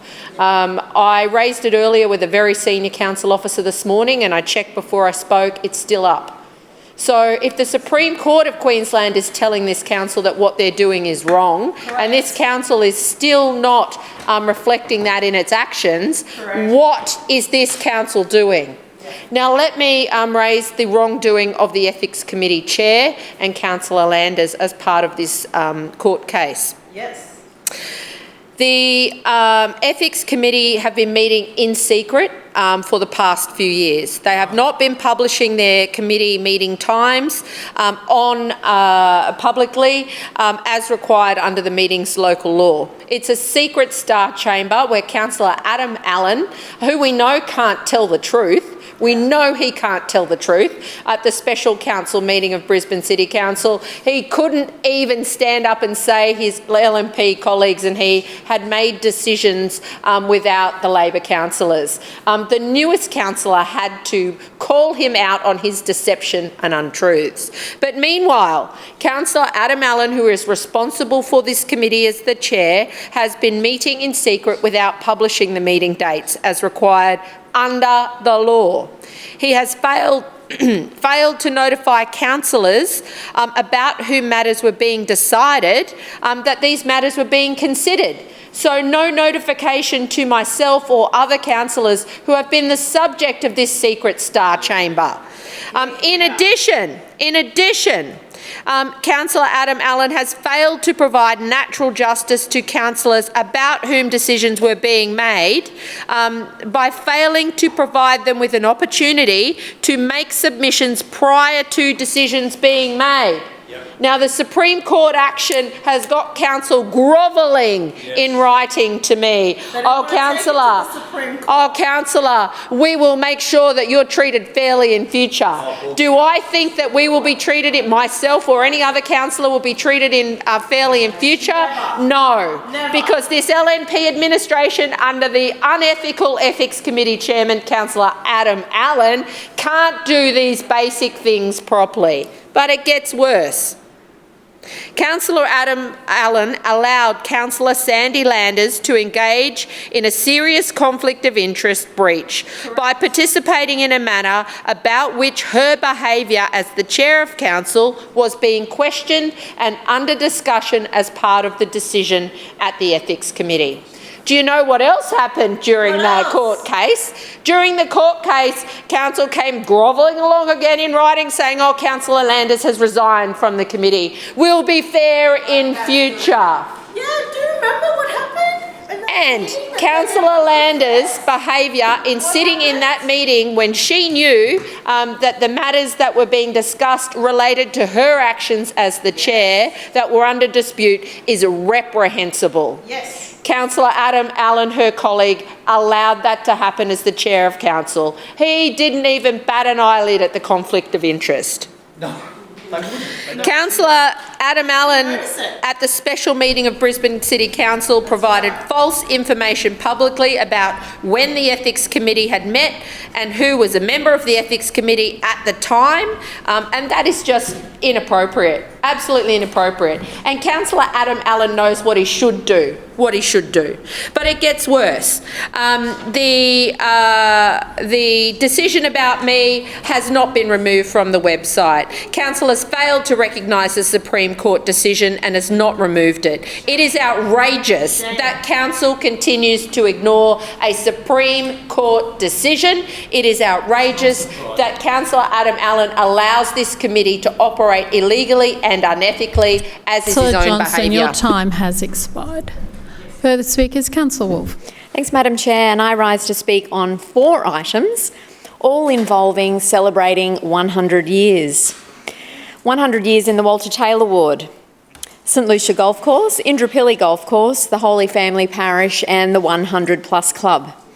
So there must have been something in the water 100 years ago, because across the Walter Taylor Ward we've had an extraordinary number of centenary celebrations. It's been a very special season of honouring people, places and institutions that have helped shape our community for a full century. We recently celebrated the 100 years of St Lucia Golf Links, and I was delighted to join the Lord Mayor for the unveiling of a centenary plaque recognising the course's long history and its contribution to Brisbane. The celebrations included the official centenary golf tournament and our Monday Fun Day, which brought families and the community together to mark this remarkable milestone. But St Lucia Golf Links is more than just a golf course. For generations, it's been a place where people have met, formed friendships, shared family occasions and enjoyed one of Brisbane's beautiful green spaces. Congratulations to Hans, Jens, Kieran and all the team at St Lucia for this wonderful celebration. Indooroopilly Golf Course also celebrated its centenary during recess. For 100 years, the club has brought people together through sport, friendship and community connection. Reaching this milestone is a tribute to the generations of members, the staff, volunteers and supporters who have cared for the club and helped it to grow. In addition, the Holy Family Parish also celebrated 100 years of faith, service and community.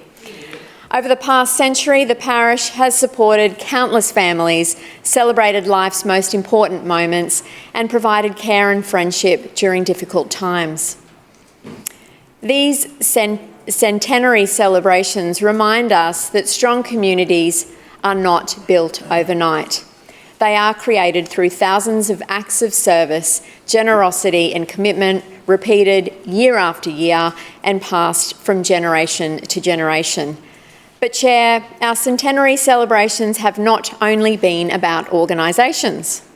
I recently attended a morning tea with the members of the 100 Plus Club, a very special group of residents who have reached 100 years of age or more.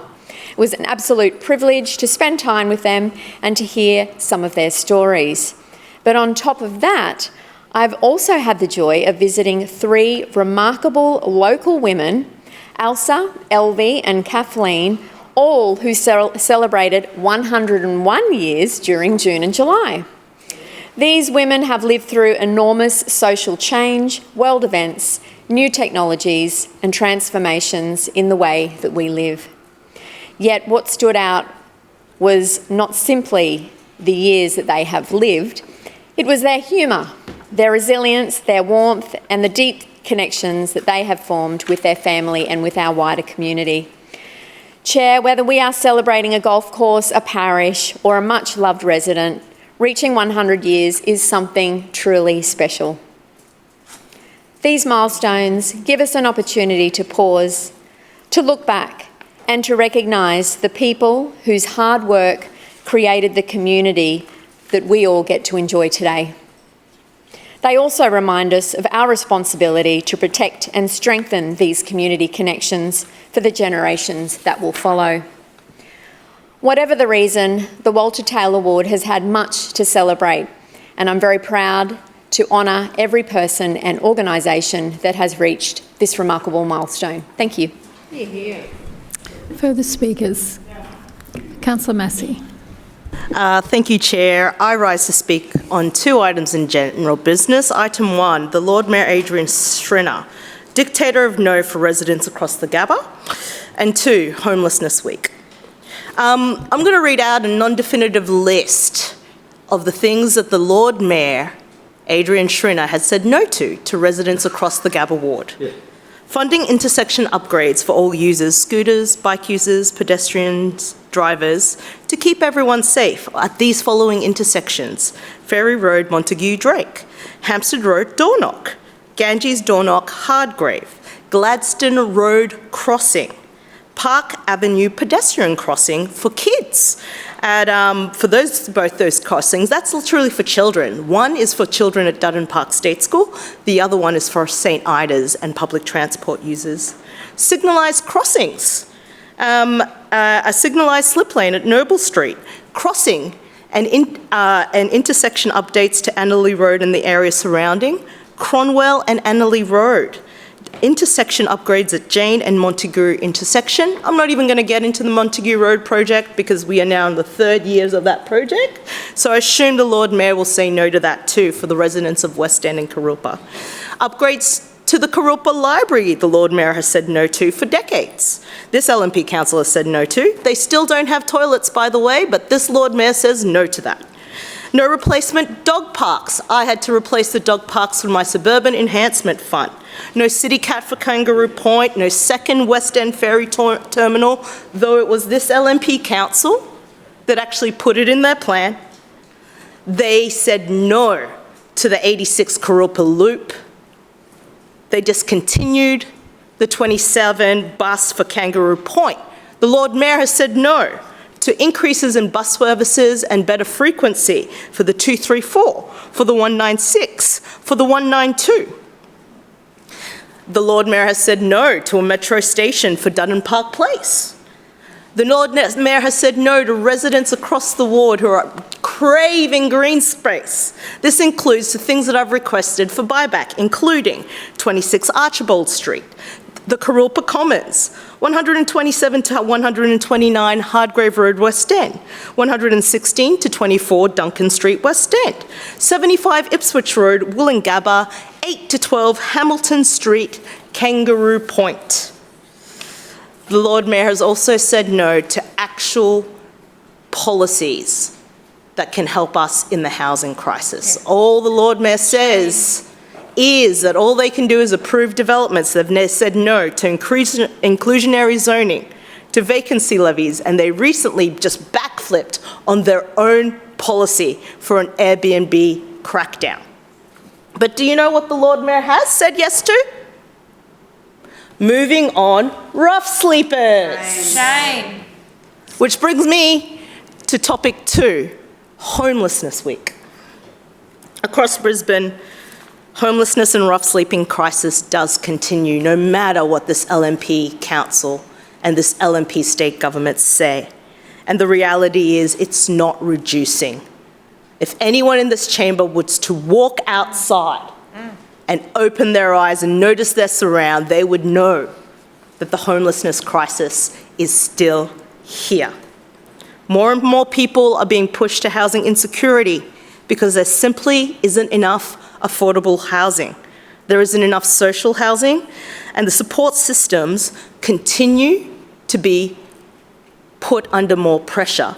And we've seen this through the cuts for housing providers at state government. And it's not just organisations like Micah, it's multiple organisations, including those like St. Vincent de Paul. These are not abstract things that happen in isolation. They are real people and real families who are currently in temporary accommodation, relying on these services to stay safe and have a roof over their heads.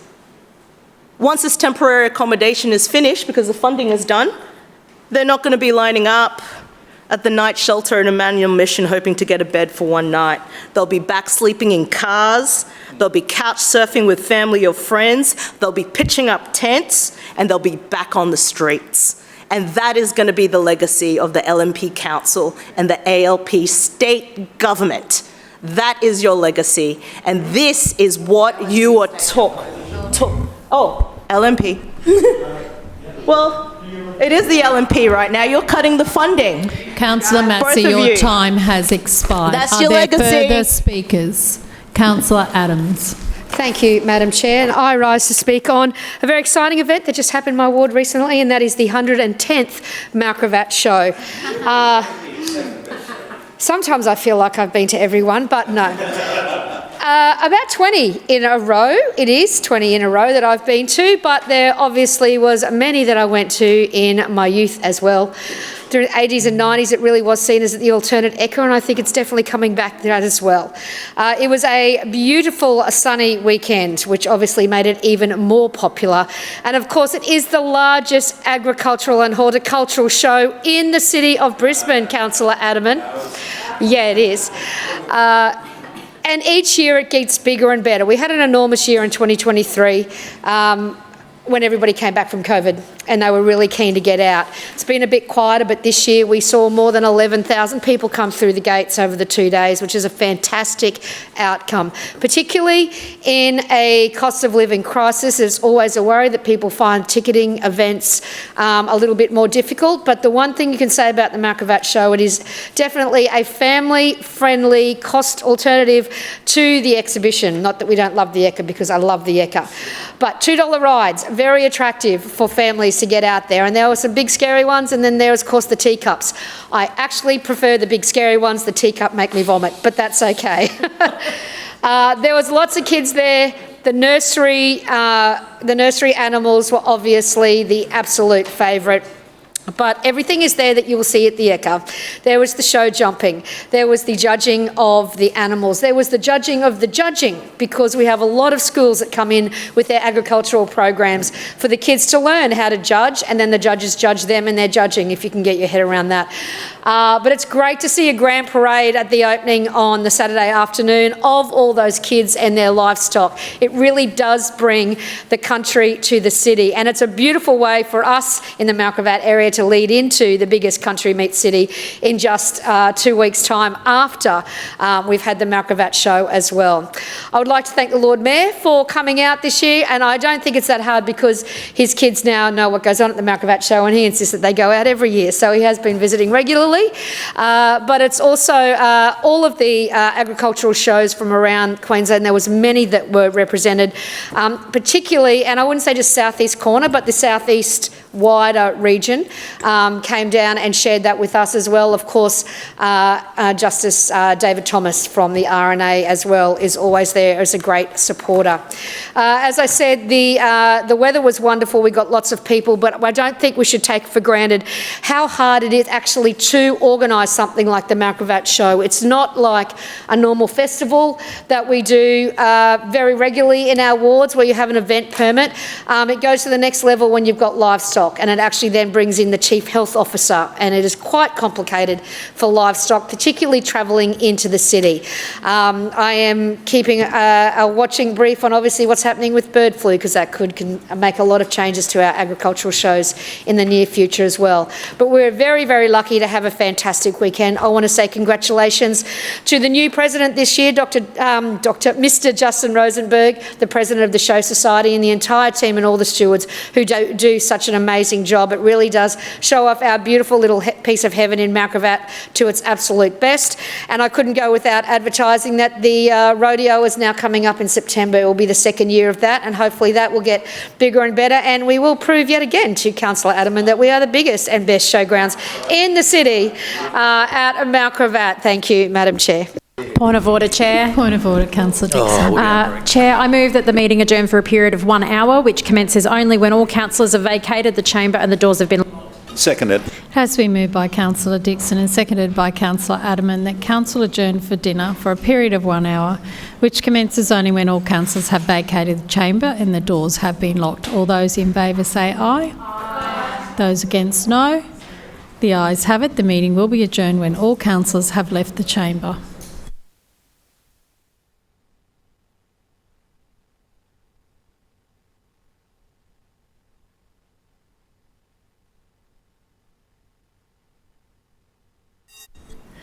Further speakers? Councillor?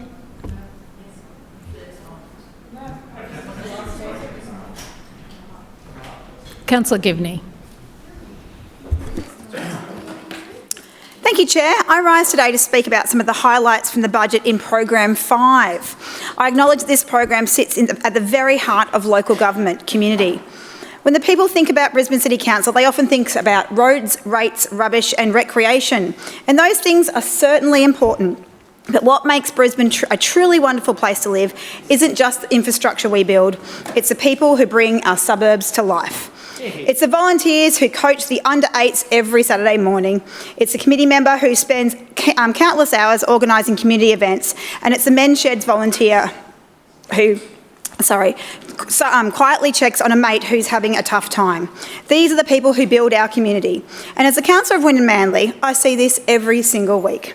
That is why I believe in supporting community organisations is some of the most important work we do as council. Across my ward, the 26-27 budget will see investments that will strengthen local clubs for many years to come. The Wynnum Manly Junior Rugby League Football Club, the Seagulls Juniors, will receive new female change rooms, additional player facilities and a referee room. It is another step towards ensuring sporting facilities reflect the incredible growth in girls' and women's sport. The Wynnum District Rugby Union Club will improve accessibility through a new pathway from their car park to the clubhouse, making it easier for players, volunteers and visitors alike to get to the club easily. Plus, they will also receive additional funding for change room facilities, delivered through a partnership with Brisbane City Council and the Australian and Queensland governments. Our Wynnum Vikings Australian Rules Football Club will benefit from upgraded LED lighting,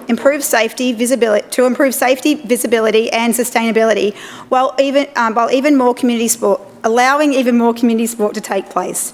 The Vikings will also receive significant field remediation works thanks to a funding partnership between Brisbane City Council and the Australian and Queensland governments. These projects are all about people. They're giving young girls the same opportunities as young boys. They're making clubs more welcoming for older residents and those living with a disability. And they're about supporting our volunteers who dedicate thousands of hours each year so everybody can enjoy community sport. Our Wynnum Manly District Men's Club will receive an additional shed, creating more space for members to connect, build friendships and look after each other. This project is also thanks to a funding partnership between the Brisbane City Council and the Australian and Queensland governments. Beyond the Wynnum Manly ward, I also want to acknowledge initiatives that are helping strengthen communities right across our city. The expansion of the Move Well Brisbane program means thousands more opportunities for residents to stay active, connected and healthy. These programs are much more than just physical activity. They create friendships, reduce isolation and encourage people to get involved with their local community.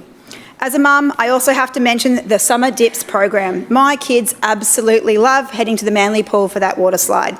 And this is one of those simple initiatives that creates wonderful family moments while making summer activities affordable for the households all across our city. Of course, I need to mention Bayside's festivals that will continue to be supported this financial year. In Wynnum Manly, we're fortunate to host events such as the Bayside Spring Festival, Wynnum Fringe, the Wynnum Manly Jazz Festival, the Manly Harbour Christmas Lights, the Wynnum Halloween Parade, and the Baywave Youth and Community Festival. These events do so much more than provide entertainment. They are supporting local artists and local businesses. They create local jobs. They celebrate the diversity of our city, and perhaps most importantly, they bring people together. Brisbane's greatest asset has never been its buildings, it's always been its people. I want to sincerely thank Councillor Howard and her team, especially Julie, Simon, Matt, Ryan and the lovely Athena. I know you all have big hearts and are dedicated to making our city even better. Together, all these projects and events help make Brisbane not just a successful city, but a welcoming, connected and caring one. Thank you. Further speakers. Councillor Strong. Thank you, Chair. Listen, I rise to speak on a couple of items tonight here. One is a sadness, and the other one is a celebration that will happen early next year. Anyways, the first is last Saturday we, the community, the Vietnamese community, and others came together to celebrate the passing of Phuong Nhu Yen, and that's the way she wanted it too. She wanted to celebrate her life. She didn't want to mourn her life, right? And that's just the lady she was. It was the biggest memorial that I'd ever been to at the Centenary Gardens, which honestly is pretty flat out, holding more than about 100 people within the chapel. There were 300. And it just shows you how much respect and admiration that the Vietnamese community and other groups as well had for Phuong. We knew that she was not long for this world a couple of months ago, but the doctors told her that she had a week to live, and she lived another 64 days. So an amazing lady in so many ways. The Vietnamese community itself, there's so many community groups that have actually benefited from her leadership and guidance over the years.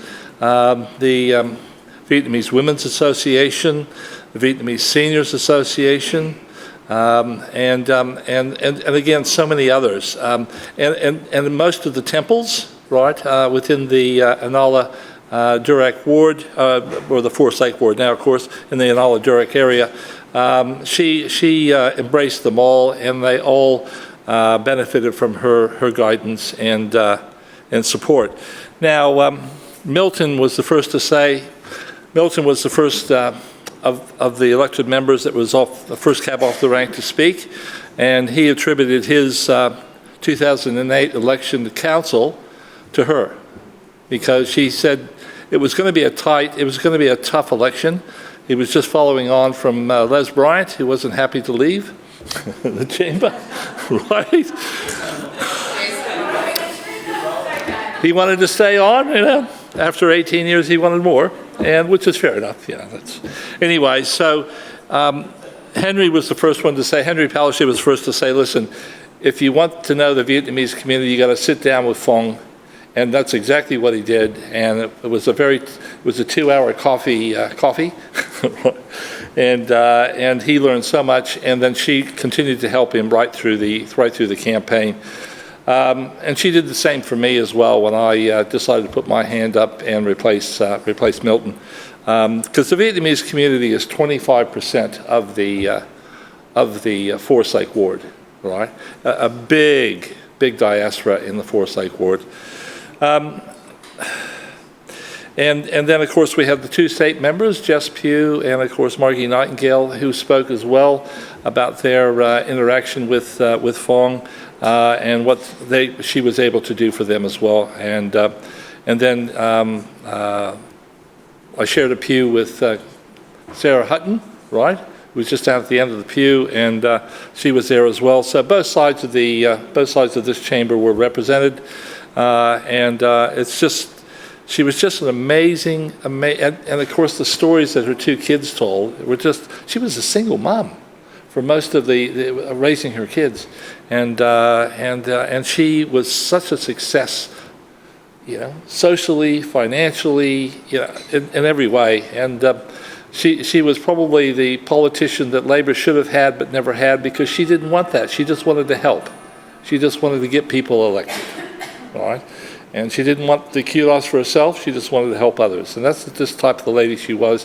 And we're just so blessed to have been able to come together in a huge crowd of at least 300 on Saturday to celebrate her life. And I'll always remember, especially every Moon Festival, Children's Festival, and Tet Festival, because she dressed me. She dressed me in my yaya. She got me 2 of those. She went over to Vietnam just to have them specially made. It was just amazing. Just an amazing person. It's one of those people, those special people in your life that you'll always remember for all sorts of reasons. But she was just generous. Councillor Strunk, your time has expired. Thank you. Further speakers. Councillor Marks. Yes, thank you, Madam Chair. I was surprised to speak very briefly on the Ladybird Foundation and ALGA, the annual convention that I attended in June, July this year when budget's on. And as was mentioned, it is held every year during the budget. So unfortunately, I did miss this year's budget. And I can tell you by any stretch of the imagination, it's not a junket. It's a lot of hard work. There's meetings, there's motions. There's well over 200 motions that were discussed and talked about. I also just want to clarify the record, and correct me if I'm wrong, Madam Chair, but I feel like the Leader of the Opposition mentioned that at the Labor convention that they had decided that they were going to be, the federal government were going to be making sure the financial assistance grants were in line with the CPI raises. My apologies. I just felt like that was something that I'm happy to be corrected, that the Leader of the Opposition said that there was a decision was made at the ALP union convention that they went to.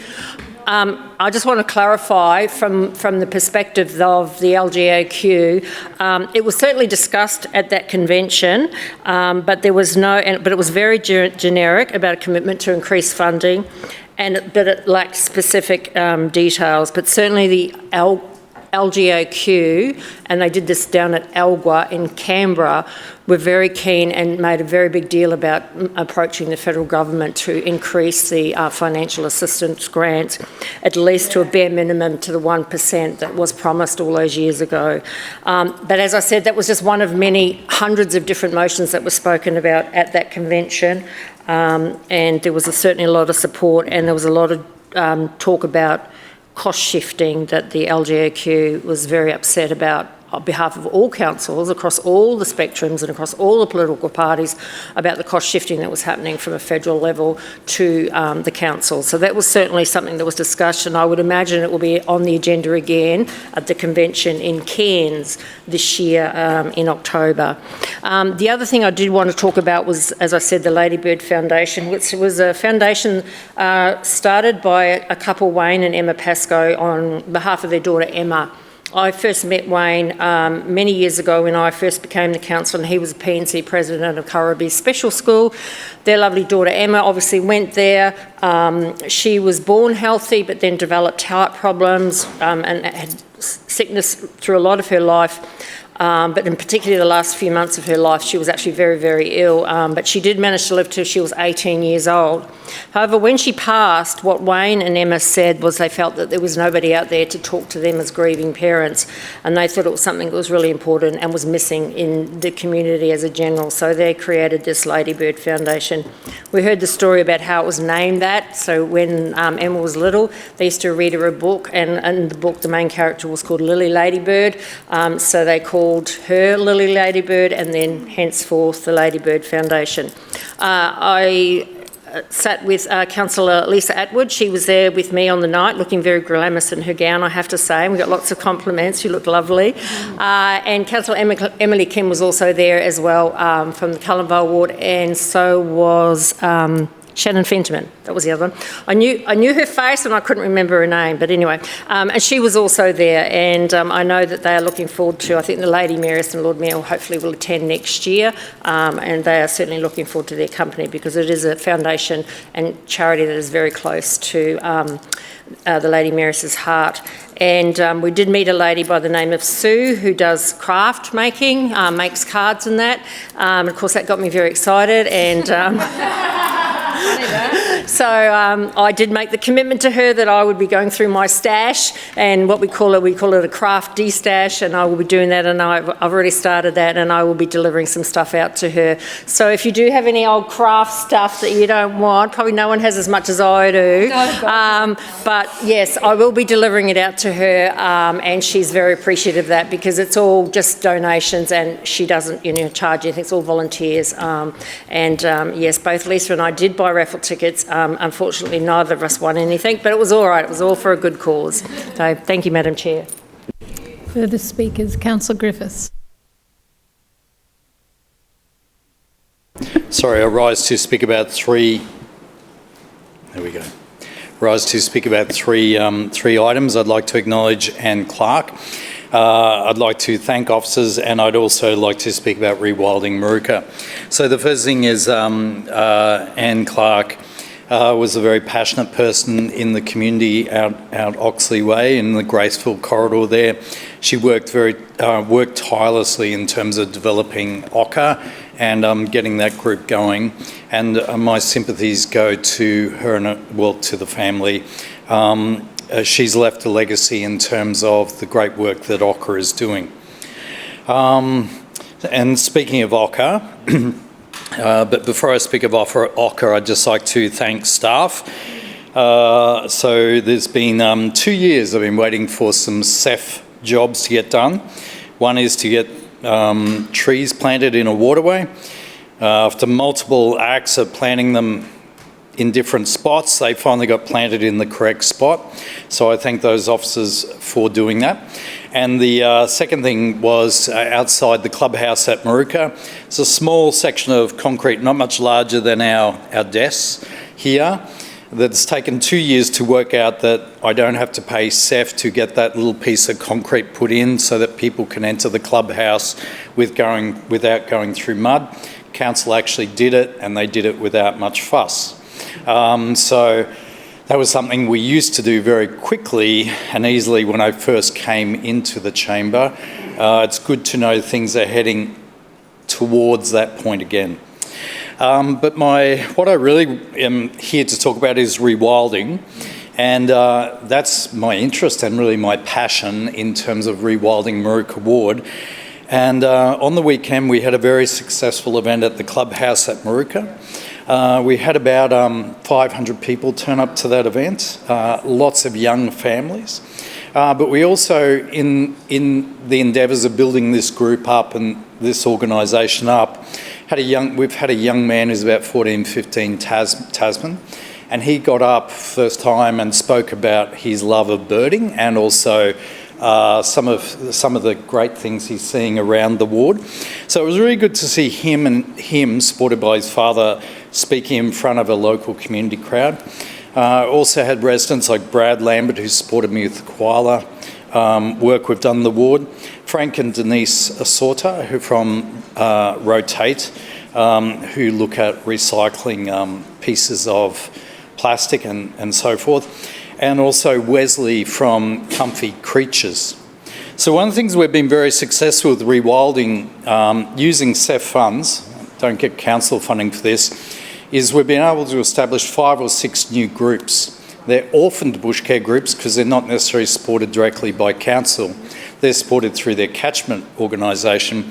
So we're being very successful in getting, 50 or 60 new people to turn up to each event. And what we've done now is engaged a gentleman called Wesley from Comfy Creatures, who we're going to look at purchasing a number of possum boxes from, or fauna boxes from. They're not the council fauna boxes, so they're not worth $5,000 each, thank God. But these fauna boxes are quite amazing because they have all the technology in them. And the technology can actually mean that people can engage with their phones to look up into the fauna boxes and also turn the light on to see what creatures are in there. And it also means the data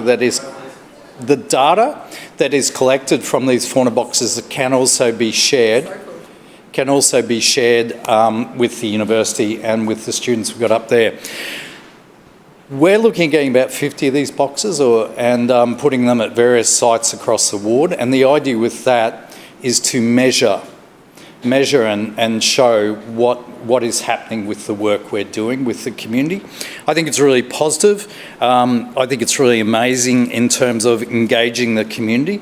And certainly I'm finding that the schools and multicultural groups all over my area are really interested in this project. Thank you, Madam Chair. Further speakers? Councillor Collier.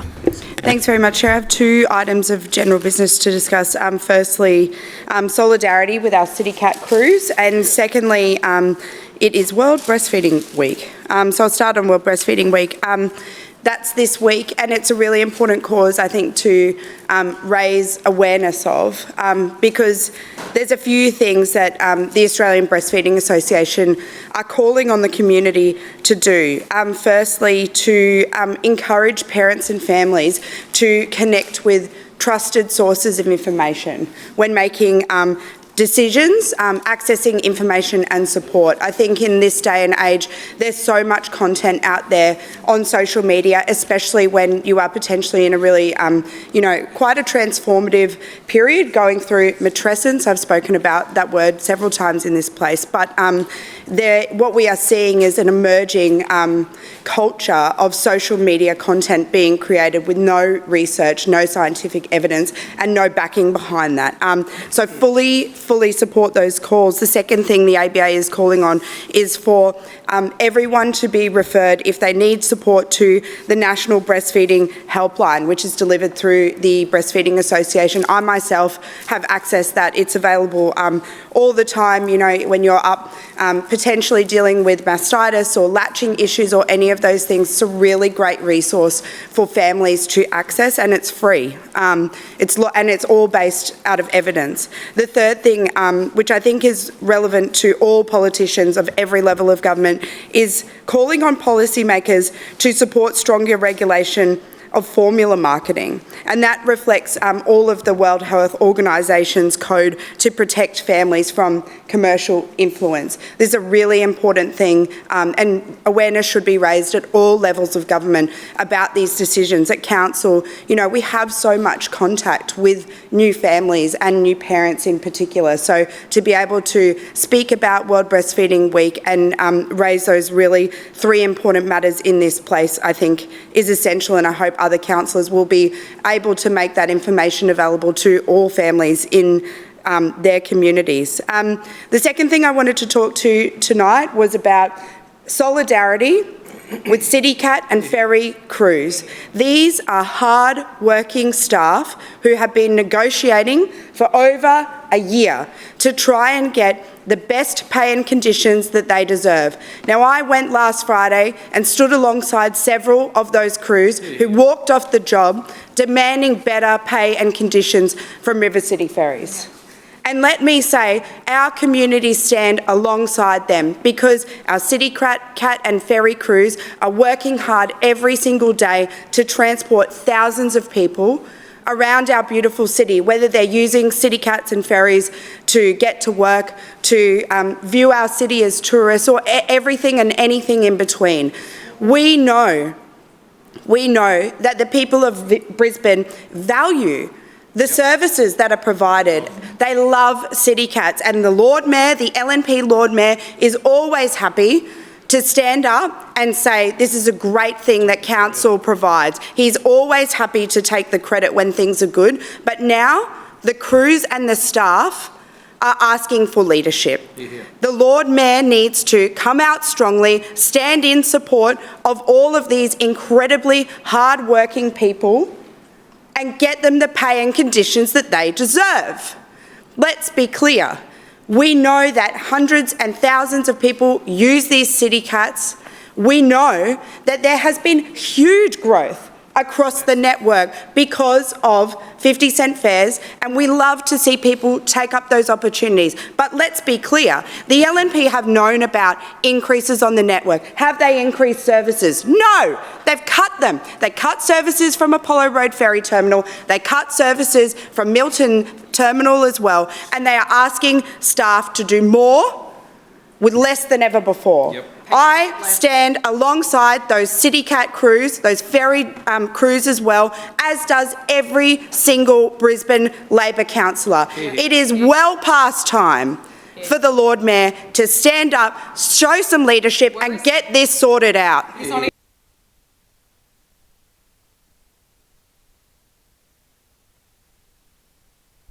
Further speakers. Councillor Hutton. Thank you, Madam Chair. I rise to speak about a very big celebration that happened in my ward over the weekend, and that was the 40th anniversary of our Vietnamese Grace Church in Inala. Now, Madam Chair, you might notice I have a lovely gold pin here that commemorates the 40th anniversary, and wasn't it one hell of a weekend? We celebrated Friday, Saturday and Sunday the 40 years of service this incredible community has done for not just our city, but across the globe. So it initially started back in 1986 with Reverend Stuart Bradley. He is actually a Vietnam veteran, and he started the community, and they started with merely 30 people in the congregation. It then moved to Reverend Trin Pham and is now in the strong leadership of Pastor Hua. Now that community has gone from those 30 to 350 people every weekend, going there to obviously build their faith and the community in Inala. It was a true honour to be there on Saturday and on Sunday, and alongside obviously many of the local representatives as well as very many members from Queensland Baptist. They have such a multicultural community. It is not just our Vietnamese community, but the wonderful community across our Queensland Baptist are from everywhere, from Africa, from Papua New Guinea, from all over the globe, and it was such a great multicultural celebration of our wonderful Vietnamese Grace Church. Now, this is a pretty unique congregation. They don't just serve their local community, they actually have an entire community across the eastern coast. So from Brisbane right through to Cairns, they have got small groups and small communities that come together and connect and watch Mass on Facebook. And they also have a community back in Vietnam as well who watch every Sunday from Facebook. Now, this doesn't happen by accident. They have an incredible leader in Pastor Hua. She also has a very strong female leadership cohort, DM and Narelle, who the three of them are absolute powerhouses in driving this community to not just serve themselves, but to serve all of the globe. Now, they actually do a great job of supporting international aid as well. So back in Vietnam, they support a lot of disability charities as well as rehabilitation. And they are very, very passionate about that because they see the value and the support that they give and the building of the foundations of their faith as such a rewarding experience.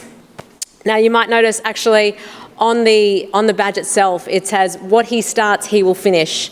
And Madam Chair, I'm very confident that under the leadership of Pastor Hua and these three amazing women, that we will continue to see great things come from this community. It was their ruby anniversary, and if you were married, you'd be getting some rubies. There are many rubies in that community, and I really want to say a huge thank you to the entire community, not just the current leadership, but the leaderships that have gone before us, because that has built the strength of that community.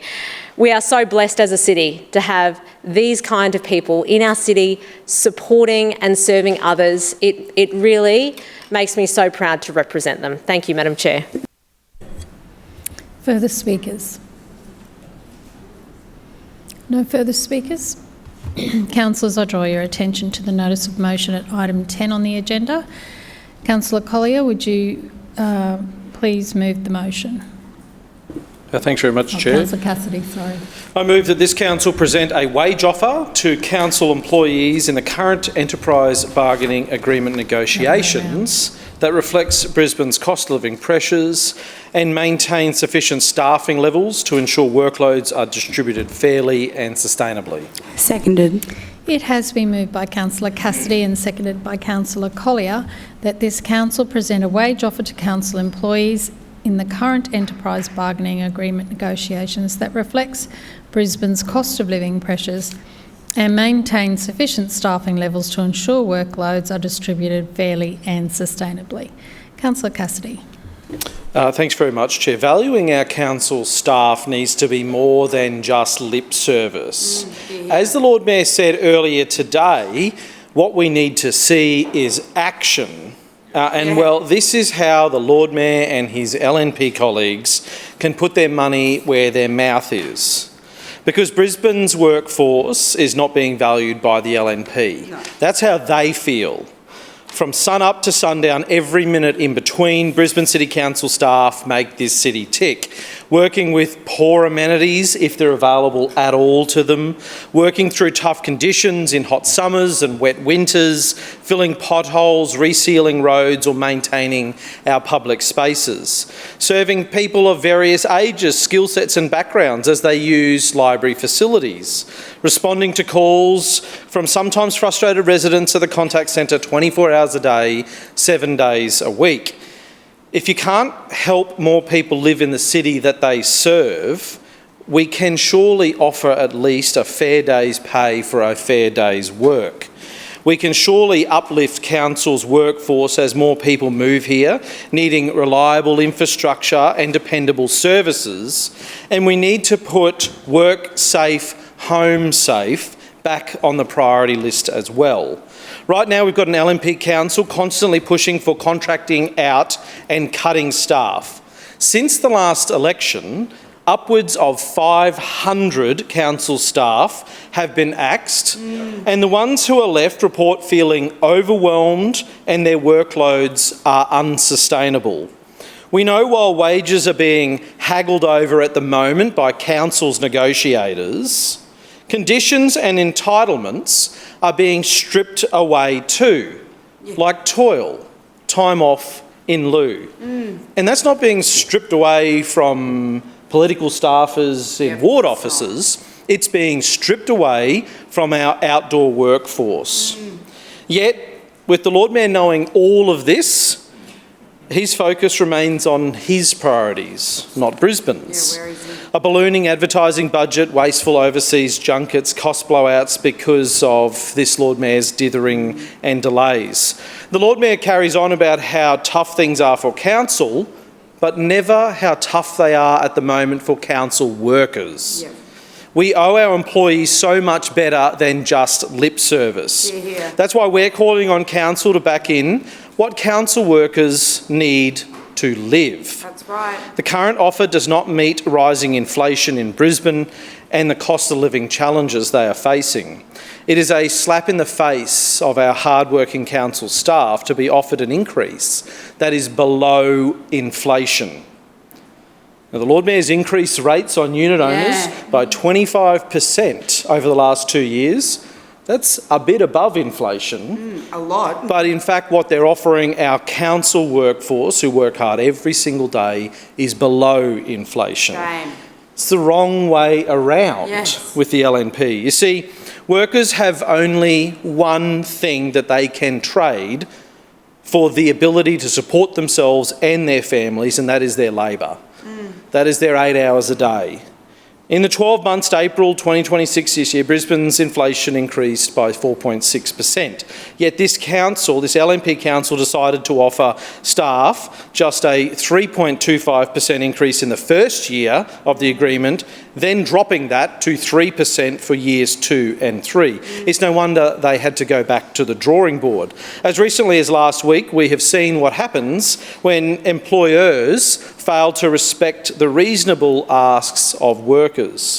Workers use their last resort, industrial action, to ensure that employers, council, understand how serious they are, and to remind employers that a service can't be delivered without its workforce. So we should put this in plain terms, I guess, that the LNP might actually understand. It'll be bad publicity for them, because that's all they seem to care about. That's their motivation. During industrial action, most residents will stand on the side of workers because they too know what it's like to be overworked and underpaid and undervalued. That's right. Is it any wonder that union membership is on the rise around Australia these days? It is. It's all hands on deck as we build a Brisbane that we can all look forward to, ready for 2032 and beyond. We should be respecting the cost of living challenges our workforce is going through and delivering a deal that our hard-working employees deserve. Further speakers, Councillor Aderman. Yeah, thank you, Chair. The Schrinner Council is committed to keeping Brisbane moving, and to do that we need the support of a strong and dedicated council workforce. Bargaining for our next certified agreement has commenced, and this is a really important process. The pay offer put to the unions is higher than inflation. This offer is fair and reasonable, and importantly, it strikes a balance between keeping costs down and keeping Brisbane moving. Our bargaining approach has been to strike a balance between continuing to provide competitive employment conditions while ensuring council remains financially responsible and keeps costs down for residents. As we have always said, we are committed to job security through no forced redundancies while ensuring the council organisation is agile and can respond to changing needs. This is a live process and one which the unions and council industrial relations team are best placed to manage through good faith bargaining process.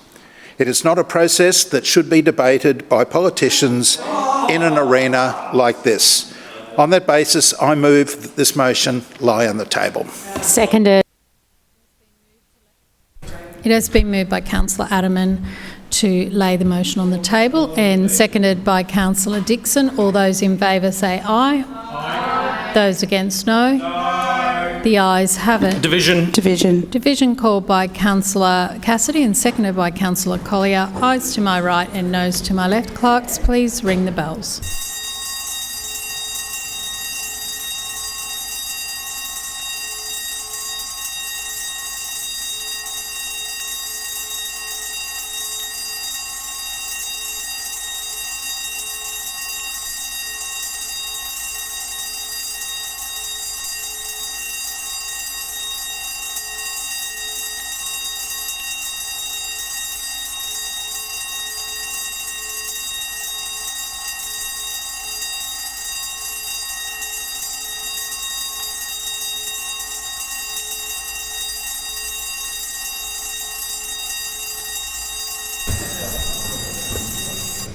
Clerks, please read the results. Madam Chair, the ayes have it, the voting being 15 in favour and 7 against. That is carried. Thank you, councillors, and that now ends tonight's meeting.